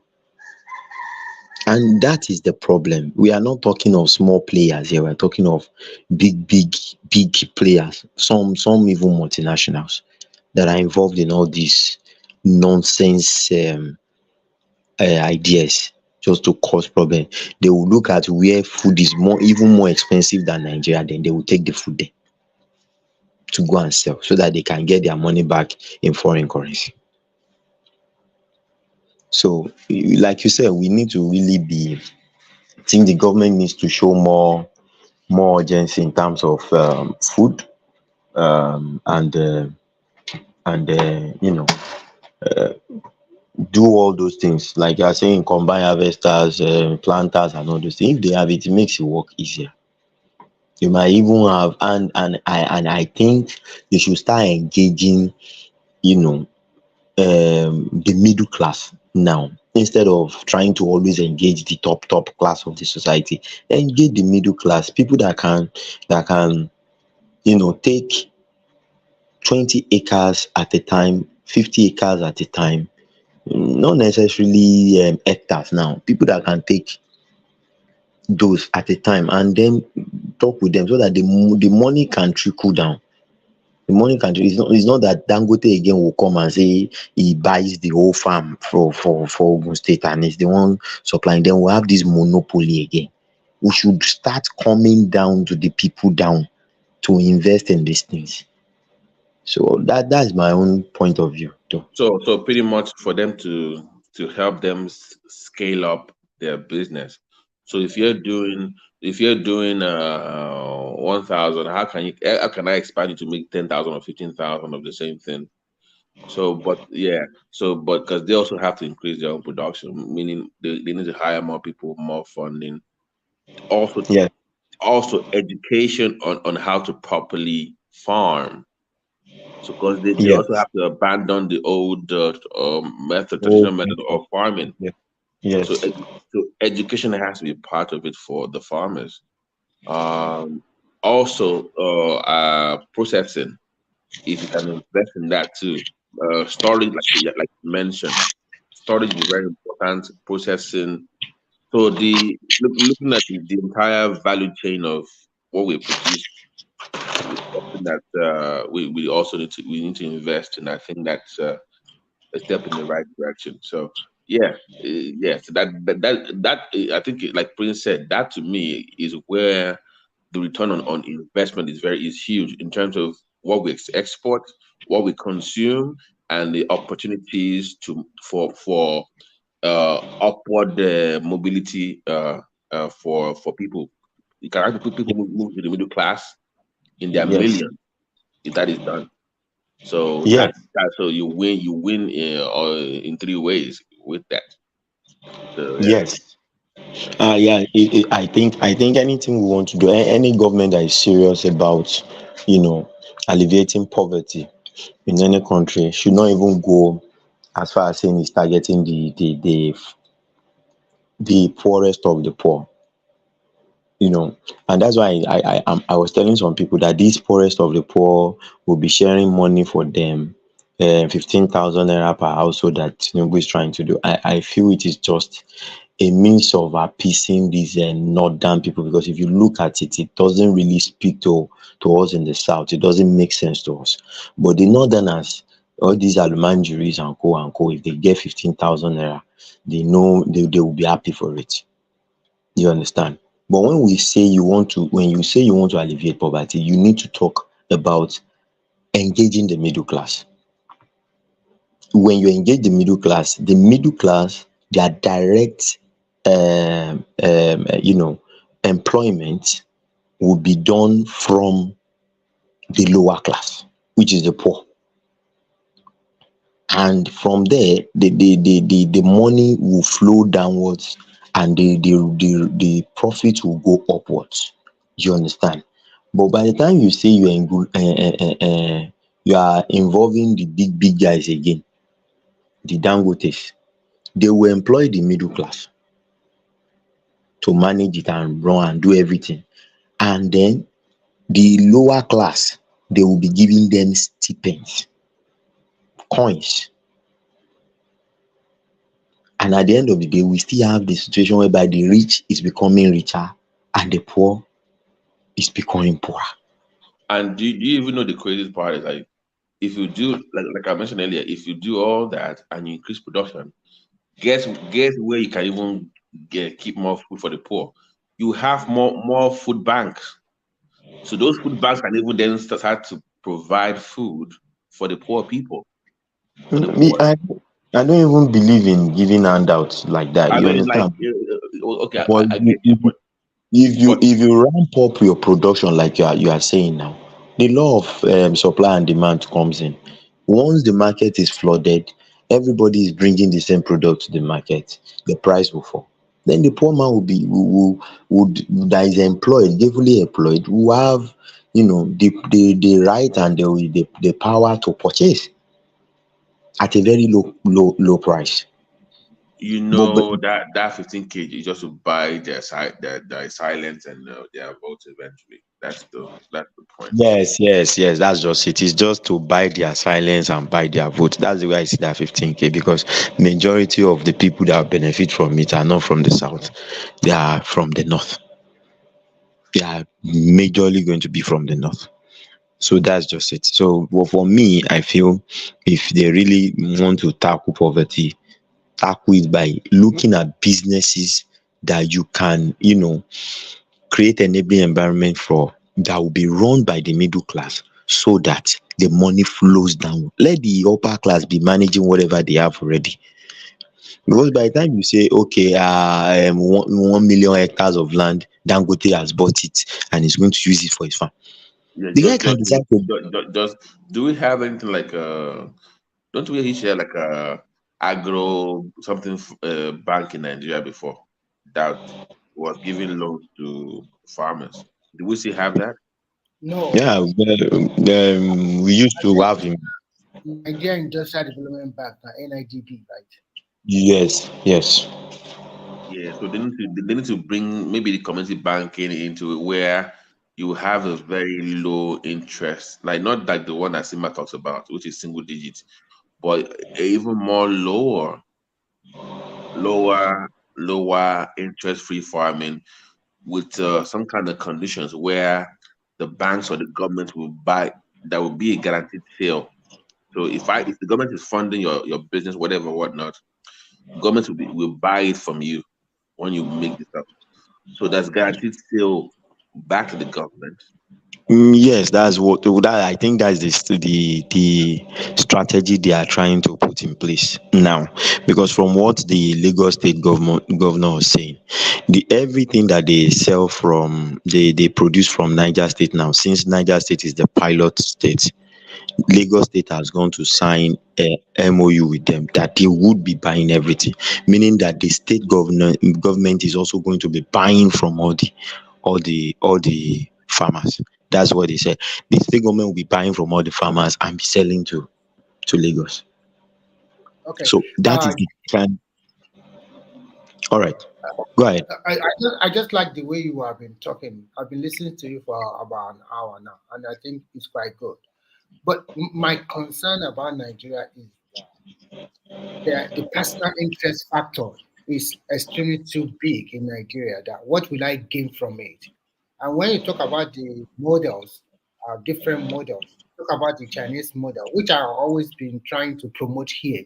Like you use the cost advantage of every region or every locality to their strength. For example, Yes, if they say like in Ogun State, this community, Ilaro, or these people, they are known for producing rice, then government support them. Can be state, can be federal government. Everybody in that community or in that town, they are potentially rice farmers. So everybody yes, knows that every 6 months, this large quantity of rice will come from this place. And that is yes, how you cannot believe it. In major small town and small city in China, most of those people became millionaire overnight. That's what it is. And if you are not into like farming, if you are into art and craft, I've been to a city that as big as you combine Oyo and Ubumosho and also Iseyin, you combine all this together. What they do there is that they have natural resources of glass, and 90% of inhabitants of that place they are glass manufacturers. So all the chandelier, all this glass decoration, I don't know what the glass I'm talking about, glass cup, everything is being produced and shipped to the rest of the world from that place. And if you go to this place, what do you see? You see small factories. Some factories are just like two-bedroom apartment, but the government control them and they buy it from them, and then through their cooperative society, they can now export everywhere in the world. And if you want to order large quantity, they can produce for you. They come together like a community, and everybody works together. But in Nigeria, it's not that way. So when I said the democracy we are practicing does not speak, all this idea you have been putting out there is quite good. But enforcement, but if you still want to be talking about this democracy, and some people are talking about my right or no right, or every little thing I'll report you to America, I'll go to Western world to report. To me, it's just BS. Sorry for my language. So we need to look of character. That is my own philosophy. If there is no country in this world that prosper with just levity or just like let me yes, just cut your head yes. and say, no. It's character. If you go to ask them, they live in we live in abroad, and I know you have also been to abroad. Everybody obey the rules and law, whether you are the mighty or the low. Because if you don't do it, you know what you are playing with. But You, but you, but Remy, one thing that you failed to mention, I mean, in all what you just said now, the role of leadership, the Yeah, I role think I've of mentioned it. I said the government help them, whether state or federal government, maybe with all this policy they are putting in place. they need our 100% enforcement. Because You, if they are not enforcing it at the right time and the people still find a loophole, money is the easiest thing to trace in the world. If you know what you are doing, it's very easy. What I'm trying to say here is that the role of leadership, if you don't have the right person to be in the lead in a particular sector or industry that can come out with a policy that it can pursue with team, hold on now, with team around him, that, you know, the objective of that policy is, you know, to accomplish it and make it work for, you know, for the betterment of the country, devoid of corruption, devoid of corruption, devoid of partisanship, political partisanship, devoid of favorism, devoid of this thing. We don't have it in Nigeria. That is our problem. Okay, let me quickly respond to you. I will tell you this thing. Everywhere in the world, there is corruption. The form of corruption might be different from No, country to no. Don't say every Nigeria own. No, hold on. Nigeria own ordinary. let me finish. In where I used to live, the level of corruption is also high. But one thing, I've seen that country, they used to practice the same way Nigeria used to practice, where you can go along the street and change your dollar to their renminbi, or you change your renminbi to the dollar. And when they see that these people, their speculation is too much, they ban them. And every morning you want to change, you cannot change any money in China except the commercial bank. And the commercial bank, they control them to death. You can only change as a foreigner. I, as a foreigner, cannot change more than $500.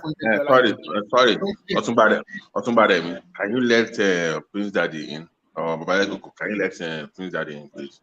Yeah, if you want to talk, I can let him. I don't know what. No. I don't have the button on me. I think it's one man. I think it's one man is sleeping. One man is still there. I think he's trying to let him in.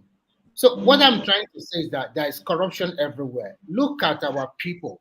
The kind of democracy we practice, that is where the loophole is. And our judiciary system is not working very well. The investigation they are doing, EFCC also collide with some of these politicians. Maybe they also get their own court, one way or the other, the person that is handling their case. So they will present a case that is not right in front of the judge. I don't they will throw it out at the end of the day. But what I'm trying to say is that we should try to devoid our own democracy, form our own type of that suits our locality. Because that form of democracy of America, like, okay, human rights, blah, blah, blah, all of these kind of things, it's not working in that country. Enforcement is not 100%. It is not. What I'm trying to tell you is that, what I'm trying to say is, no matter the leader you have, no matter the leader you are going to have, you cannot tell me a politician that is going to be your governor and is going to be your president is Mr. Clean 100%. That is, you cannot find that kind of person anywhere in the world. So far you join politics is about interest. So what I'm trying to say is that if we have good institutions by ourselves, have good institutions, and then we have to do a lot of reorientation, have good institutions and have good enforcement, and block most of these loopholes, and our institutions are really working. That is what you are gaining in America, because your institutions are working 100%. If your institution is not working 100%, look at even with your institution working 100%, Donald Trump also gained on the system. So you can see, like all this advanced country, before you can do anything, you have to.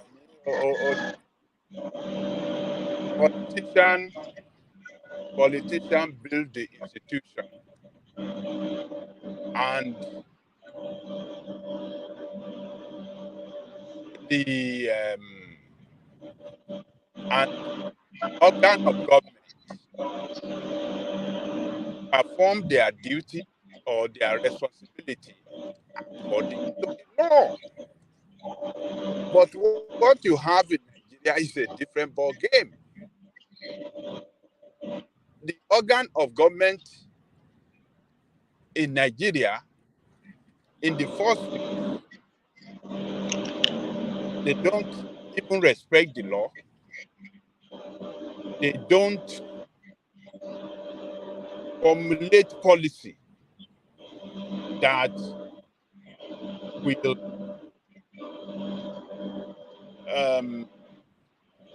turn around the economy or propel the economy towards economic growth and stimulate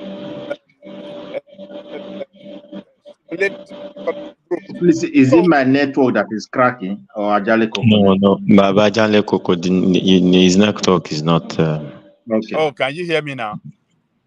Yes. Yeah, Oh, yeah, is it's this okay. thing bad?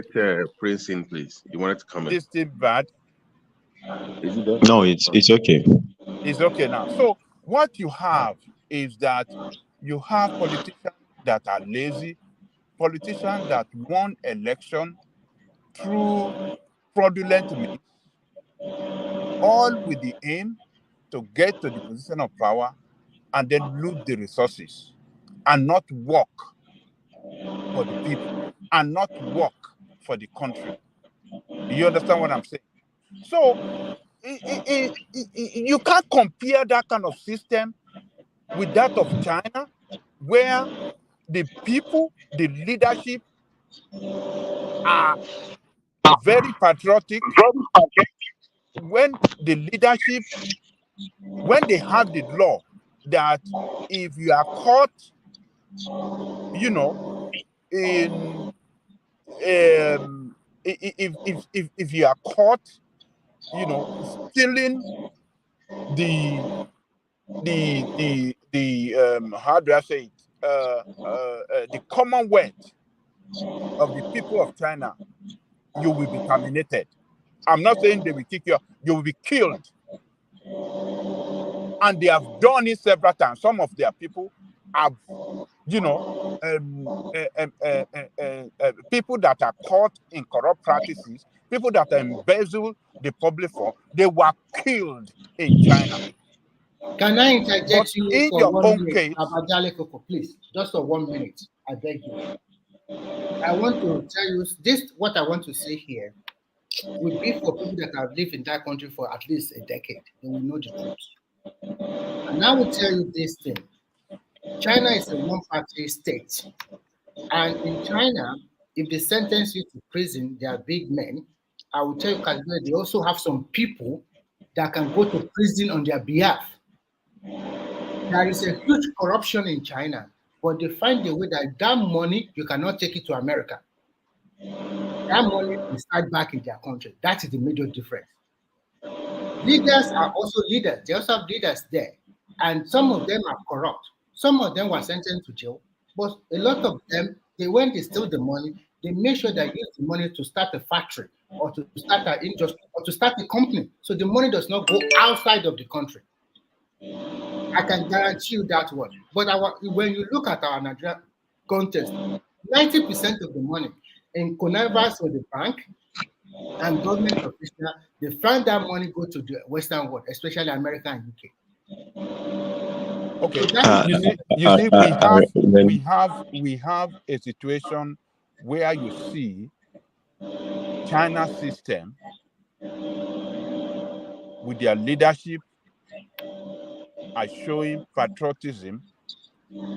They're showing discipline in the management of their resources and their country. You know what? Whereas on our own case, I don't know what to you say. don't. Whereas on our own case, you don't see discipline in the way the leadership manages our resources. They even mismanage it openly. Let me land. With impunity. They even manage it, mismanage it rather with impunity and in total violation of the law.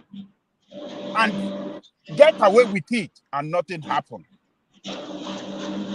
Will you believe this time around that we are going through this serious hardship, and you see these people buying vehicle at huge sum of 160, voting 1 trillion, 1 point something billion for the presidency? So how many billion did they even vote for presidency? Voting this in this that is the way, that is the behavior of Nigerian leadership. And a country with leadership like that, at all spectrum of governmental agencies and this thing, it's very sad. Babajale Koko, please 1 minute, please. You have spoken very well. Our problem has to do with leadership as well. But I think, like I said the other time, our problem is in 3 phases: the system, the enforcement, and the judiciary. That is the problem of Nigeria. Okay? And once we have a leader that knows how to set up a system and knows how to rejig the enforcement agencies to do their job, then the third leg of it is where the problem is, which is the judiciary. Okay? If the president today says he wants to remove all the judges there and put judges that would, be truthful, our medias will shout, our medias will say it is this, it is Bala Blue, it is Bulu Blah, it is that. You understand? We want the truth, but we don't want to pay the price to get the truth. Let's take, for instance, look at this man, this Minister of Interior. This man has achieved a lot in a short time. He set up a system, he enforces it, and is making sure that they do it. Now, I can say that a lot of people that are having to interact with our immigration system, passport. Jide, please let me 1 minute. I like the point you make about that interior minister. You see, what that guy practicalized is a man, a leader that came to the position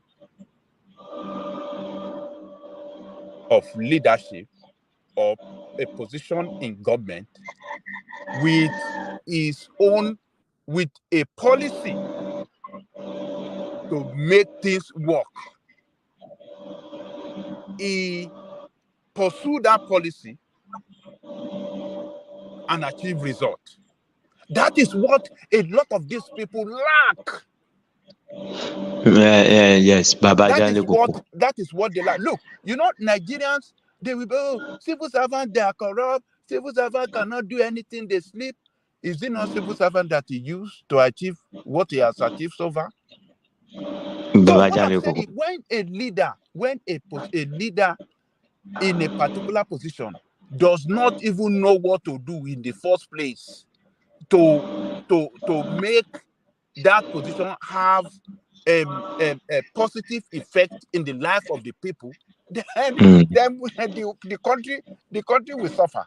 So, but Yes. that is what Jide Ojo did. He pursued his own. He came up with policy. He pursued it, achieved results to the benefit for Nigerian people. So I just want to support you. Yes, I understand. I understand you, Baba Janle Koko. You see, this is where I was going with my point. If you look at Dave Umahi, it shows that he knows what he's doing. I was watching his interviews throughout today. He even has a channel now on YouTube that covers everything he does. He has a secretary to that is doing that.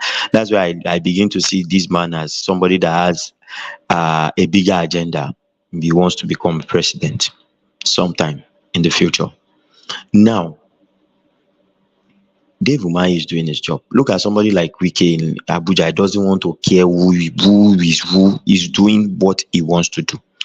But you see, there are some people that got ministerial appointment under Tinubu as a result of rewarding them for what they did during the election.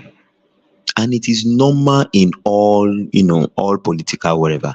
But the truth of the matter is this: most of these people don't really have what it takes to control whichever office they have been given. But this man has to give this thing out, or else.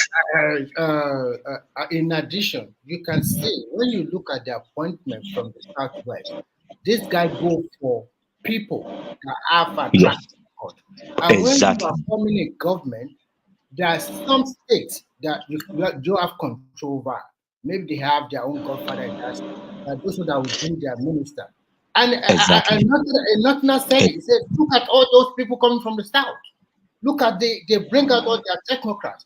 Where the people from the north, they give them mediocre. Only in agriculture, where that man, and I don't know whether he's still trying to formulate policy. I don't know what is going on with him. I'm talking about the Minister of Agriculture. Yes, the man is trying. He's trying. Yes. So, and we talk about Lubumi Ojo for the first time because he know what he wants. And look at what they are doing at the Nigerian airport now. Yes. And soon they will launch it all 4 airports. So you don't need yes. It will be e-passports. Yes. You just check your, like, for example, I also want them to follow the Chinese model. It's very simple. Whether you're a foreigner or you are local, once you get out from that plane and you're about to go to the terminal, the first thing you do your biometric. They have a place where you put your 10 fingers. Yeah, that's what they said they are going to do. That's what they said they are going to do, because 5 fingers, that is a record. You cannot escape it. No, that's what he said. After your finger, that means we don't care about the passport. Your biometric, your finger. When you put it there, they're already inside. They already see everything, and immediately it will issue you a green alert, and then move ahead. That was what he said. That's what he said he was going to do. He said we want to be able to know if terrorist is coming in, if that is going out. Yeah, so from that place alone, they will arrest you. That is not. And our problems are so numerous that when you start to think about it, I think first and foremost, this administration should speed up issue about security. They must speed it up, whether by crook or means. That state police or whatever community police must happen this year. That is one. And then two, Remy, sorry to cut you short. Do you know that state police is going to have some resistance, and you know why? Now the IPOBian space are already saying that what they want is not state police; they want regional police. They cannot have regional police because regional police is like going to go away. Nobody is keeping it there. Let me explain to you. What I say this is that if they pass that bill, any state that does not want state police or they should just continue to use federal police now. No, you see, the problem is this. The problem is this. If you go ahead and do the state police, you might indirectly, and that is the fear of some of the elites, that you might indirectly be arming soldiers that will come back to fight you. Okay? Because in a region whereby their mindset is to secede, and all they want to do is secede. Now, if you go ahead and create state police and give them arms, then it is like you have given them the soldiers to fight you with. Do you understand? And that is where the slow motion. That is where the slow motion on state police started. Already, Ogun State, they have started screening. I can tell you for a fact, because Ogun State has started screening for their state police. I can tell you that for a fact. I came home and my community needed 2 more vigilantes guys to patrol the community. And when we got to those guys that were giving us, they said all their guys are under scrutiny and interview and whatever for the state police thing, that they don't know the number of people that will still be with them, so they cannot give us any person for now. So it means that the state police screening is ongoing in Ogun State, but that is the slow motion. That is where the problem is. What I see is this: if you have the will, because I see that most Nigerians always looking at the effect of everything. I gave a very good example. In 1999 or year 2000, Obasanjo sold licenses to all these big multinational communication companies like MTN, Airtel, and then Globacom came later. Everybody shout, why are we collecting money? Why is this? But that time, a SIM pack was 10,000 naira. Today, a SIM pack is 500. I totally agree with people that the governor will use them initially, maybe to promote their own agenda. But the uppermost thing is security. If your environment is secure, and then we're able to even find a way to have 15 hours of electricity at the start. 15 hours of daily electricity. I think we are moving a needle instead of us complaining too much about the negative effect of everything. No, Remy, you don't get where I'm coming from. I'm not complaining. I'm only saying that in the news today, in the news today, the Ipobian space are already saying they want regional police, not state police. Let me tell you the truth. If you do a referendum today about, people, individuals in Nigeria, where do you want to go? Don't be surprised that the people from the Southeast would want to remain in Nigeria. Because if they don't remain in Nigeria, they won't get all those opportunities to trade or do business. That's how they make their money. Majority of them make their money outside their domain. Yes, but very few of them have the knowledge of this. They know the truth. They are pretending. It's not a pretentious act from them. Actually, they know the truth. I serve in Enugu State, and I know the place I serve is their rural community, and I see that most of their guys, they do not stay there. Some even come home on weekends. Some never come home even once in a year. Majority of them find themselves going to the north because the land is not big enough for them alone, and there is this rivalry among them. And to them, it's fight to kill. Okay. I understand you. It's not like people that fight with mouth or whatever. No. Did you see the result or the report of this professor that came on one match show one time ago? That professor, I think Indicalo or so, I don't know what his name is. That professor that came, is he doctor or professor? Yeah, he was. I don't know. Yes, he was reporting now. His report now is that the rate at which IPOB and their activities going, that the women and ladies from the southeast would no longer find husband to marry in the southeast, and they will have to start moving out of the southeast. But is that anybody's problem when they start killing one another? They want to go away. Is that the right way to fight the cause? You are killing your own children. You are flogging them. But that one is not everybody concerned anymore because nothing we can do about it. So what I say is this: if they promulgate a law about state police, if your state doesn't want to have it, let it be. Any state that is responsible enough, they will make their place secure. Today, Lagos State is the most secure state in Nigeria because they have police everywhere. So what are we talking about? That security problem, we must find a solution to it. But I like the way, one thing I also want to say, you cannot take it from the northern people. They are really trying in agriculture. In big scale farming, our people in the southwest, we also have big forests. Nothing is being done. So many land for cultivation. Our people we are into service industry, but most of our youth, we must find a solution. I think the that's valid. That's a valid point. They must come together and find a solution because we continue to churn out this graduate year in, year out, and most of these people, they don't want to till the land. Everybody is waiting for white collar job. Where is the white collar job? There's none anymore. How many accountants would they employ? How many administrators would they employ? How many scientists or anything that everybody that do science? How many are they employ? But seriously, Remy, even if they have what's it called, if they have all these farms, you can still be an accountant in the big farm.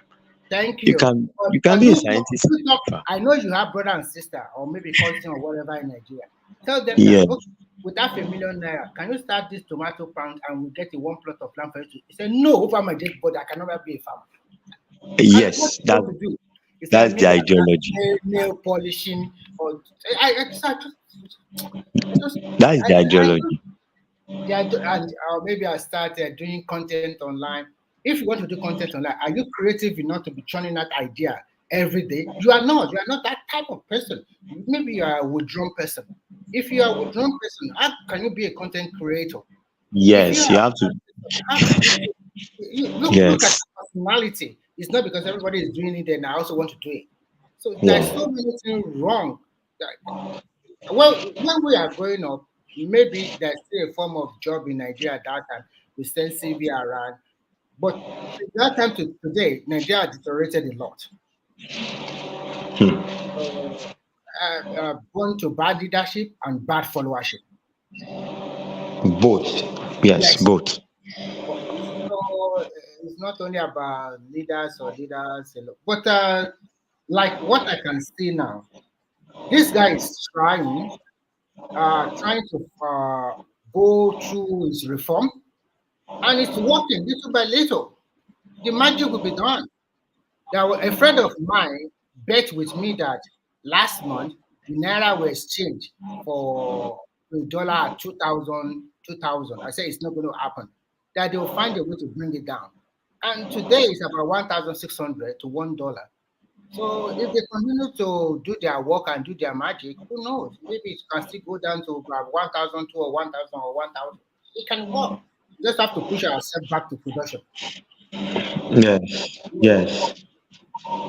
There was even this report today that they were comparing the exports to the imports, I think for the month of February, and they are looking at the deficit. I think that the total export from Nigeria was around 12 point something billion and the total import was around 14 point something. So they said there is a deficit of 1 point something, and the government is saying I want to do everything to close that deficit and make sure that We must close it down, and I think oh God, I think Tinubu is coming up with an idea, and I think if they can do it, they want to give 50,000 naira to SMS entrepreneurs to yes, help yes. businesses.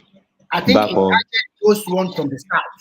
And through you the are Bank right. of Industry. That Yes, that is 75,000. It target those yeah. one from the north majority. But those are Yes, yes. that really need the money. Most thousand, they will.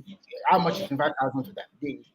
Only few people will get it in the south, but majority of those that will get it are going to be from the north, northwest, and probably from the northeast. So if we can encourage, and then most of these manufacturing companies, if they want to see source loan, every government does this. Maybe they should give them a preferential treatment about reduction in the interest of on loan they are going to acquire. But they must be sure they are using the money for whatever they really want to use it for. It's not for gambling. Yes, yes, and that's why they must tighten the FX policy. They must tidy up all those areas, They must. so that the money does not go back to those people and the laundering start again and the I think racketeering. if I really want to have my way, but I just think they are just being lenient. They should just cancel Burundi change totally. That's no country. The Burundi change only maybe for airport. When you're at the airport, You know one thing, Mr. Remy. The truth is, ó láwọn ọjà kan tó jẹ́ pé èèyàn lè jà bí afọ́jú Nàìjíríà. then Tó torí bá pé jà àwọn bí àdúgbò náà afọ́jú, ó mọ nǹkan tó ń ṣe náà. ṣe rí tó bá jà bí afọ́jú wọn ò ní jẹ́ kó débi tó fẹ́ dé. ẹni tó ti fi gbogbo policy tó filẹ̀ tá à ń wò pé tó bá in the next 4 years àbí in the next 2 years ibi báyìí la máa wà tó bá tiẹ̀ wá òkè tó bá parí 4 years ẹ̀ tó àkàwò pókè policy bó ṣe ń lọ tá a bá tún ṣe another 4 years lọ́dà ọ̀gbẹ́ni ibi báyìí la máa dé tó bá close gbogbo bureau de change yẹn wọ́n máa ṣe everything láti make sure pé ó kó ń bẹ̀ ó lè ṣe ní second term ẹ o ó lè wọlé second term ń sì kó wá gbégi lé yes kó wá gbégi lé bọ́ṣẹ́ rí. gbogbo àwọn institution of wọ́n ń ṣiṣẹ́ dáadáa kì í ṣe pé bóyá kó débẹ̀ kí nǹkan máa sọ pé òun fẹ́ dàrú kọ tó bá fẹ́ dàrú kí senate láti lọ dàrú ìgbà yẹn làwọn southern senator náà máa bẹ̀ sí jà. nǹkan tó ṣẹlẹ̀ nìyẹn. ṣe wá rí kò ní ṣe é dàrú because tó bá jẹ́ wípé Tinubu tèmi mọ̀ tó bá wọlé tó bá fi lè kó ń bẹ̀ èèyàn ẹ̀ ló ń gbé fún un kò mind kó rí ìjẹ o kò mind kó rí ìjẹ á dẹ̀ rí ìjẹ èèyàn ẹ̀.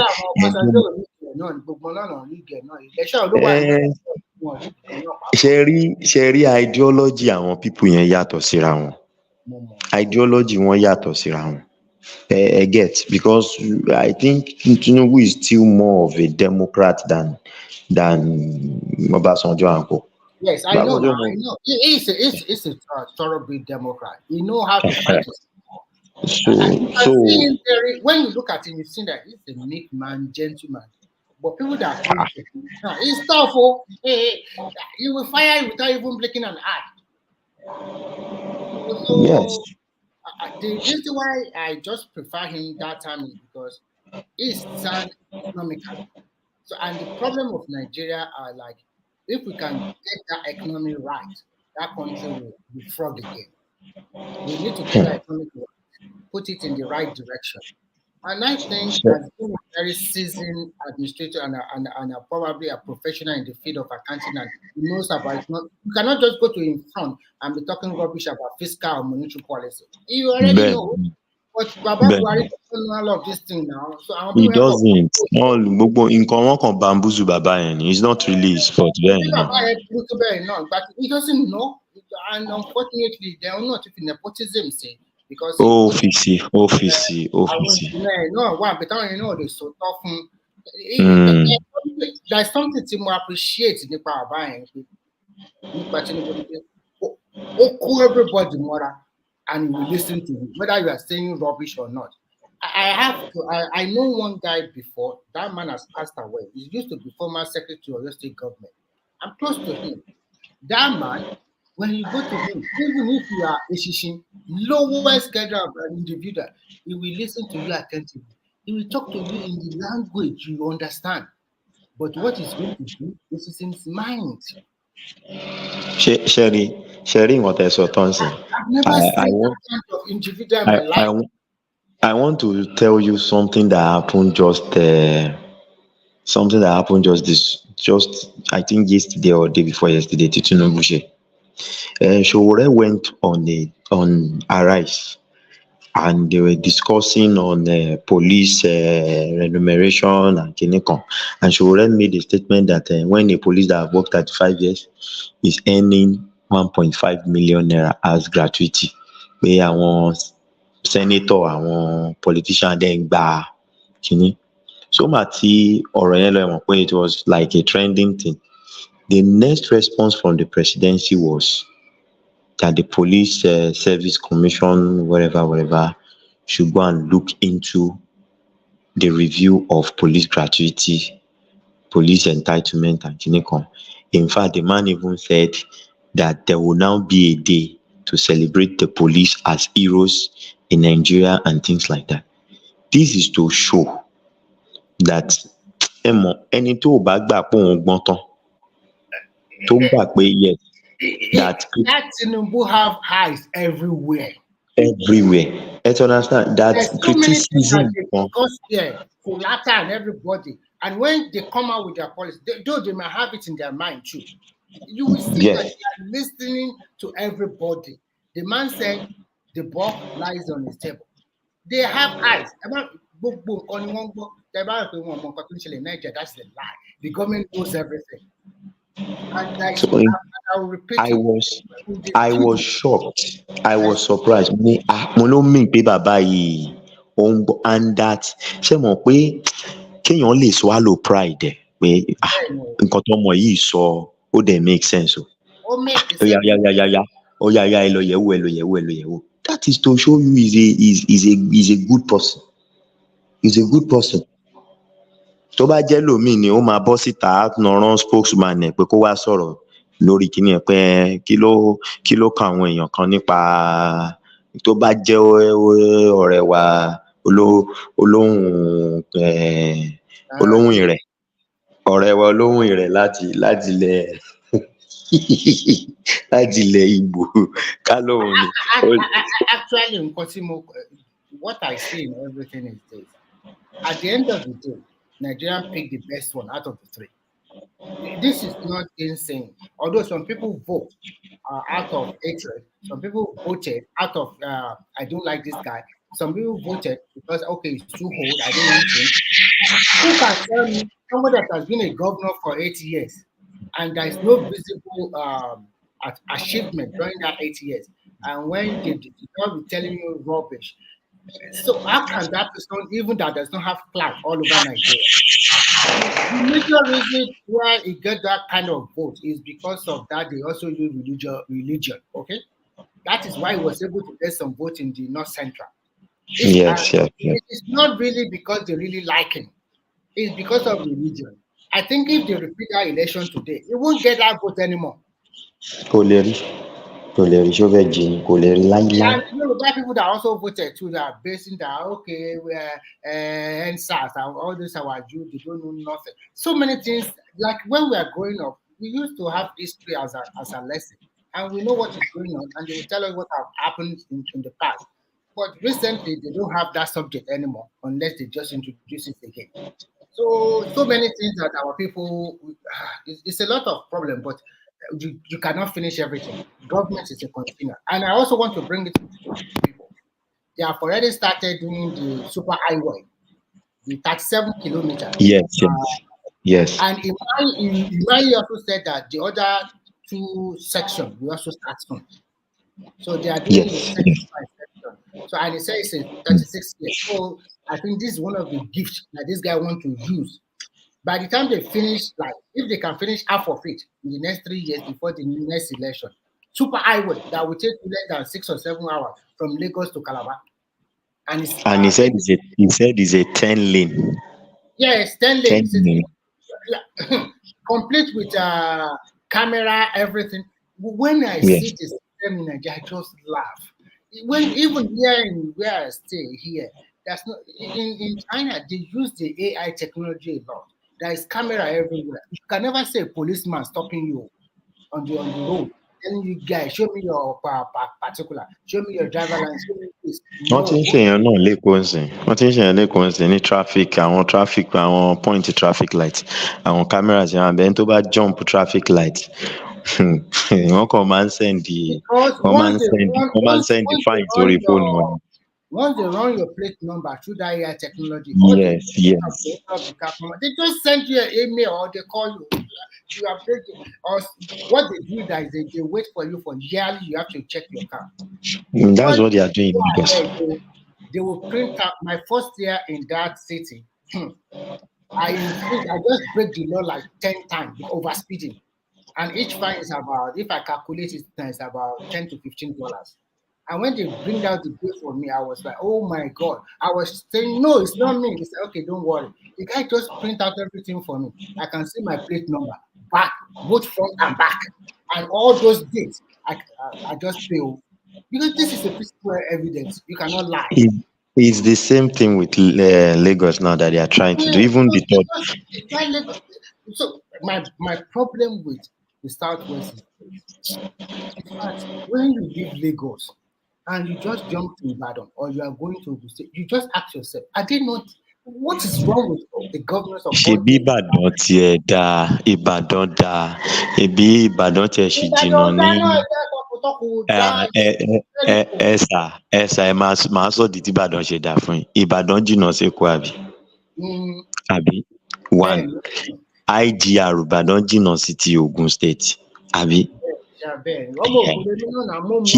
Kí ni excuse táwọn ará Ogun State ní kí lẹ excuse tó ní tí ò bá ń ṣe tí ò bá ń ṣe amúsùn tí ò bá ń ṣe amúsùn lára wọn Abẹ́òkúta will have been nonsense.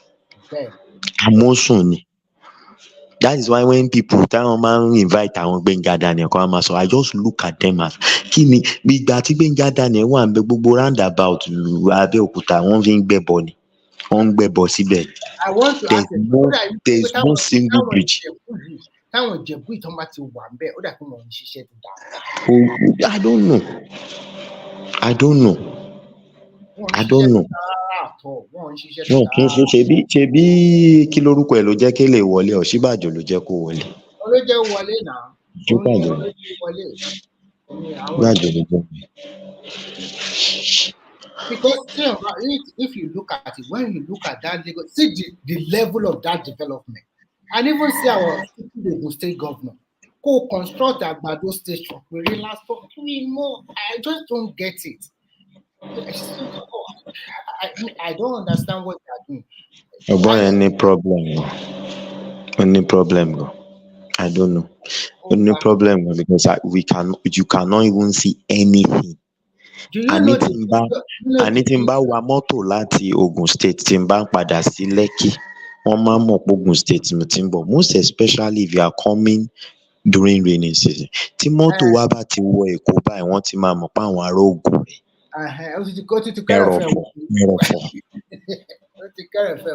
ẹ dẹ̀ máa lọ Lekki ẹ ní rí máa lọ sínú Èkó ẹ ní rí mọ́tò tó kàn gbẹ́rọ̀fọ̀ sára nínú rain. You know what surprised me? My grandma's house is in Surulere, very close to Baja Market. And there's a place I used to play football, if you know Lagos very well, in Surulere. They call it Love Garden. So Love Garden, yeah. One of my, it's a dust field. So one of my brothers living in that area. Just 2 years ago, I asked about him. How about Love Garden? People say, that Love Garden I'm thinking about is the past. So, do you know that my brother make a video and send it to me? I was shocked. That field has been turned to synthetic field. Synthetic field. Want to share net láti prevent. Mo ní drainage yín kọ́, gbogbo drainage náà ti cover everything. Gbogbo wọn ti ṣe interlocking road. That is what we call the government. Anybody that is telling you that in Lagos they are not doing that, that person is lying. This is where I know. I used to live there for so many years. Even when I was doing some professional course about accounting, I was going to that safe in Surulere that time. I used to pass that place nearly every day. So look at the improvement. I even asked my brother, are you sure this is not a brother? Are you doing Photoshop? He said, no. Another day he do video call with me. Show me again. So that's what we are. Jide, are you there? Oh, so bad. Only me. You guys are. Okay. Everybody's gone. I don't know who is talking now. It's me, Midwest, but I see that a lot of people are not here anymore. Maybe they will come back. It's Ajali Kuko and Jide. Maybe they will come back. Okay. So I'm just trying to say that improvement in Lagos is I want the best for that country, whatever state you come from. So it depends on where you go in Lagos. So it depends on where you go in Lagos. You go to Ikorodu, you go to Agege and some or Badagry is horrible. Don't say improvement in Lagos. You can't generalize it like that. Okay, I totally agree with you. At least out of 100%, at least 70% improvement. That is the pass mark. Can we say that? No, you can't say 70%. When you say 70%, that means that's high percentage.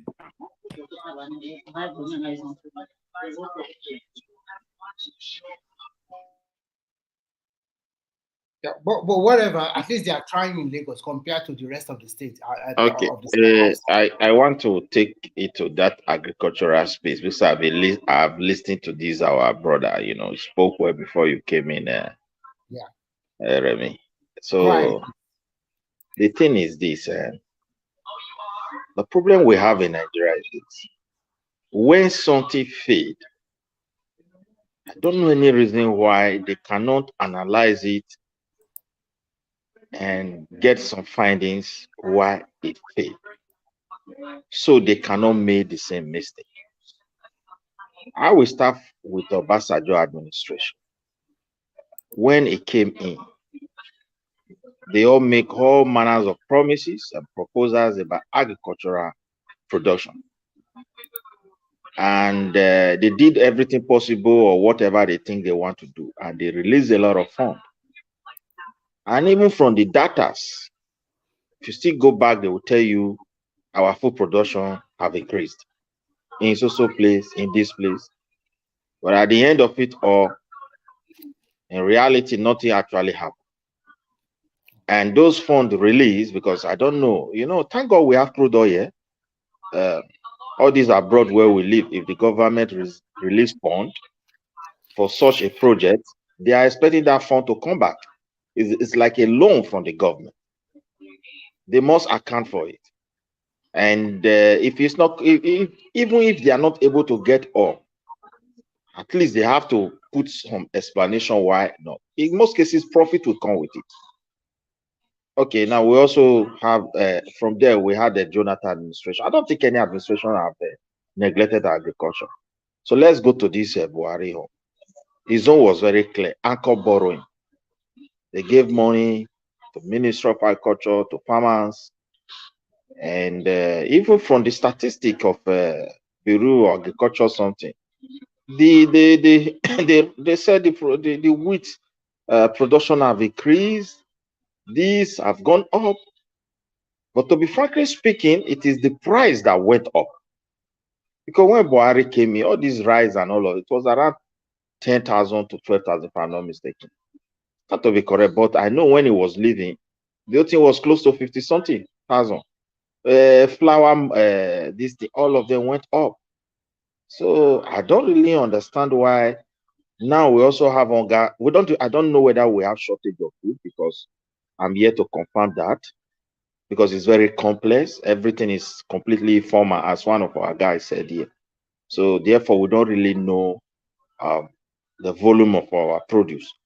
But however, because of the inflation, people are finding it difficult to really have enough fund to purchase their people purchasing capacity, who has owed something, full stock has dropped. So people try to manage the space. But we cannot just, because of that, to say, oh, we are in food crisis, there's not enough food in the land. But there's also a possibility that those people who are saying so, they are right, because most of the farmers, some are in IDP camp, and even the IDP camp is increasing.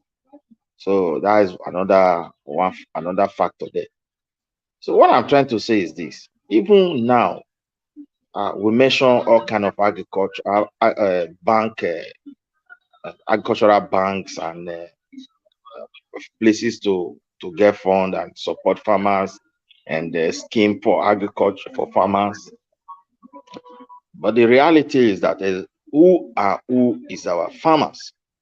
Now the farmers are really in the bush, they are in the rural area, but the fund go to the men and the men of the state. The big men, they are the one that always borrow this money. And the money don't actually go to the local people who are actually the farmers. And even if the money is to go there, what are they going to do with this money? You have not advanced their knowledge in terms of modern know-how. They don't even know where to get the modern seed that can withstand so many things. So I can say there is a vacuum when it comes to information about what to do. And the second one is, how are they going to return this money? So you can see we have a lot of problems. And I think what the government should do, for me, you have to, as you said sometimes, that we should use model of China. But the model of China should be applied upon our leaders.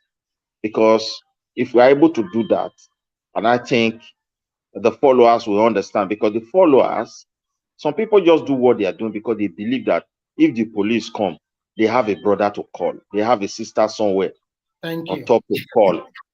So they do whatever they like. But if they discover that people on top are now facing justice of the land, everybody will start maintaining their actions. They will start So questioning the behavior. part of that thing will also come from every state having their own state police. If you have your state police, get ready to also go and be your own state prison, because you cannot commit a crime in your state and then you will be sentenced to a federal prison. That's supposed not to happen. Because yeah, but no, see, what I'm trying to say is this: if you apply this law to the politician, they can serve in anywhere, because this federal, in most cases, is federal. And if it is the state commissioner, they can serve in their state. But if you see that the state is not having capacity to hold this crime, if it's a federal crime, I think what I'm just trying to see is that this is also it's just like a minister from my state fuck up. Go and lock him in Abuja. There's nothing wrong with that. This is a form of a restructuring too, because let's say the truth. The country is so large that even information information to go around is not easy. And when you look at all the Nigerian police stations, go there, they don't even have internet, talkness of a computer. They are still using their archaic old system. For this century, I beg now.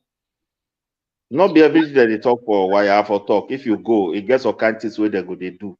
We see they be with your day back side. Yes, but you know why all this we day back. Is because of this. They ask this program, this program are backside the container busy there. I don't even know. It look as if it's still there. You begin with our talk, but if you there more, you'll forget that one. So more people still coming as the today is Sunday, and so you made a very valid point about that agriculture and whatever you have been talking about. I really like it. But they should investigate. They should investigate it, because now if they don't do it, every state in Nigeria, my brother, the people that are waiting for that money, there are many. You understand? Starting from the governor, starting from people around the commissioner, and some names you don't even know. So big men. Midwest, I also want to ask a question. Why is our people from the south? Why should we rely totally on the north to give us the food? Can we not see what happens? Sometimes we always see what onion, tomato. Let me tell you what happened. Like me, I'm from Edo, and when I look at the whole of Edo and Delta, nobody bring food to us when I was growing up. The only period you say northern yam is only from Benue. From Benue, any yam like that is between, I can say, because Benin yam normally start from September, but not in a bulk. So between that kind July, August and September, this period of time, they have already planted their yam and it has reduced, and they love to eat pounded yam. You understand me? So people will bring this yam, and it's not also tasty. It's not also good when compared to our own, the one they produce those days in our place. Really? I don't know that Edo and Delta people also like pounded yam like Ikiti people. Everybody in the south now swallow with the chop. Now be the best food for everybody that time. Yes. This rice now this generation they come pump rice put for our brain. They eat rice anymore. Now Indomie they are eating now. Okay. So people that time, not be say we know they eat rice, but it was not the major. It was not the main. At least food. Where would they eat? So now, see what the Northerners did. Because our mindset for the only mistake we Northerners made is that when the way I don't know where they brought these guys who are now buying people, carrying people, because the real indigenous people were not like that, but people influence them into this rubbish. So what their leader did was this: when they release money, like whatever you call it, even in the military time, there is a percentage they make sure it go to those local people. They be teaching them how to use, what is it called, tractors and so many things. Why in the south, if the money is coming, most cases the governor himself become the farmer. The people around them become the farmer. So the indigenous people in the rural area, they don't even know. They have never seen. They have not even seen any. I cannot even record any government presence whether federal, state, or local government in the region I come from in Benin. They can't say we build school or we have built this for you. No, they neglected those places. Those roads became so bad that people cannot transport their goods. And as a result of that, the agricultural system started dying. Now migration now came in. The way we were living in the south, the northerners were not living. So when we come back, we look fresh. Everybody want to live. And before you know what is happening, people left the rural area. They started migrating into the heart of the city. You understand me? So that is how we reduce this our agriculture. And I feel the certain people want to go back. Those few people in the village, Tinubu should declare state of emergency over this so it can cross over these governors. Because just go to every village. There is a government in every village. When I mean we have our own traditional government there, like local way of doing things. They have a structure. They have the oldest man there, the oldest woman. They know themselves. I don't know whether you understand that. Power should be given to them for recognition. Those who are actually farmers, tell that man, only the truth I want to hear. If anybody comes here outside this program to tell you say lie, now prison I go put you. The president should make it very tough. I have the absolute power. I want to identify those people who are still there. These are the people we should go and encourage. If you have 1 acre of land, I want it to be 3. Money is available. If we are able to do this, we will have the food, and if care is not taken, we will get the money back. And if not even care, we will surely get that money, because agricultural scheme, it takes period of time. You can say you get this money by 50 years. You tell all these accountants to create from central bank a kind of a system where these people gradually they can be making return. And such farm is not something you should harvest and take to local market. No, I don't know whether there should be structure to at least to get the tonnage of what they are producing, so you can know how they are improving. Before you know what is happening, the economy of those rural area people, if it goes up at all, you will see people from urban will start going back to go and do that farming. Instead of staying and living on that bridge in Lagos, he will go back to his old grandfather house in the village. Can't you see what is happening in Lagos? All those under the bridge of Balinde, they are already clearing everywhere now. All these area boys, because they are not used anymore. They will still go and create another under bridge. They will surely look for place. Maybe in this is not developed again. They go and build shanties. Like you said, like although I know everybody wants Lagos dream, everybody wants to go there to make their own or whatever. But sometimes, if we are not making it 1 year, 2 years, 3 years, look back. Go back to where you come from. Because if you are in a big city for so many years and things were just, go back to where you come from and find something to do there. And I don't like over rely on people on the food from north alone. Our people, look at our problem. Our problem are also numerous. Majority of our it's too much. We japa to abroad. Those ones in Nigeria, they want quick money by force. They will go and do rituals or whatever they can do to make money or do illegal something. So, and our people, they don't want to farm anymore. Everybody wants the big life, and you don't even have the resources, you don't even have the education, but you want to become rich overnight. See, if they go to local people, it's not just a matter, because even this food we are talking about, all those ranchy, what's it called, cattle here, the allergy cattle is in one place. Some of them are even our politicians. Those guys that escort cattle, no home for them, no school, no good salary.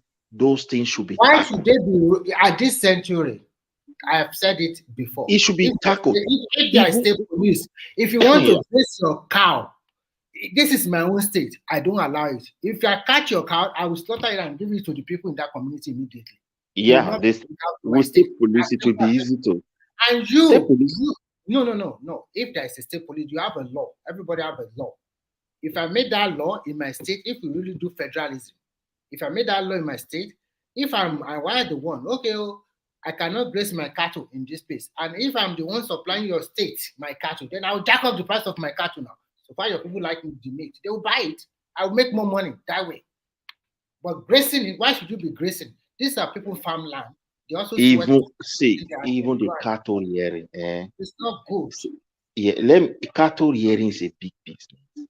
Why can't they ranch it? If they have money now, buy land, put your cattle there. Let me just talk about our people from the south.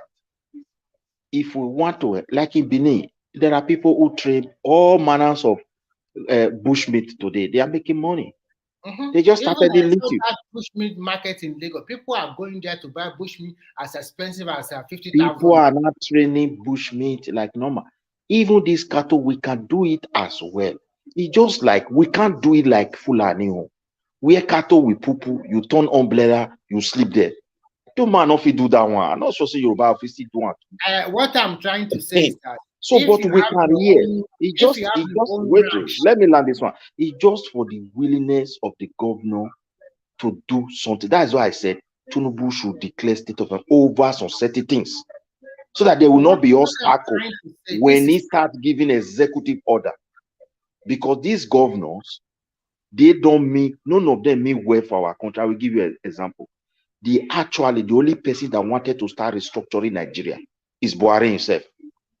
Because if the governors have agreed to that local government autonomy, the restructure have started. It's not even the governor, so why we can say they are the one. In some state assembly, they also refuse it. Even from the so-called southwest and south, they also don't want to. See, the state assembly and the executive this time around, they are just one.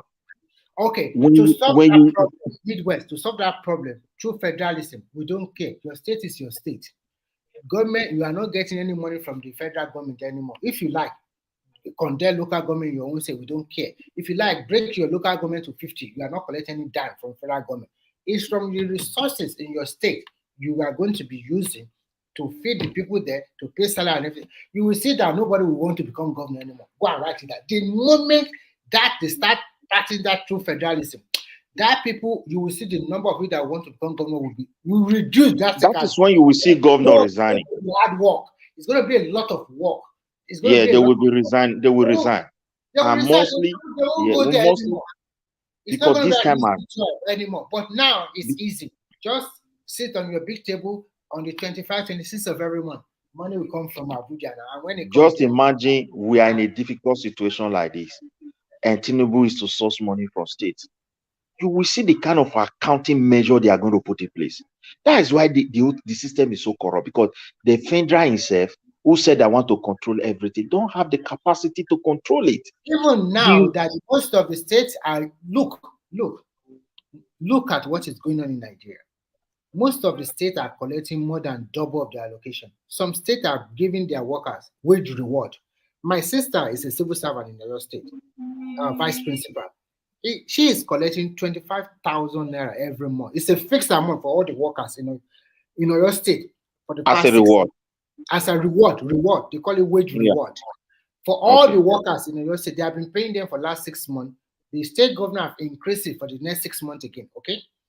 So until they now finalize the issue about their minimum wage or whatever. Ogun State is also paying about 35,000. I don't know how much they are giving. I think my governor is also doing something like that, because yes, it's not just bad in everything. Some state too, they just pocket that money. It's trying to make the workers happy. They do not give any reward to anybody. So you can say it's state by state. So what if we really practice true federalism? I'm telling you, you will see that competition in Nigeria. You will ask yourself, where are these people before? Because if you don't make your state safe and also investment friendly, nobody go there. And if you are not performing, the people of that state will kick you out immediately, even before you like the police you said, state police, regional police, local government police. Let me land my point. Or even the federal police. The thing is this: we have to look at area where the government were not able to, the federal himself, where they were not able to function properly in terms of developing our national police, that is the federal whatever security agent, so that we can amend laws And now, if you want to create a state police, there should be a federal laws. It's like that. There should be some Let me way to do. keep you updated. First and foremost, they have already set up the committee to work on state police now. They are Yeah. already working on it. Okay.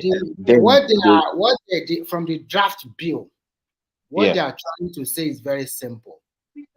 The state commissioner of police will come from recommendation from the state governor and the state police commission, like let's say Edo State Police Commission. They will pick. They will now from the federal police now. They will shortlist two, or they will now give a name from their state, maybe a top police officer, maybe from Edo. Then the state governor and your state police commission, they will now pick that person. That person that, because we already have people that are in top position from various parts of the country as police officer. So you pick, the governor will pick, and then the National Assembly of that state will now do their own investigation and approved this person. So this person is going to be your indigenous of your state. It's not that it's coming from any other person. So yeah, now I know. I know. What the federal government is trying to do is that once you are ready to set up your own state police, the federal government will give you a grant. Every state will give them a grant. How much they are going to give them, they are going to work it out. Yeah, Because what I want to point to you. Even no matter how good they may look like, there are moments in every country where crisis may arise. So how there must be a definition about their rules. Yeah. From the draft bill, they are still going to be federal police, and the power of the federal police will be spelled out, and the power of the state police will also be spelled out. They are looking at the modalities of our American system of policing. But you see, it's not a matter of power; it's functions. We are saying the same thing now. If for example, now in America, if there is a crime in America and the state police are handling it, the moment the FBI come on it, they will step aside because they are more superior than the state. So it works that way. Is there any let me ask a question now. If the federal now comes in, is the state still having power to say that case we started at a period of time? We want to know where it is, and the federal will be obliged to inform them. No, I think once the federal police comes in, I think that's the way you talk about the functions and then the clarity. Does this crime fall under federal? If it's fall under federal, then the state police will withdraw and let the federal police take charge of everything. But if it's under state, I don't see a petty crime. Let's say somebody steals the yam in the market. What concerns federal police with that?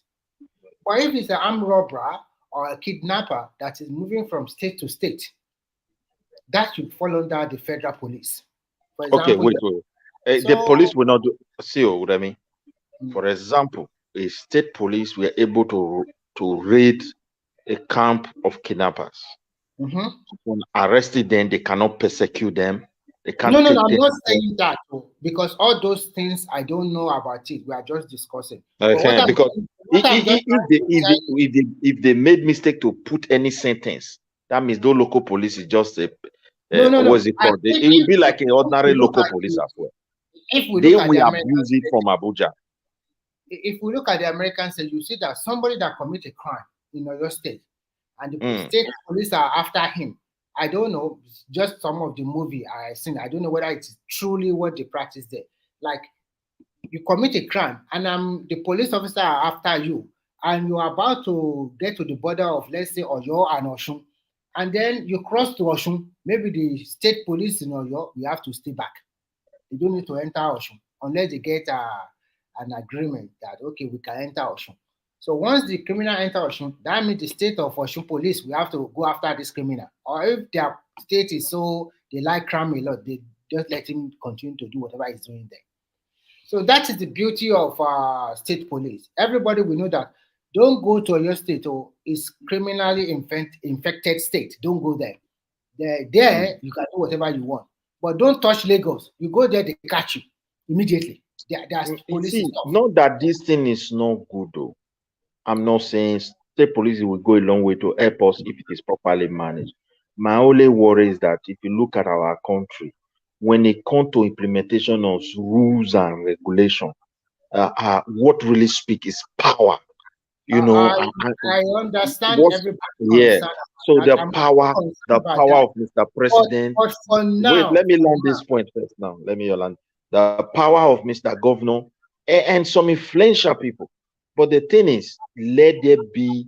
This is a committee. They must find a balance. I will give you an example. Like when they were doing, like in Spain, Spain was having a problem at the time because in their constitution, they forbid a referendum, like what they did in United Kingdom. It's completely written in their constitution that no region can conduct a referendum there because they understand how easily it will be for the country to scatter because there are regions with their own police. Those police they control highway, they do many things, a lot of region, and they have their own judiciary already in that region. But I don't know how these people were able to find a common system to make it as also like a Spanish show.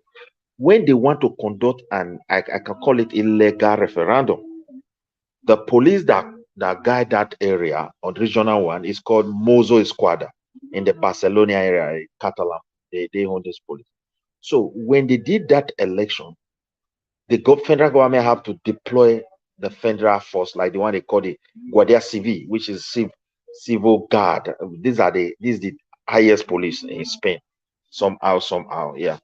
So they own the country, top everything, every branches of intelligence, everything is inside there when it comes to police. They also have the national. So when they conducted that thing, the behavior of the head of the Mozo Squad, like the region, it's like he violated a certain law. He resigned because the Guardia Civil now complained that they found out that what is supposed to provide for them as a national, he failed to do it. So they see that as like he's supporting the referendum. So that is to say, they have a definition of what you can support, what you cannot support. But they were able to overcome that because their constitutions and rules of law is effective. Like they are not like our own anyway, where people use power. The Catalan So, or what the Catalonia. Catalan. Yeah, But they wanted. Nigeria is different. Nigeria have more indigenous and also tribal or something like that. So, but what I'm trying to say is that your concern about state police, you are right. But at the same time, we cannot continue this way. Yeah, we need it. Without it, we can't survive. Policemen cannot man almost, let's say, more than 150 million people in Nigeria. It's just to, and then you must also remember that every month, apart from federal allocation, the state are also collecting security votes, which is millions of naira also. And most of the states also buy vehicles. They buy some uniform boots for the state police that are in their own state. So they're already doing the job already. So let us give them state police, at least if they are going to use, let us even secure the border, secure the forest, secure everywhere first. At least we know that we can close our eyes every night. And then people can talk, okay, security, we are above, security is fairly okay now. So we can go about our normal business. That is the first thing. Then they want that they are going to be using it against their political opponent or whatever. Little by little, we can probably lot to check that one. There is no system that is perfect. Mr. Remy, see, what I believe is this. Nigeria actually needs some force. How can you do that for when you're operating this kind of democracy? No, I want to take the degrees of force that we need. When a country is in a critical situation, there are so many power given to the president of that country to do some certain things. And Tinubu should use veto power. Our corruption has grown to a point where he can say, I declare state of emergency over this issue, because it's not everything they want to tell us. What they find out in that concerns central bank and the finance of the country, If they want to tell everybody, panicking will become another thing because panicking is very dangerous in the economy. Yeah, You understand? Right. Yeah. So they try to keep what they want to keep and see what they can be able to do to uplift things. I know they are working because there is nothing they can do at this moment. If they play like the previous government, it is going to collapse like a broken plate. I assure you that. So they have no choice. Their hand must be on deck. But your hand cannot be on deck. Then you start sharing money again to 36 governors. There is no law to check them. There should be veto power to say, look, Mr. Governor, every 6 months, the money given to your state, what you spend it for, I want to see. Midwest, have you ever read Nigerian Constitution? Have you ever tried to lay your hand on Nigerian Constitution? I read some parts, so not all. If you read the Constitution, the president does not have any power to tell a governor how to spend the money allocated to that state. No, it cannot tell them. It cannot tell them. See, and let me tell you what they have done. See what I tell. Even in a state, when you go back to that constitution, say, which I fear I will go and read again, because in a time of a crisis, what the president should do and the kind of power given to him, we are already in that stage. Because if you want to build that country, he's not going to tell governor what to do with the money, but he has power to enact a law. At this moment, please just report what you are doing with the money. That is not, you are not telling the person. Let me tell you, you are not telling the person not to spend, but you want it to be spent with an accountability now. Remember, Midwest. It can work. It can become law. They will just pass it. I tell you, everybody in that Senate, they are tired. Listen, Midwest, every state have state assembly. The major function of state assembly is to check the excesses of the executives. That is why they were elected there. They were not elected there just to go there and sit down and collect jeep and collect money and then go back home. See, okay, Mr. Remy, let me ask you a question. What I'm if you, I don't know the state you are from, you want to go to that. Okay, you want to go to Ogun State, for example, to be one of their legislator, that is a House of Assembly member, and it is the governor that sponsors you, your campaign. So I know you're going to ask that question. I know you're going to when you are there and they want to remove the governor, what will you do? Of course I'll protect because he's the one that sponsors me. I understand. You see the wala we are into. You think someone need force, man? Need force. I understand what you are trying to say. Me too. I've already said Nigerians need carrot and stick. There is no country that you will call that government officials, not the individual. You have officials. Yeah. There is no country anywhere in the world that are successful today, and what they do is just give carrot. No, it's not done that way. They enforce the law. They implement laws they have good institutions that spans years and years and years that nobody can change. If this man is trying to do something, and if he can go away, get it, he's trying to say, okay, if you graduate from the university and you do not find a job after 2 years, the government will start giving you benefit for the next 2 years until you find a job again. If they make it law, that means whether you like it or not, I'm talking about fresh graduates. I'm not talking about graduates that graduated from 10 or 15 years ago. If you graduate this year after your youth service, and then you could not find a job in the next 1 year, the government will support you for 2 years. Maybe they'll give you small money. It's a kind of benefit. Because there's so much money lying down there that people are not using it for some welfare for the people. There is no country that will not do welfare. You have to do welfare one way or the other because all fingers are not the same thing. So if we can channel some of this fund to help other people in the society, at least to let them get by for some time, I think that's also another cause. But when you talk about the kind of constitution democracy we practice in Nigeria, the president does not have a power to tell what in a time of a deeper crisis, in that constitution, didn't they give some power to the president to do some certain things? You are right, but If I wish we have a lawyer here, I would have asked him because but I the knew so crisis many. we find ourselves in Nigeria, it is about inflation, food inflation.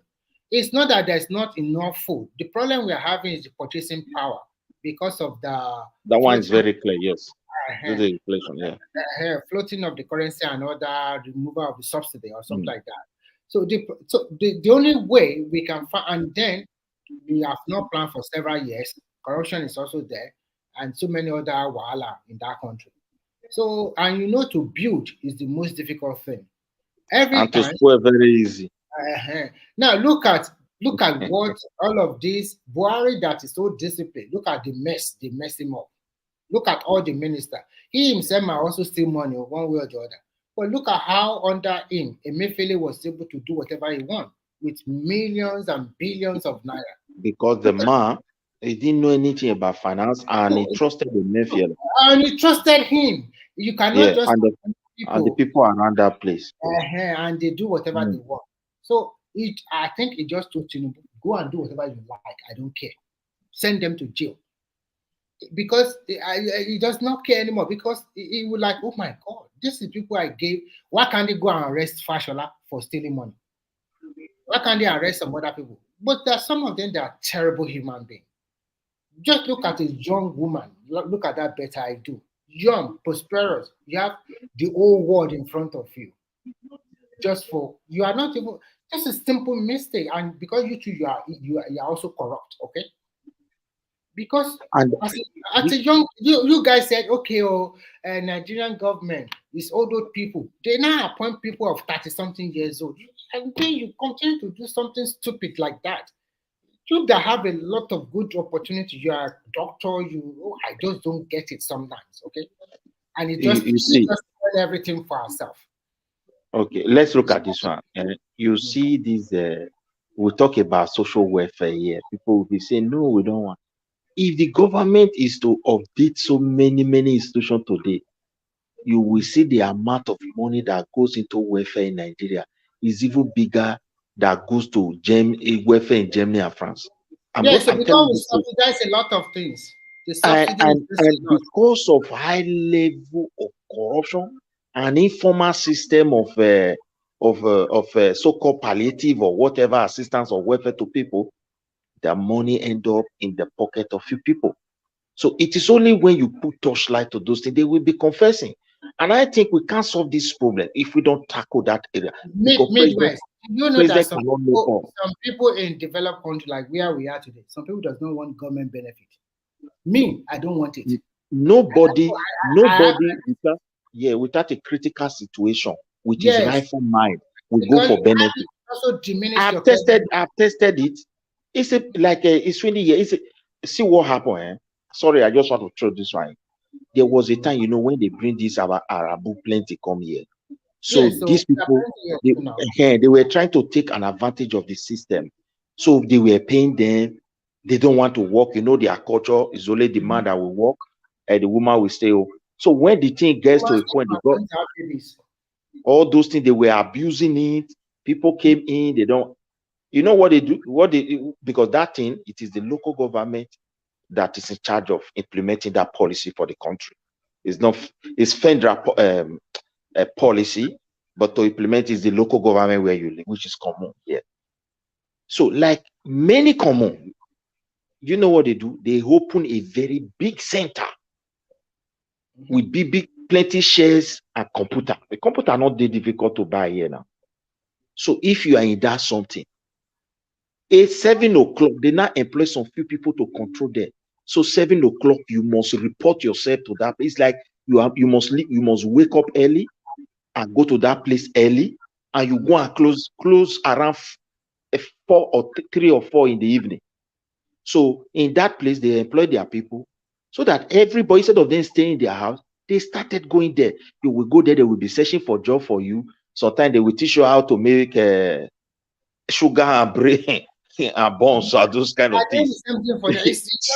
So when they start going there every day, all of them understand that this thing is even stressful. Sometimes people will extend duty on top of them where they normally send them to.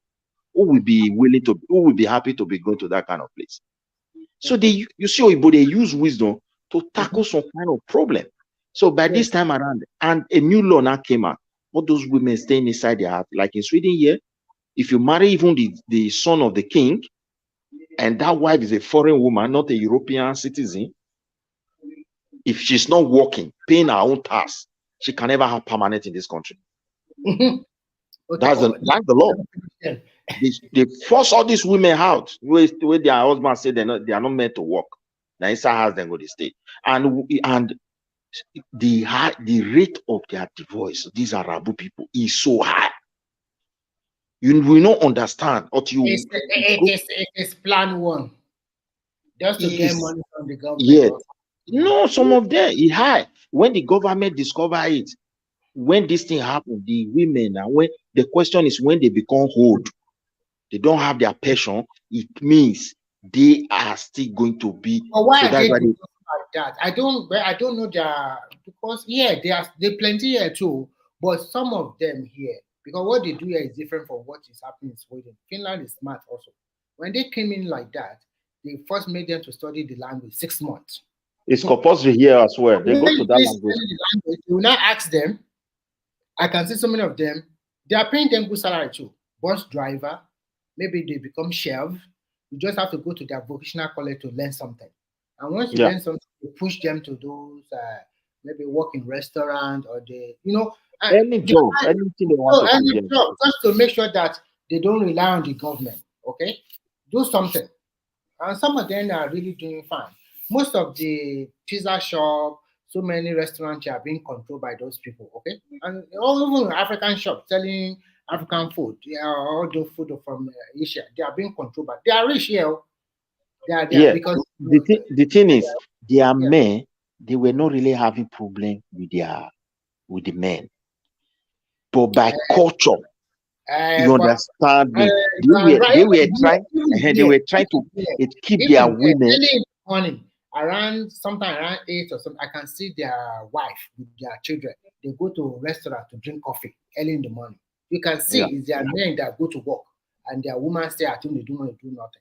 So, but whatever the case might be, once they do like that, the government also have a way, because in here, if you make above some threshold of income, then the government will remove you start paying school fees for your children.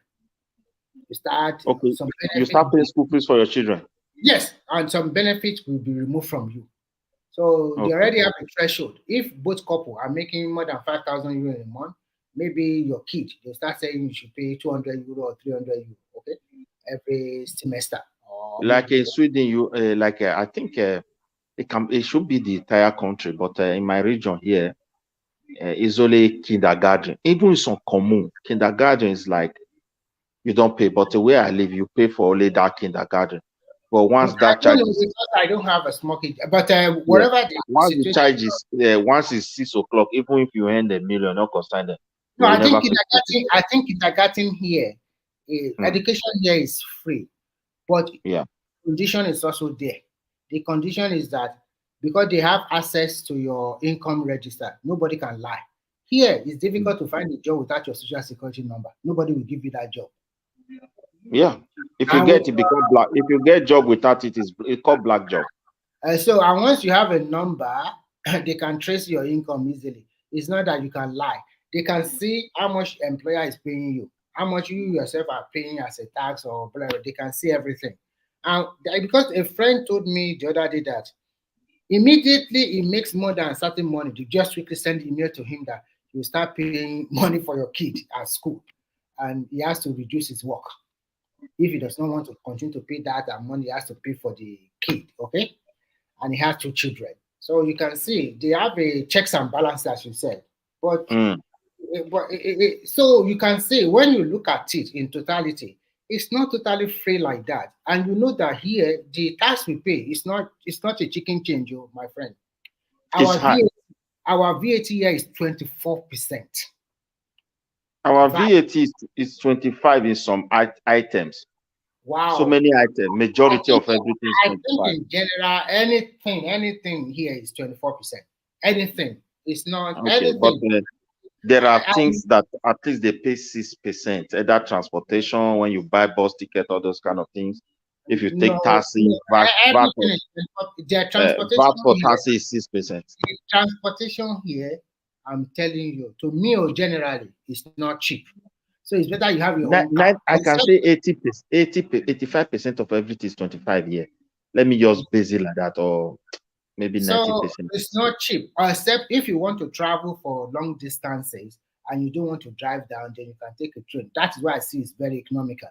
No, when I made transportation, even that train ticket, I think there's VAT added to that cost. But that's everything in VAT is already added now. Everything. Yeah, it's like that one. Like here, taxi is 6%. I know that. Bus, or if you take bus for traveling, it's also 6%. I don't know. I never checked. I will check one day. Some food item, I don't know. Very rare among food. When I was new here, I go and buy beef, and they charge me VAT on it. I was mad. What is that? Beef. Okay. I don't usually eat beef, but I bought beef that day, and they charged me 24% VAT. And I went back and I complained to the manager.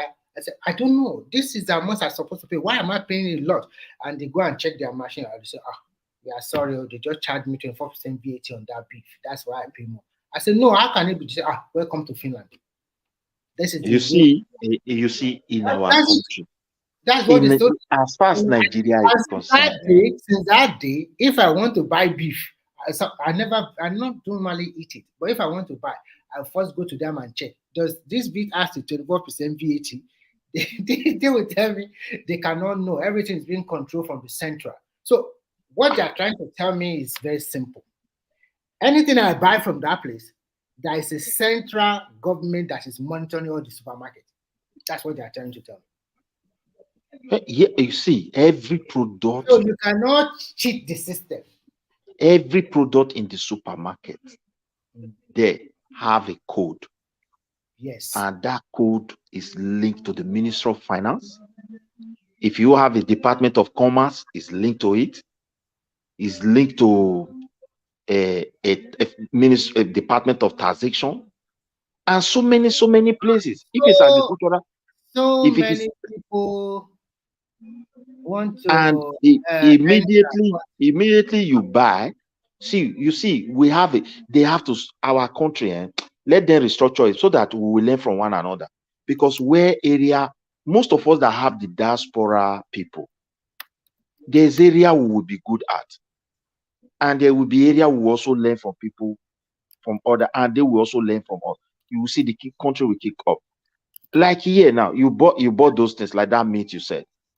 Anybody who purchase that quantity, let's say it's for restaurant now, a registered business, do you know that VAT, the government must surely return it back to them? They are going to return. So because there is proper accountability, they will be able to trace, because it is company. Let's say restaurant is a company. So they will be able to trace it and return it back to that company. So we need to start putting structures in place, like in our country. I can't say Nigerians are even paying tax, but I know that the common man is suffering from tax.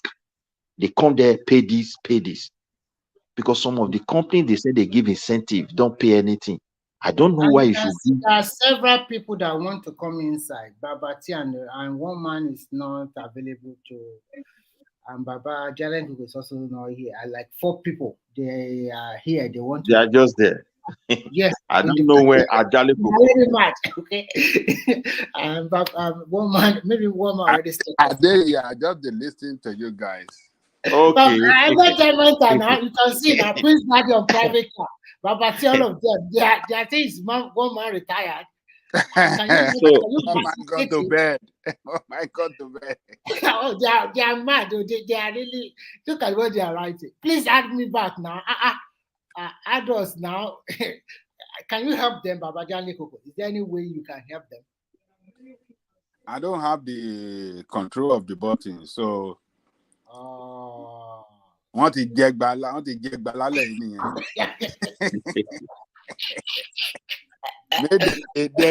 Maybe they be our listener today. We are the one in control. Now we the control Nigeria. We not make una the look. See, don't look.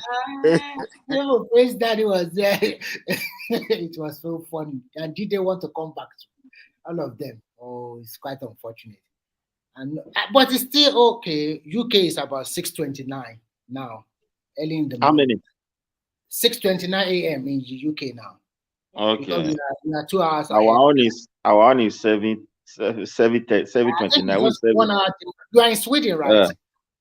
Yes. I will visit Sweden, so it's not too far from there. I won't go by ship concept.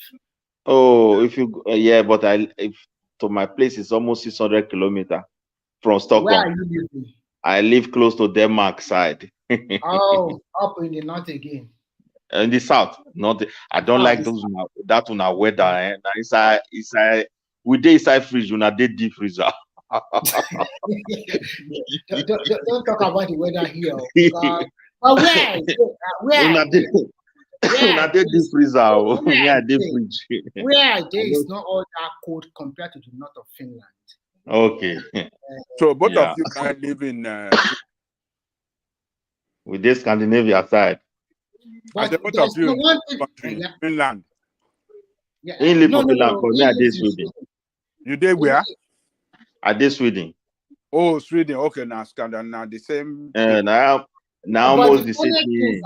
Finland people, Finnish people, they don't like to call them Scandinavia. They will tell you they are Nordic country. They are not Scandinavian. Because Finland and Sweden, they have that rivalry. They don't like one another. Because Sweden used to be they colonized them before. And the way they treated them at that time is not very good. So they don't really it's like cat and mouse. So it's very funny. So but the honest part of it, when you call Swedish people Nordic, they accept all.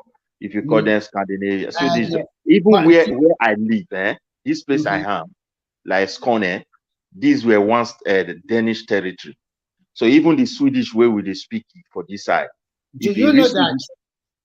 If a Swedish person from the north come to our side, it will take him like 6 months before he can communicate. He can communicate with them in terms of the standard Swedish.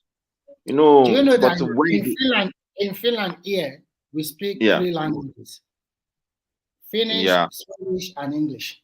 So anywhere you go, you see the even when you are driving, it's in Swedish, Finnish, and English. Most times Swedish and Finnish.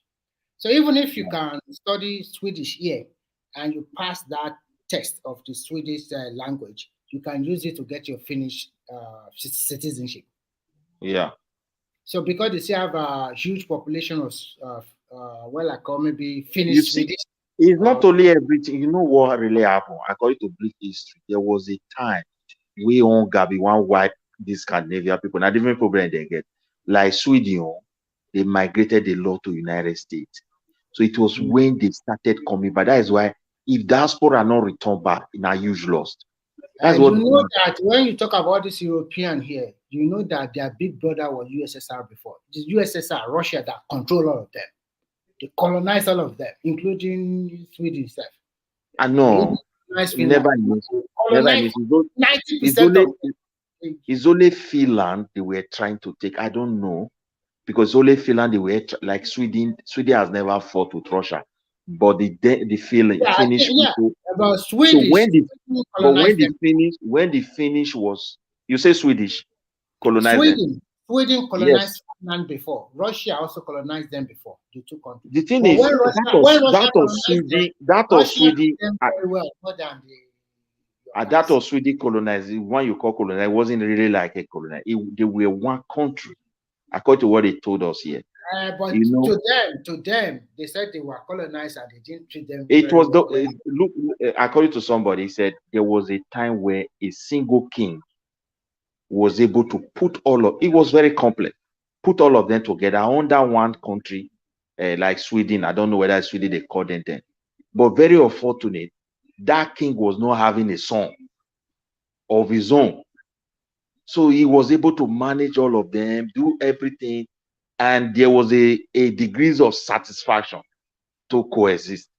But when the king died, now there another big wahala start because somebody did not pick, and then there was a crisis now we succeeded, and that crisis also led to another big problem.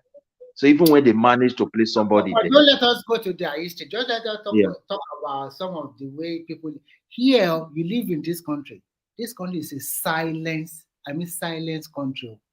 Everywhere is all quiet, quiet, quiet, quiet. Even if you meet anything on the road, you cannot even say hello, hello. Everybody just go their own way, like don't be it's like so, that. It's like that here too, because oh my God, but it's like you are in a lonely planet. it's not lively, but No, it's not. economically, just because they are able to organize themselves They organize themselves very well, and they make sure very that well, and between the and a rich. very light control that is like indirectly it is light, but I can say directly is light, but indirectly is very strong. The way they monitor somebody's finances, the way they structure how you can do business in their space, Mhm, and how you can report to the government, mhm. the way they structure it. My dear, if we put that one in our country, everybody will revolt if a If you government is introduce this kind of system in Nigeria, I bet you all rich men they will run away because but hey, but you want to we drive will 10 cars, progress. you will tax the hell out of your out of your life. You even blame Person yourself to buy 10 person cars. wey buy 2 car here, that person don't go bankruptcy if not private. If you want to buy 10 cars, say now for business, for Mhm. any business that require 20, that will not be problem. See, you want use an private too. When you start following it with tax, that one na bankruptcy. Person don't finish na be that, because they go finish person, you know. And Even again, that before one you will can create even problem where you foresee money where you take buy am. They fit write you letter now. they will check your income now.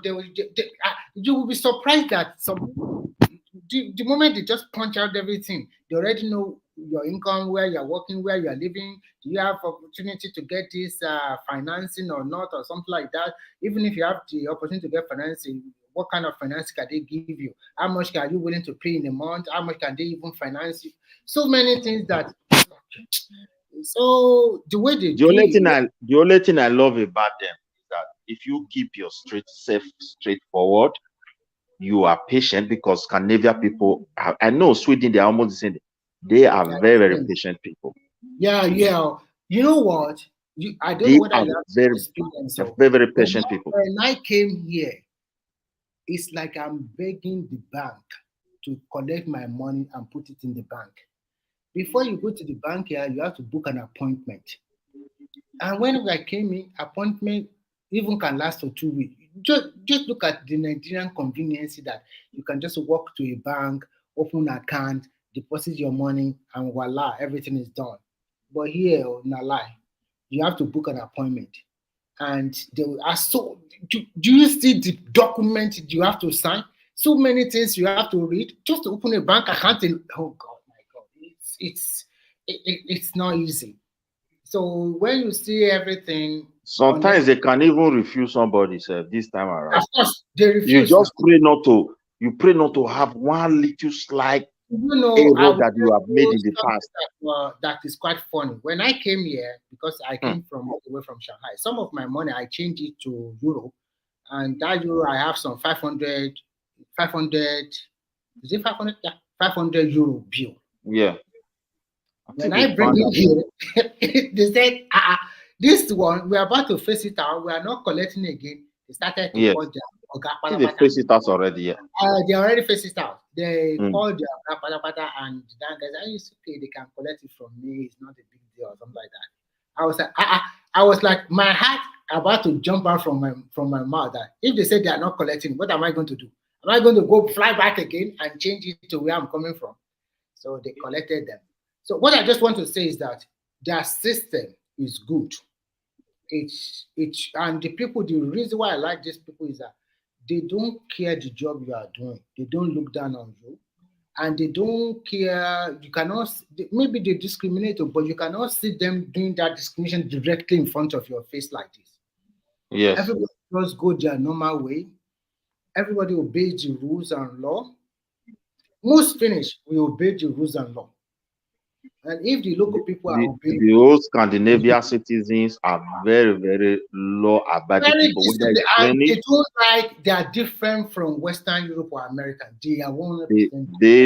they don't like stress at all. That is They why don't they like don't all want. this show off lifestyle or something like that. On weekend, they can go to their forest, do their hunting, or take their boats, ride around Yes, their river or lake or whatever, they and don't stop. anything stress. Don't Anything give me that makes stress, and I will not give you stress. That is their no life. Don't anything give that me makes stress. someone hard to fly. They don't need it at all. They don't need it.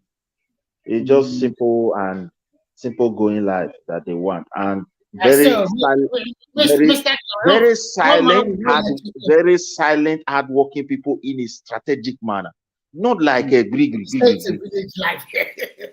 This Mr. No, Karam said, it's a village life.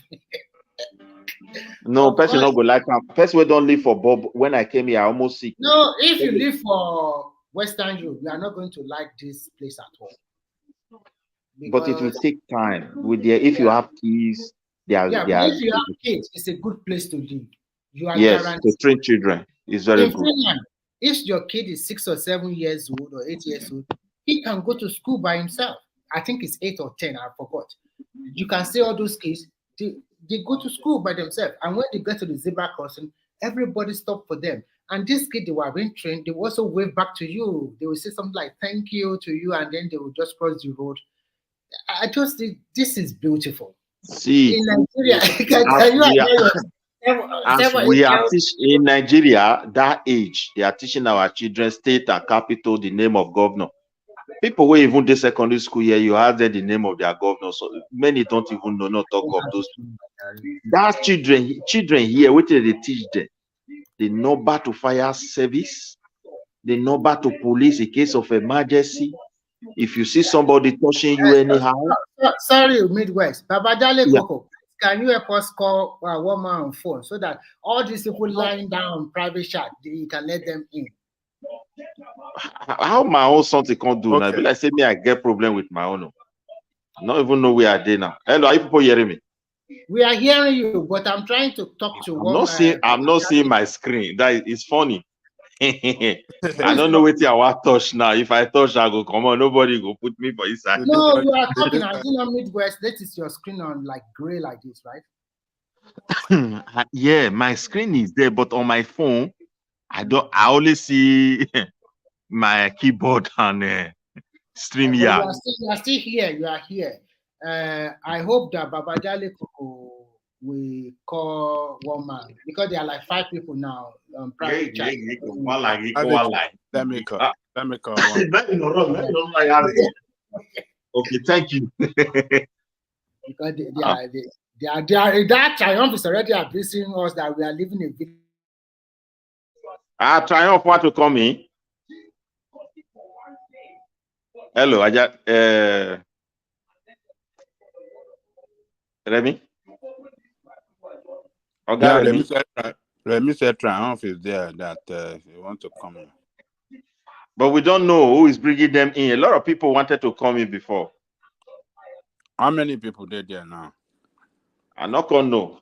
Before I don't want to wake one man up. If person they sleep, make it sleep. That guy don't. No, yes. You know, say as we not just here. Maybe Mr. Trump Day. In the birthday, be like say Lobby to be there before. All those ones don't come on self. Trump they listening to us. Not be France today. Now France now. Prince Daddy be there. Now France, Mr. Triumph Day. The country, then in that country itself, they don't drive them come out for all these our African countries. I don't know what will happen for France in the future. They go reconcile. Huh? They go reconcile. This country where drive there, Jama never go there. Now Jama don't land for the Burkina Faso. I been not be yesterday. Now so they go still reconcile, sha. But I want my friends use common sense, they change things because now then go lose. They don't feel continue like that. Already. Not be saying that then go lose because they don't lose well.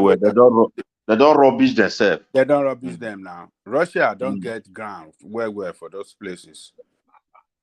For Burkina Faso, True. for Niger. Russia don't take her.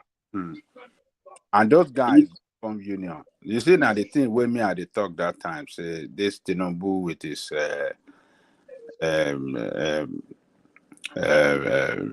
brainless approach to issue. I was advising back then that look, Tinubu should have,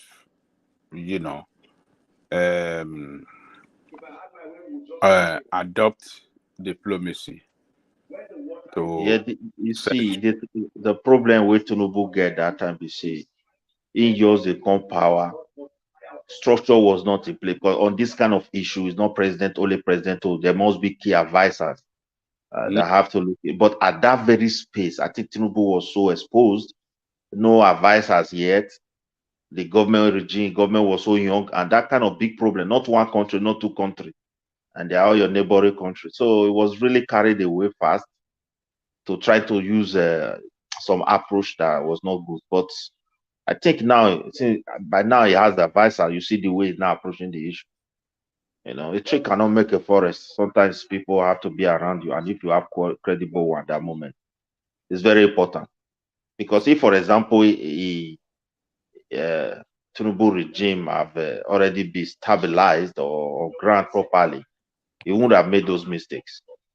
There was a lot of mistakes the way he was trying to approach those people. No, wait, let me tell you. It's because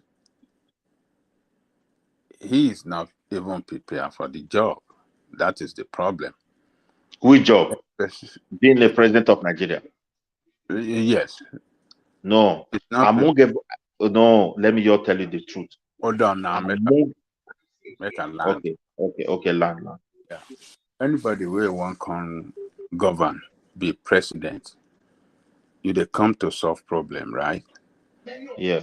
They come to make life better for the people.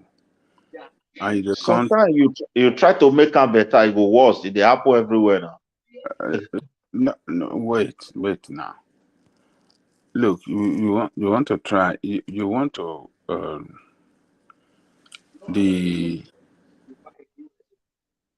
your relationship with your neighbor is important. Your neighboring state.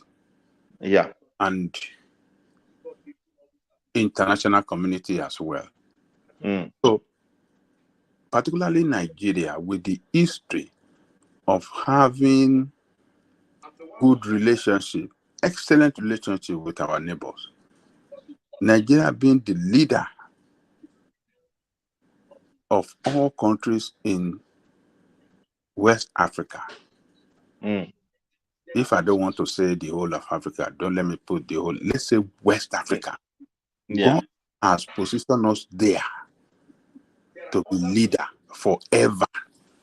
You understand what I'm saying? So that leadership position is a position to bring everybody together in that region. It's true. And not to allow yourself to be pushed by external forces against your own people, because those countries in the whole of West Africa, they are connected to Nigeria.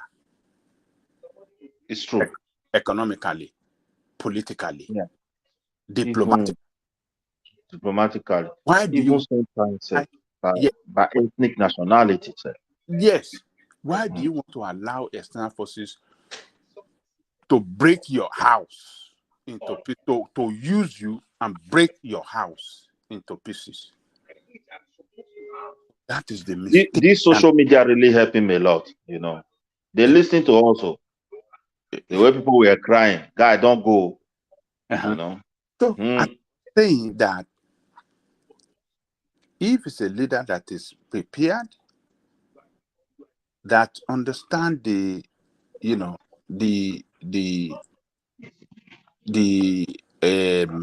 relationship with our neighboring country around us, he will have used the power of diplomacy and not force, and not by disconnecting the electricity, and not by imposing sanction. You understand what I'm saying? Those actions were very, very wrong. They are bad action. These are the action that a Western nation uses against smaller nations around the world, like Iran. When they impose economic sanctions and all those. You see, these are the same thing they're doing to Russia. And even we treated them militarily. We shouldn't have. It should have. Look. That if there an internal problem, I will collaborate with them, support them, in any way within our own capacity to bring the situation under control. You understand what I'm saying? If not for Uyinbo that demarcated that this is Niger, this is Nigeria. I did not the same people, those in the north, the Kanuri, they for Nigeria, they for Niger. The Fulani they there, the day there. Hausa they, the day. You understand what I'm saying? They have been the same. They used to be the same people, but until demarcation come by colonization, by Western world, the same thing they did to Yoruba too, and Republic of Benin. You dey hear me so? Hello. Ajaleko, can I hear you? So he shouldn't have allowed himself to be used, but they push him hard against those boys, and those boys now are now saying they don't even want to do anything with Nigeria. And those actions were not his own. People just push him to say, do it this way. No, it's the Western world now. Yeah. Pressure they from wanted France. to really use him to start what he cannot finish. What he cannot finish. That would have been a catastrophic mistake if we did not pause those military actions on time. The social media were telling him, and they listen to us, and they see people talking, supporting, not supporting, but points were coming out, and they discovered that going there, my dear, that thing would have engulfed our country, even our own place. Now look at the way that they buy people. You can't even to talk of, say, like, for example, we made a mistake to stress our army to go and engage in that kind of something. No matter what they promise somebody in the secret, when the battle is hot, they run away. All these Western people, that's what they are doing. So they will abandon us. So that is the mistake. And now those guys are now creating their own bloc. Yeah. Their own union. But I think they trying to resolve the issue diplomatic. I think those people will not leave ECOWAS. They just want to be strong on their own, secured on their own vision and agenda. So the influence of Nigeria is being jeopardized now. You understand what I'm saying? Hello? Midwest. Midwest. Hello. I said the influence of Nigeria is down. Is in jeopardy now because those guys are seeing themselves as more reliable. Aligning together. Yeah. Against enemy within the same the funniest with part the leadership of Nigeria. Others side, they wanted to destroy them. There is no way European can influence that place again. Russia is already there. It's gone. Those guys are, they have gotten independent for their country. Yeah. For the West. Real independent for their country. Yeah. If you see that Burkina Faso guy, they work with that guy, they do. They are trying. Are you following that guy? I used to follow him. The Burkina Faso, they work Yeah. with that they do. They are building a lot of things. They are building, I mean, Many their gold, many the gold, many factories they are are being improved. processing. They are processing it now. Now they improve so many mining sites.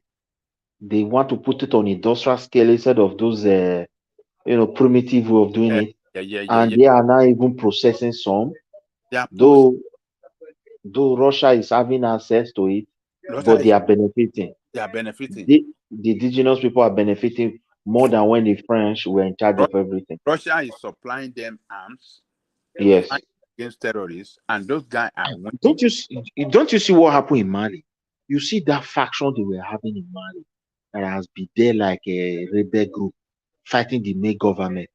That was what brought this problem between French and Mali and the rest. So those intelligent guys, they find out that it was the same France that was supplying those guys, sponsoring those guys, and at the same time claiming that they are protecting the government. So they don't want that crisis to go, so they can have an excuse to continue to occupy that space. Whereas the reason why they are there is to monitor the political structure of that place. So anytime the president is taking the step that is contrary to what they want, they remove him and put another person there. Not even only that, they are causing that crisis to cause distraction, so that they can continue to loot the resources, the gold of that country out there. Now, do you know what happened? The Mali government took action against them. Just 1 day, 2 days, they defeated the rebel, and now they are fully in control of their country. I know. Those Tuareg something is no longer in existence. The Mali is fully in charge of its territory now, but they have the same problem we will get for Nigeria, but not the scale we will get. These bandits where they work out now, So sometimes they go to some rural area and raid some innocent people, take away their belongings and buy some people, those kind of things. They have that problem, but not in the scale of our own. And they are going to overcome it because they are training them, they are arming with drone and everything, proper intelligent gathering, because those people, they master their desert very well. So they know what to do. When you see the lifestyle of that guy, the Burkina Faso, does it look different from their people? Does it look does it dress in such a lavish manner? Frankly speaking, that Burkina Faso people, naturally, they always have that culture of simple life. This French government that bring in people that cannot even be their counselor or even head any group. They just bring them unexpectedly, sponsor them, bring before you know it, is their ruler. They will eliminate. If not because of Russia is on ground, this guy will not. None of these military general will survive. Because if, for example, France is still having a military base within their space, they will remove all of them. Oh yeah. And that is what they are there for. But because they've chased them away, that's why these guys are doing what they are doing, and their country is. Who is pressing the button? Is that one man? Somebody just, playing with that button now. Is it one man? They brought somebody in and took him out. If it were you, one man, a lot of people are behind the scene that are trying to come in since. Okay. So take a look. If you see people there, there's so many. Triumph, Babati, Prince Daddy. Yeah. So if it were you, one man. Me, I want to go and sleep. Oh, I'm tired now. You're tired. Don't go yet. To let them bring more people. Okay. Remy does the wake up. He don't get any. Yeah, I've been want me to bring more people now, so that if I still come over. Adewaye is also on the comment chat, because if one man is said we bring like 4, 6, or 7 people in very quick. one man can bring all of them in, and so me I can go. He says, "Yo, you have to wait for a while. It will soon bring them because it's about close to 7 o'clock now in UK." Bring them in. But you guys are talking about Burkina Faso and Mali and the rest. You know they are having a lot of counter coup almost every month. I know that what Tinubu did might not be good, but you can also know that we too went through our coup and counter coup several times. So we don't want our neighbor to be military every time. And No, man. See, the problem is this, what we suffer as in Nigeria is quite different from what those guys are suffering. All those counter coup that they are trying to do there, the person that is trying to do them is France. I know now. But they are you know what I would have loved those people to do, but it's not easy. You kick out the French, you bring in the Russia. It's the same result will happen soon. No, the same result cannot happen. Let me tell you why. People that and that their coup leader. He too, before you know it, we turn to Agbada and we ruled them for 40 years ago. Even though see, for me, I don't care if he ruled them for 40 years. When Gaddafi ruled Libya, it functioned. They progressed. You are right. I totally agree with you on Gaddafi. But now, comparing with Paul Biya or wherever, even that guy that died in Zimbabwe, no, wait, let me answer. Can I come in without Pombia? Pombia is not Cameroon home project. It is France project. So if you are there for 60 years for France, you are there for France, not your people. But like these guys, it is obviously clear that they are there for their people. So it can never be the same result. It's very clear. You make me laugh. You make me laugh now. There for their people. Give him 3 or 4 years. Let him turn to Agbada's son. You will see his real color. See, they will not even return to. They will not return to Agbada so easily. If Babangida, all of them, when they do the Kantakuba, are they not say the people want them? What happened after a few years? No, see, coup way there. Nigeria coup. No one happened because Britain is doing this or doing that. It's just our own. They just use that excuse also now. They use that excuse. Once they get what they want now, you will see their real color. They didn't use none of them. No. I've never seen any leader in Nigeria that was so bold to say, now Britain I cause this one. So therefore we must stand against them since independent. No. You know what they do? Most of the military of this group type, they are also people like us. They look at what is on ground. And if the people are agitating that all our problem is by the French, they will capitalize on it and kick the government out. And they say, this is what the people want. It's so easy. What I know is that let's talk about them down the line. I hope everybody is still alive. And then we shall see whether their country, they turn into El Dorado in the next 4 or 5 or 6 years. They are already growing.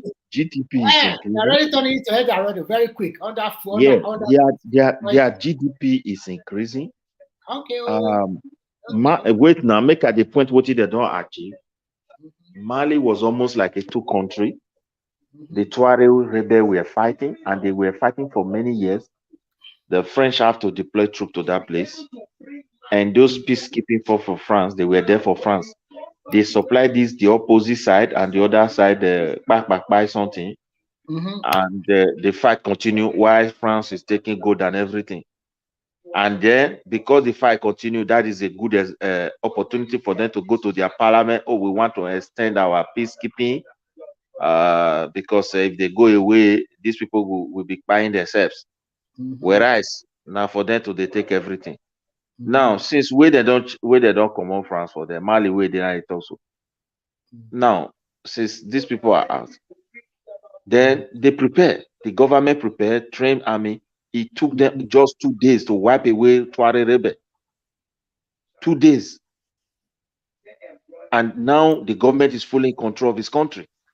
I was just checking out their news on Google now. You can see so many jihadist fights, so many counter coups. See. Wait. Who get YouTube? Who get Facebook? Who get Google? You say, my friend, don't talk that way, Daddy. At least Okay, if you want to find something about Nigeria, those people. See, let me I just. know they can do so many things, but don't let us be partisan about it. You yourself, if you want to check information about Nigeria or other things you don't know, you Google it. Okay? So don't let us say because No, not everything. If I go to Google now to get information, I don't take those information more than like 30-40% accuracy. What I'm just trying to say to tell you is about a place. I still have to go and look for it. We shall see in some few years to come. We shall see. Okay, that's what I'm going to tell. But what I know is that no country will deal with you without their own interest. Everybody has interest. So that the things you are kick out now, it does not mean Russia will not have their Remy, even America dealing with Germans, there's interest. America dealing with Japanese, not South Korea, the interest is there. The only problem we have is this: you should know what is good for you. As you are giving to that person, make sure you give what is good for you to you. Our own problem is that in Africa, we use the power of presidency. Not Nigeria is lucky to some extent, but the French colony used the power of president, the seat of the president, to negotiate their only interest. Let me be there, then you take your interest, support me to be there. Finish. Nothing more than that. So it's not the same thing. Now, today, these guys that are there, Russia will not like to fail. He has grabbed that area. It's very unfortunate they are in war. If not, he will invest in that place. With that, you will see how he will pull that continent from them. That is what he wants to do. Because the Europeans have even realized now that for them not developing that continent is the worst mistake that they have ever made. I met somebody, I don't even know is a man that occupy bigger position. So when he talk about this, he say he worried for them. They are now worried about their own European children, next generation. He said it's like they did not equip them properly. You know what? When you talk about these people, the way I see it is they are Oliver Twist. They want to have their cake and eat it at the same time. Now look at what's happening across Europe. There are people, they don't want to have children like before. But at the same time, you want other people to do the shitty work for you. And you don't want to give them residency. And if nobody do all this work for you, your country will not survive. Because you need people to drive your buses. You need people to clear your snow. You need people to take care of your old people. You need people for virtually everything. If all the children in the school now, foreign children, I have plenty pass. If not, there will not be primary school safe at this time. Because for example, if they do not allow immigrants in, where will they get children to go to that school? Ask yourself a question. And if no children go to that school, how are they going to pay? The people there will just be receiving salary without working. So when you look around, they don't want to have kids like before. And at the same time, you also want to maintain your supremacy against the African continent. You still believe you are better off. And what is happening in Mali and Burkina Faso, indirectly, it's also a good way. You have to chase them out and look for partners that will work for you. But unfortunately, I just hope that the thing they have done in the next 4 or 5 years, we should be able to applaud them and their countries develop very quick. I wish them something like that. But if it's the other way around that, after turning to Agbada, before you know it, they're also stealing the money and put it in Russian bank. There will be sabotage. People will try to make sure it doesn't work. That is why these it's not you. Babatanico always talk about leadership. Now they are the leader of Mali, Burkina Faso, and the rest. Yes. I hope that their new partner, Russia or whatever they are dealing with, they use the money they can realize from their new partner to develop their country. That is the only thing we can hope for. Because I think you do even know that Niger is already building his own electrical something. They have to build because they rely. I don't even know why Nigeria is giving them, because we don't have enough light. Why are we giving them that? Why are we do you know why, guys, why people condemn Tinubu action? In the past, they wanted to build their own dam after we have built our home. So they now discover that if they build their home, there will be problem to our home. You understand me? So because of that, Nigeria and them now reach an agreement. Don't I know, disturb the I know the that's, but you should also remember don't dis- why don't Tinubu disturb the flow of this river. Then we will give you so percentage of this electricity. That is why we must do everything for them to have what we have the agreed, even reason when we why don't have. Tinubu also do like that because we are laying a pipeline that will cross through Kano and Niger on the way to Morocco to Europe for gas supply. Yeah, yeah. So our Nigerian government is also afraid if they stop it, what will happen? Because will that do. will be a lot of the foreign currency that we also And need. they are going to do. They are going to do because the So, kind of totally you cannot also blame Tinubu for his own action because Nigeria, some stupid people are calling for coup already. So anything can happen. You cannot say nothing. It's not because wait, if it want to happen in our country, may God just forbid it doesn't You happen. don't want it to happen, but it's already happened in other country, and you're saying it's okay for them. So Our own case is not like those people's case. I've been to all those countries. My brother, if you understand the kind of agreement they signed with France, you will weep. I'm telling you, you will cry for those people. We are enjoying opportunity to build ourselves because we refuse not to build ourselves. Those people don't even have choice. The head of army to those people is it must be a Frenchman. So, like in Senegal today, that agreement is still honored. If the French citizen have a business there, they pay no tax. Then, when it comes to the reserve and currency, their reserve is in Paris, not in their country. Their money can never be printed in their country. France can decide. It is France who decide when to print their money. So when French is in deficit, I understand all the. I'm not okay, blaming. if France is in deficit, and they need their resources, it will just print their money, pack it those paper to them, and start taking their resources. You will see the money. The French, the way they treated their own colonized area is totally terrible. It's totally condemnable. And they colonized more West Africa than the English-speaking than UK. So when you look at UK only colonized like 4 countries, maybe Nigeria, Ghana, Sierra Leone, and Liberia. Liberia is still being controlled by America. So the rest are French-speaking sides. Some are even German. Only one is German. And maybe, the rest are French. Okay. And the way they do one is Spanish. Spanish. And it's the way like they do is condemnable. It's totally bad. Okay? 2 is for Portuguese or 3. It's totally bad. So when you look at the way they treat all those countries, it's totally bad. So in that way, we can say what happened in their country is okay. But in Nigeria, coup is gone forever. We don't want it. Let them continue to take it to their Burkina Faso, Mali, and all those countries. But in Nigeria, we don't want. We are tired of that kind of situation. They drag us backward. They were the one who destroyed the structure of that country. Do you know that nowadays the northern people, they are also calling for parliamentary system of government because they have seen that they themselves, they are elites there. They are the cause of all the problems that happen to them. You guys are having children. You do not allow these kids to have education. Those kids that you are giving small money, you are doing like big man to them.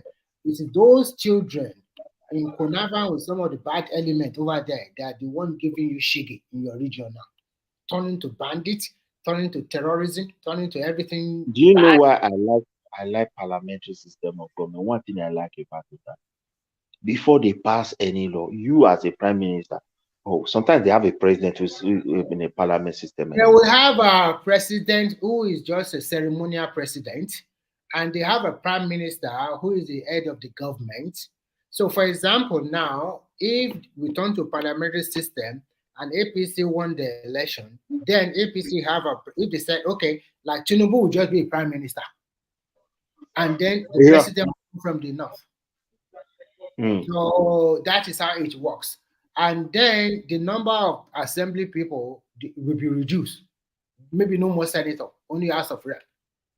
And Do you know what? Do you know what I like for Parliament? each region will now have their own premier, and that Yeah. premier will be the head of government for the 6 states in that region. Yes. Everything has to go through him before it See, reaches see the good thing about Parliament, what I love about them. You see, when you want to push your policy, you must come to. Actually, I don't really buy it totally. I would prefer kind of mixed one, maybe federal and parliamentary together. We continue to have one house. In a situation like Nigeria, the parliamentary will just be parliamentary, but in practice, it's going to be mixed, or else it's not going to function. Yes. So the mix means the state can also have their own state police or have their own community police, whatever they want to call it. I don't care, because I don't want a premier that is too powerful that will just say whatever he wants and every 6 state will just follow like that. No, there should be good checks and balances. We see where there's something like in a parliamentary, it is the constitution that have to address those things.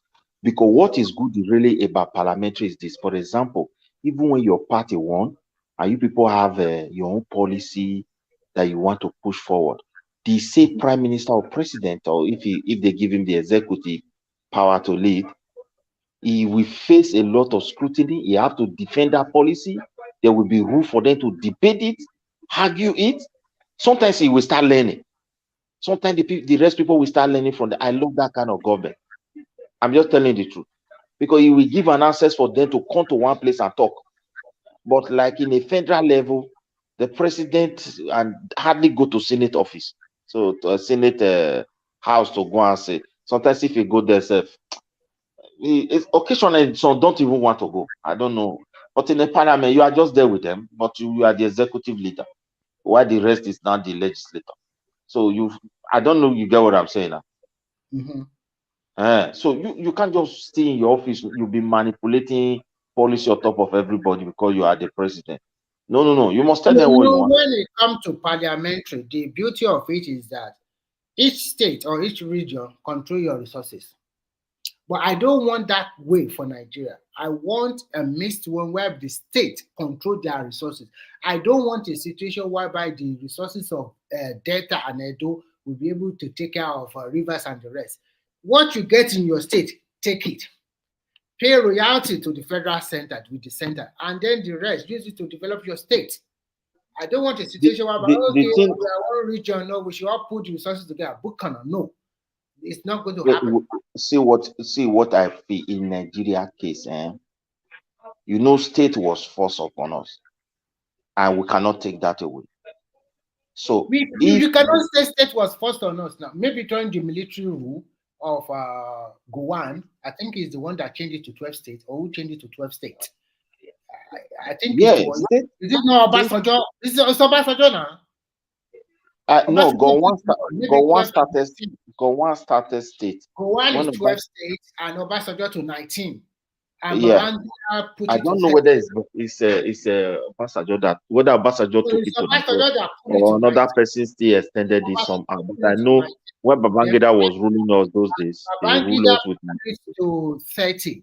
I don't know whether it's Abacha that put it to 36. Okay, I don't know whether it's Abacha that put it to 36. It should be an Abacha. See, why I said state was forced upon us.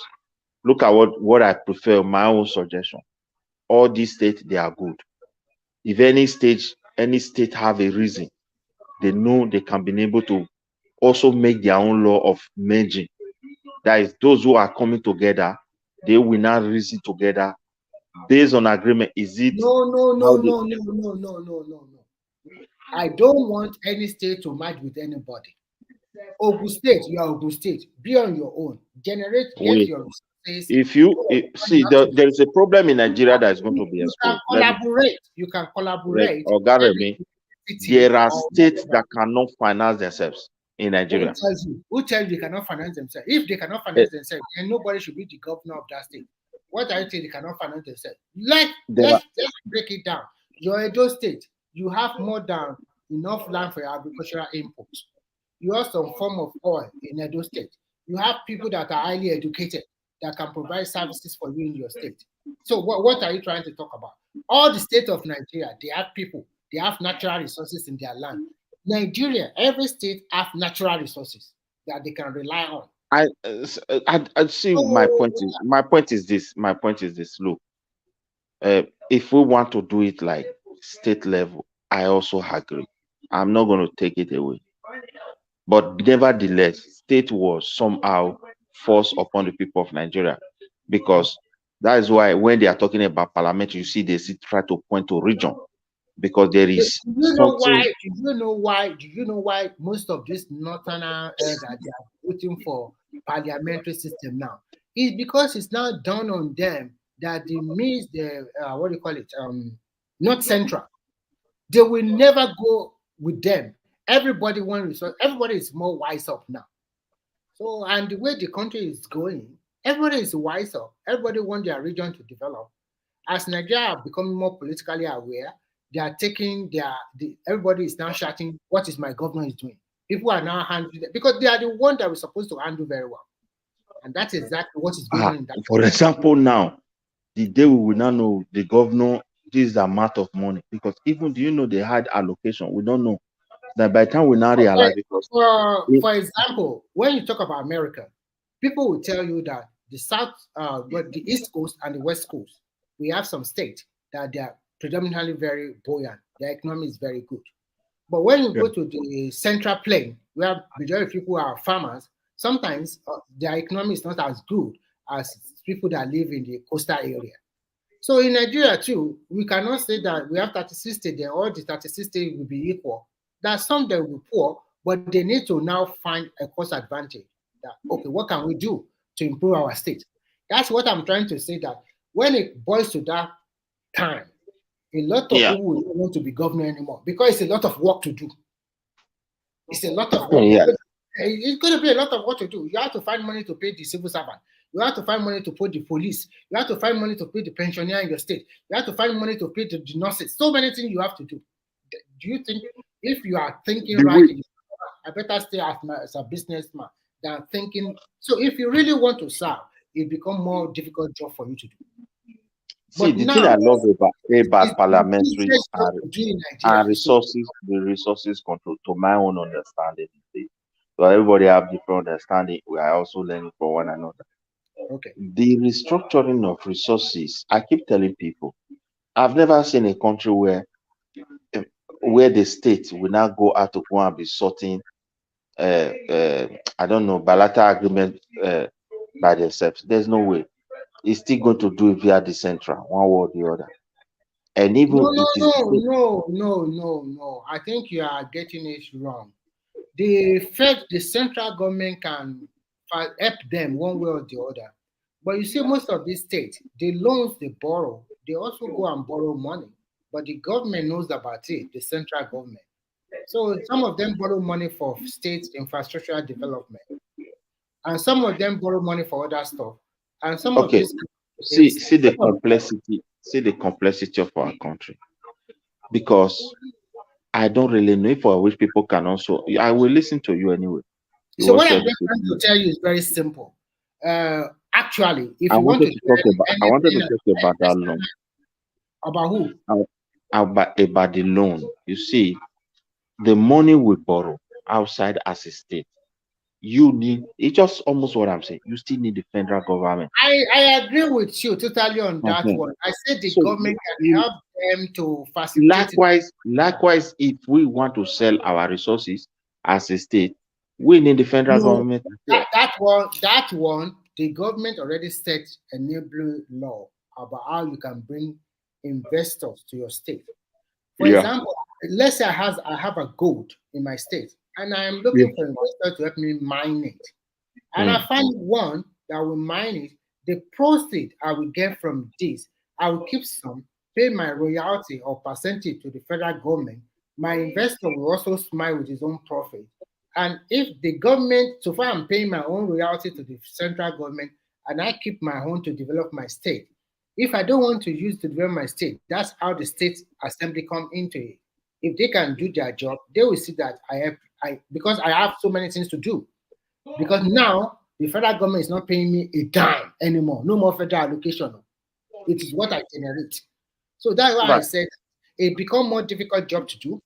And for states that are poor, if you, as a state governor, find a way to make your state very good. Maybe not as good as, maybe that they don't get IGR like Lagos, at least get something that will make your state going. Because you are not expecting any dime from federal government anymore. Because federal government cannot give you money. But that is the beauty of federal system if we really want to practice it to the core. Now, if we not infuse it with parliamentary, where we reduce the size of our recurrent expenditure by reducing the how many people really are representing us at the center. So we just have to find a mix of both, and then that really work for our country. So that's what I'm just trying to say. The beauty of having a state is good. The state created in by Abacha, the 80s. They are already going to about 30 something years old now. Some of them have developed, have become very good. Example is Akwa Ibom. Akwa Ibom is a fantastic state. Oshogbo is okay, but the rest is nothing. Ekiti, I don't know. I've never been to Ekiti for a long time. You see, the problem with state, let me just tell you, there is challenges. There is challenges in life. Life is about risk. No, let me also point to my own. Let me point something to you. You see, what we use to measure development today is very unfortunate that we can easily point to some structure, which I say it is not that they are bad, but when you carefully look at the life of the people, mostly the commoners, you will see how neglected they are, except when the governor want to use them for a deception. Either they will go and paint one school, tell you we are giving them scholarship, and if you go there, you can't see the impact of this scholarship in their lives.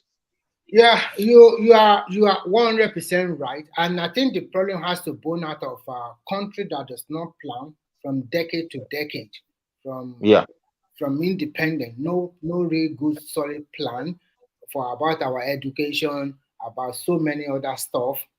And when you have a government that everybody is stealing left and right, whether you are a follower or you are a leader, they are the same. If they get to that position, what comes to their mind is my own interest, I'm going to steal my money. Nobody.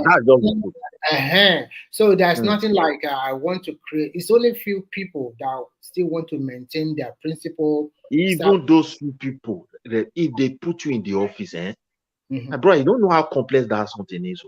I understand. By the time the rest people descend on you, telling you that you they block my way. You know the African setting. They will not descend on you just by documenting. They will also fight you spiritually and everything they can do. Everything.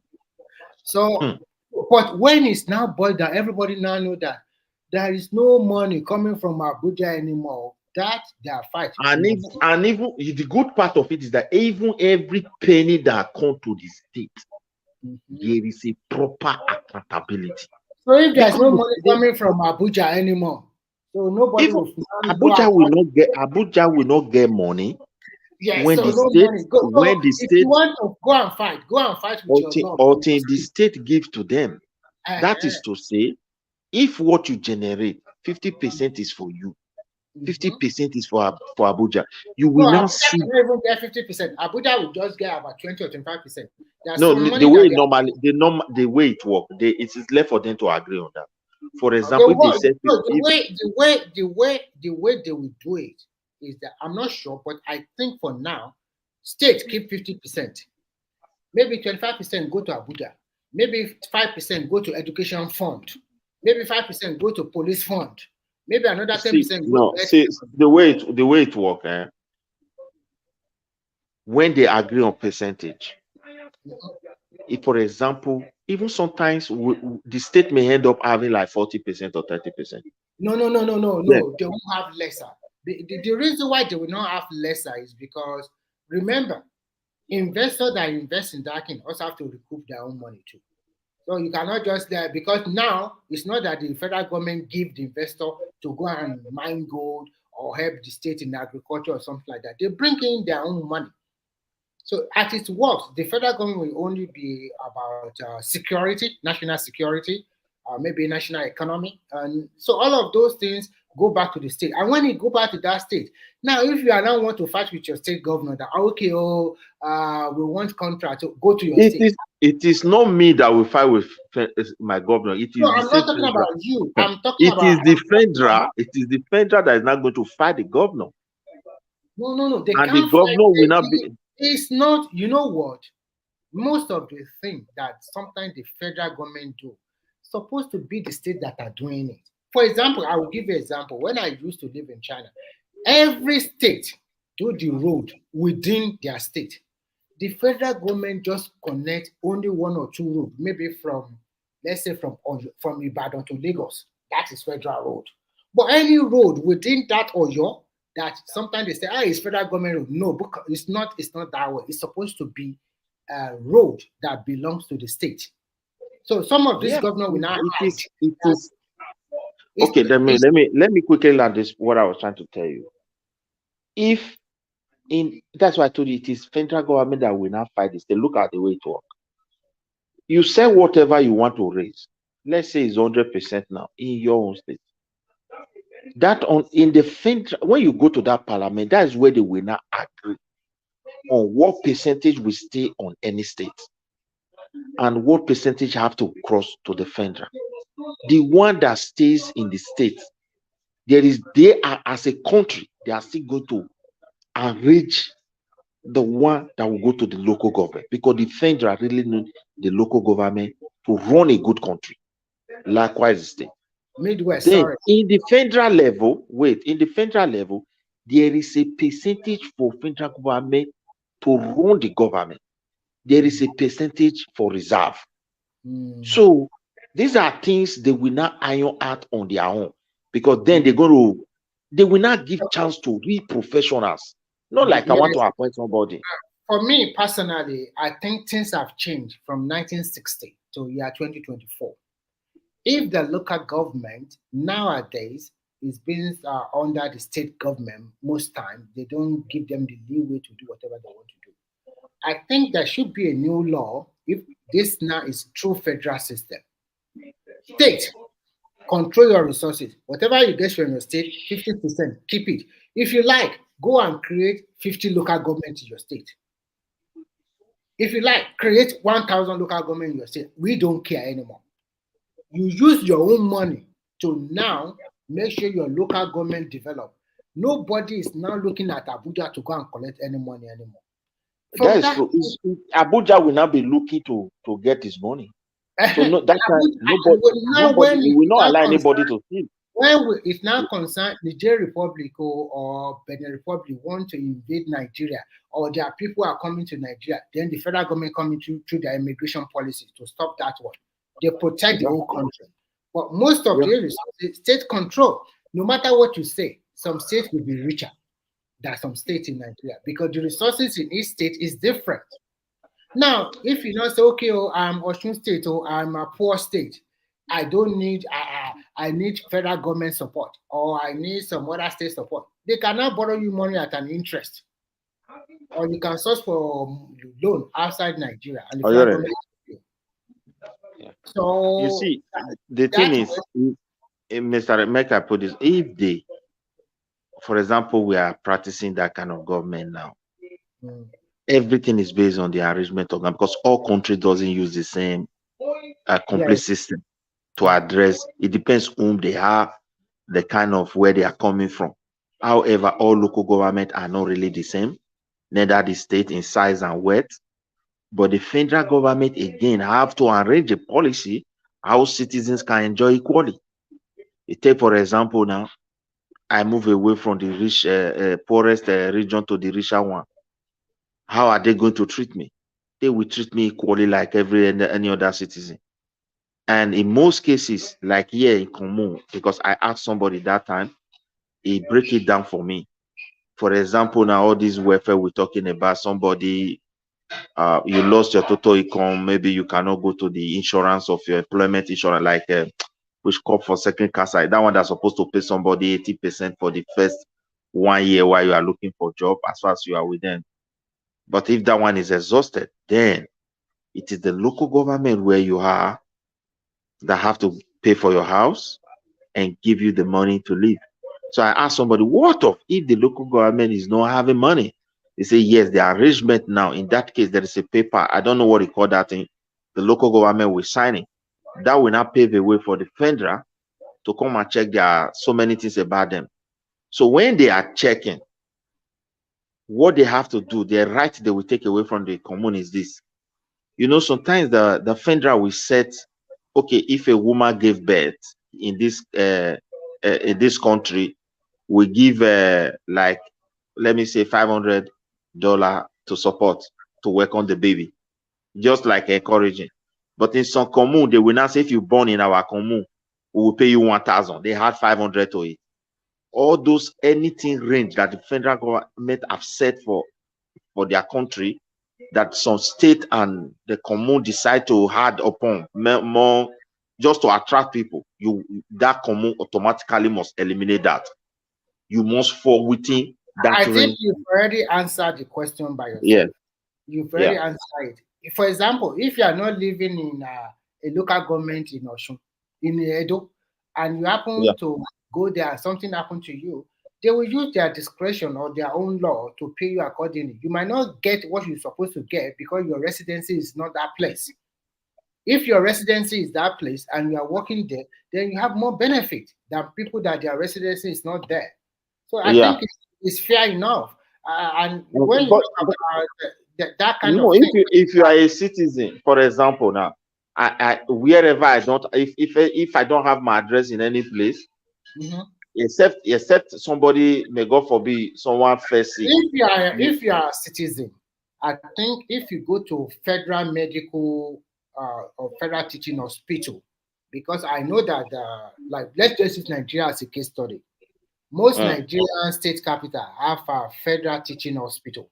So if you go to that kind of hospital as a Nigerian citizen, even you are from the Kano and you went to Edo federal one, I think the same application should apply to everybody that go to that hospital. But if you now decide to, I don't want to go there, or I want to go to Edo State Teaching Hospital, and you are not from Edo, so automatically you cannot get the same benefit. Like a Finland, is it region that control healthcare, or state or federal? Here, it's a small country. You cannot. What they do here is very simple. There is like I call it a public big hospital. If you go to this big hospital, it's controlled by the federal government. But there's a catch. If you go there, if you as a resident, you can get if you want to do operation, it is free. But sometimes you pay doctor or nurse's fee. And sometimes they will require you to go and buy your medicine by yourself. So it's not 100% free, but the government helps you subsidize the amount you pay for your doctor's fee.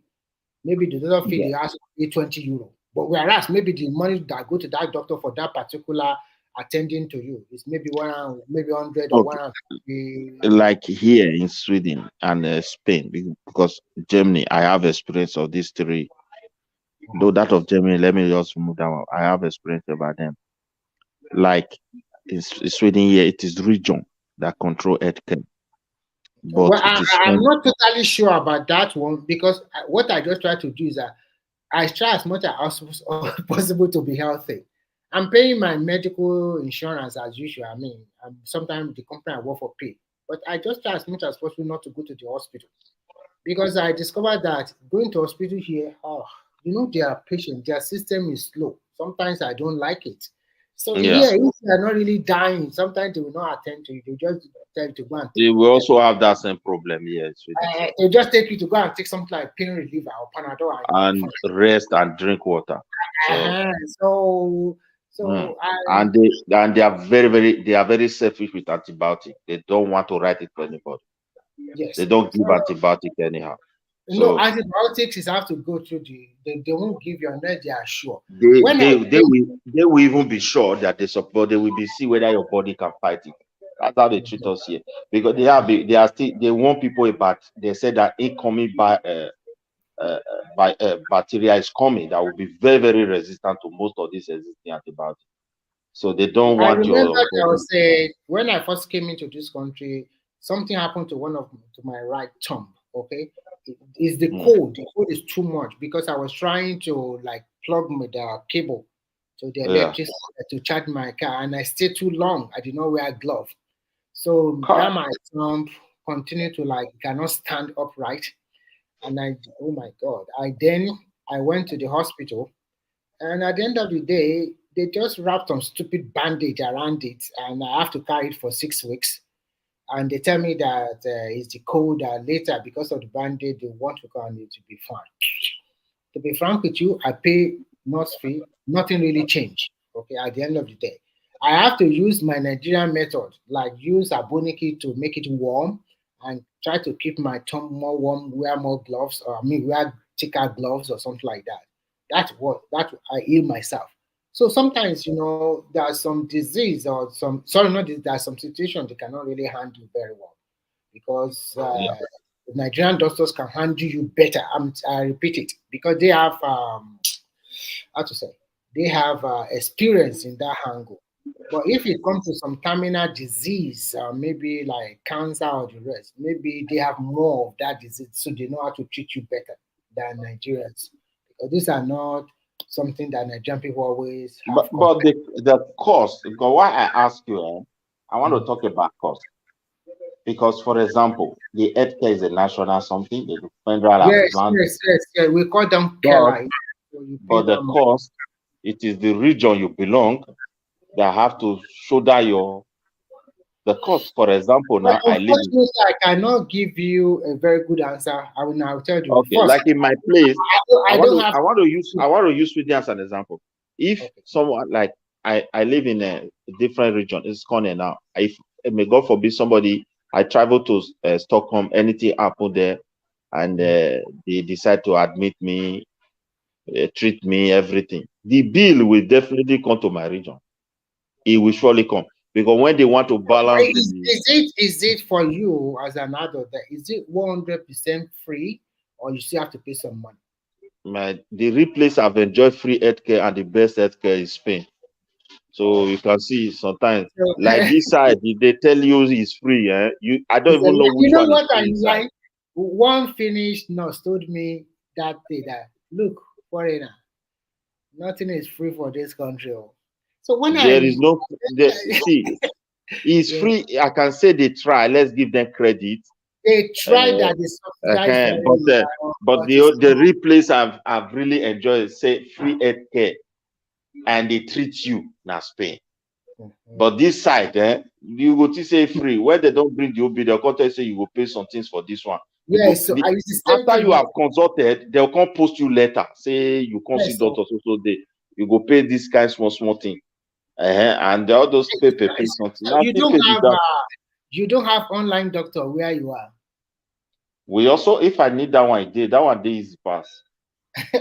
Online doctor. Me, I want to ask myself, if I call online doctor, how am I going to I don't get time for them. I get them. If I want to log in, I this side website, they get the app. But the one way they grants nothing. How much one way? With this on my telephone. So that is why the best thing for people like us is just to find a way to remain healthy. Eat good food, do exercise, and live a stress. Try to relax your mind. Yes, that is just it. Okay. We Nigeria, we overstress our mind. Mostly this too much for many things. Plenty. So I now ask myself, if we in the Scandinavia, people in America, they suffer a lot there because health there, they say it's not a child's play at all. Then see, the thing is that people who did that side never go there. They say because of their influence globally, now then I just get the best system and now then things work for better part. They don't know say many small country for this world waiting that they enjoy. People in the America not even nearer they enjoy themselves. No, they are really trying Scandinavia in terms of benefit, especially for children, for elderly people. No, they are having a good time with this. Like that side, and even that system where we go they copy. I keep telling people that system can't work for our kind of people, and they know.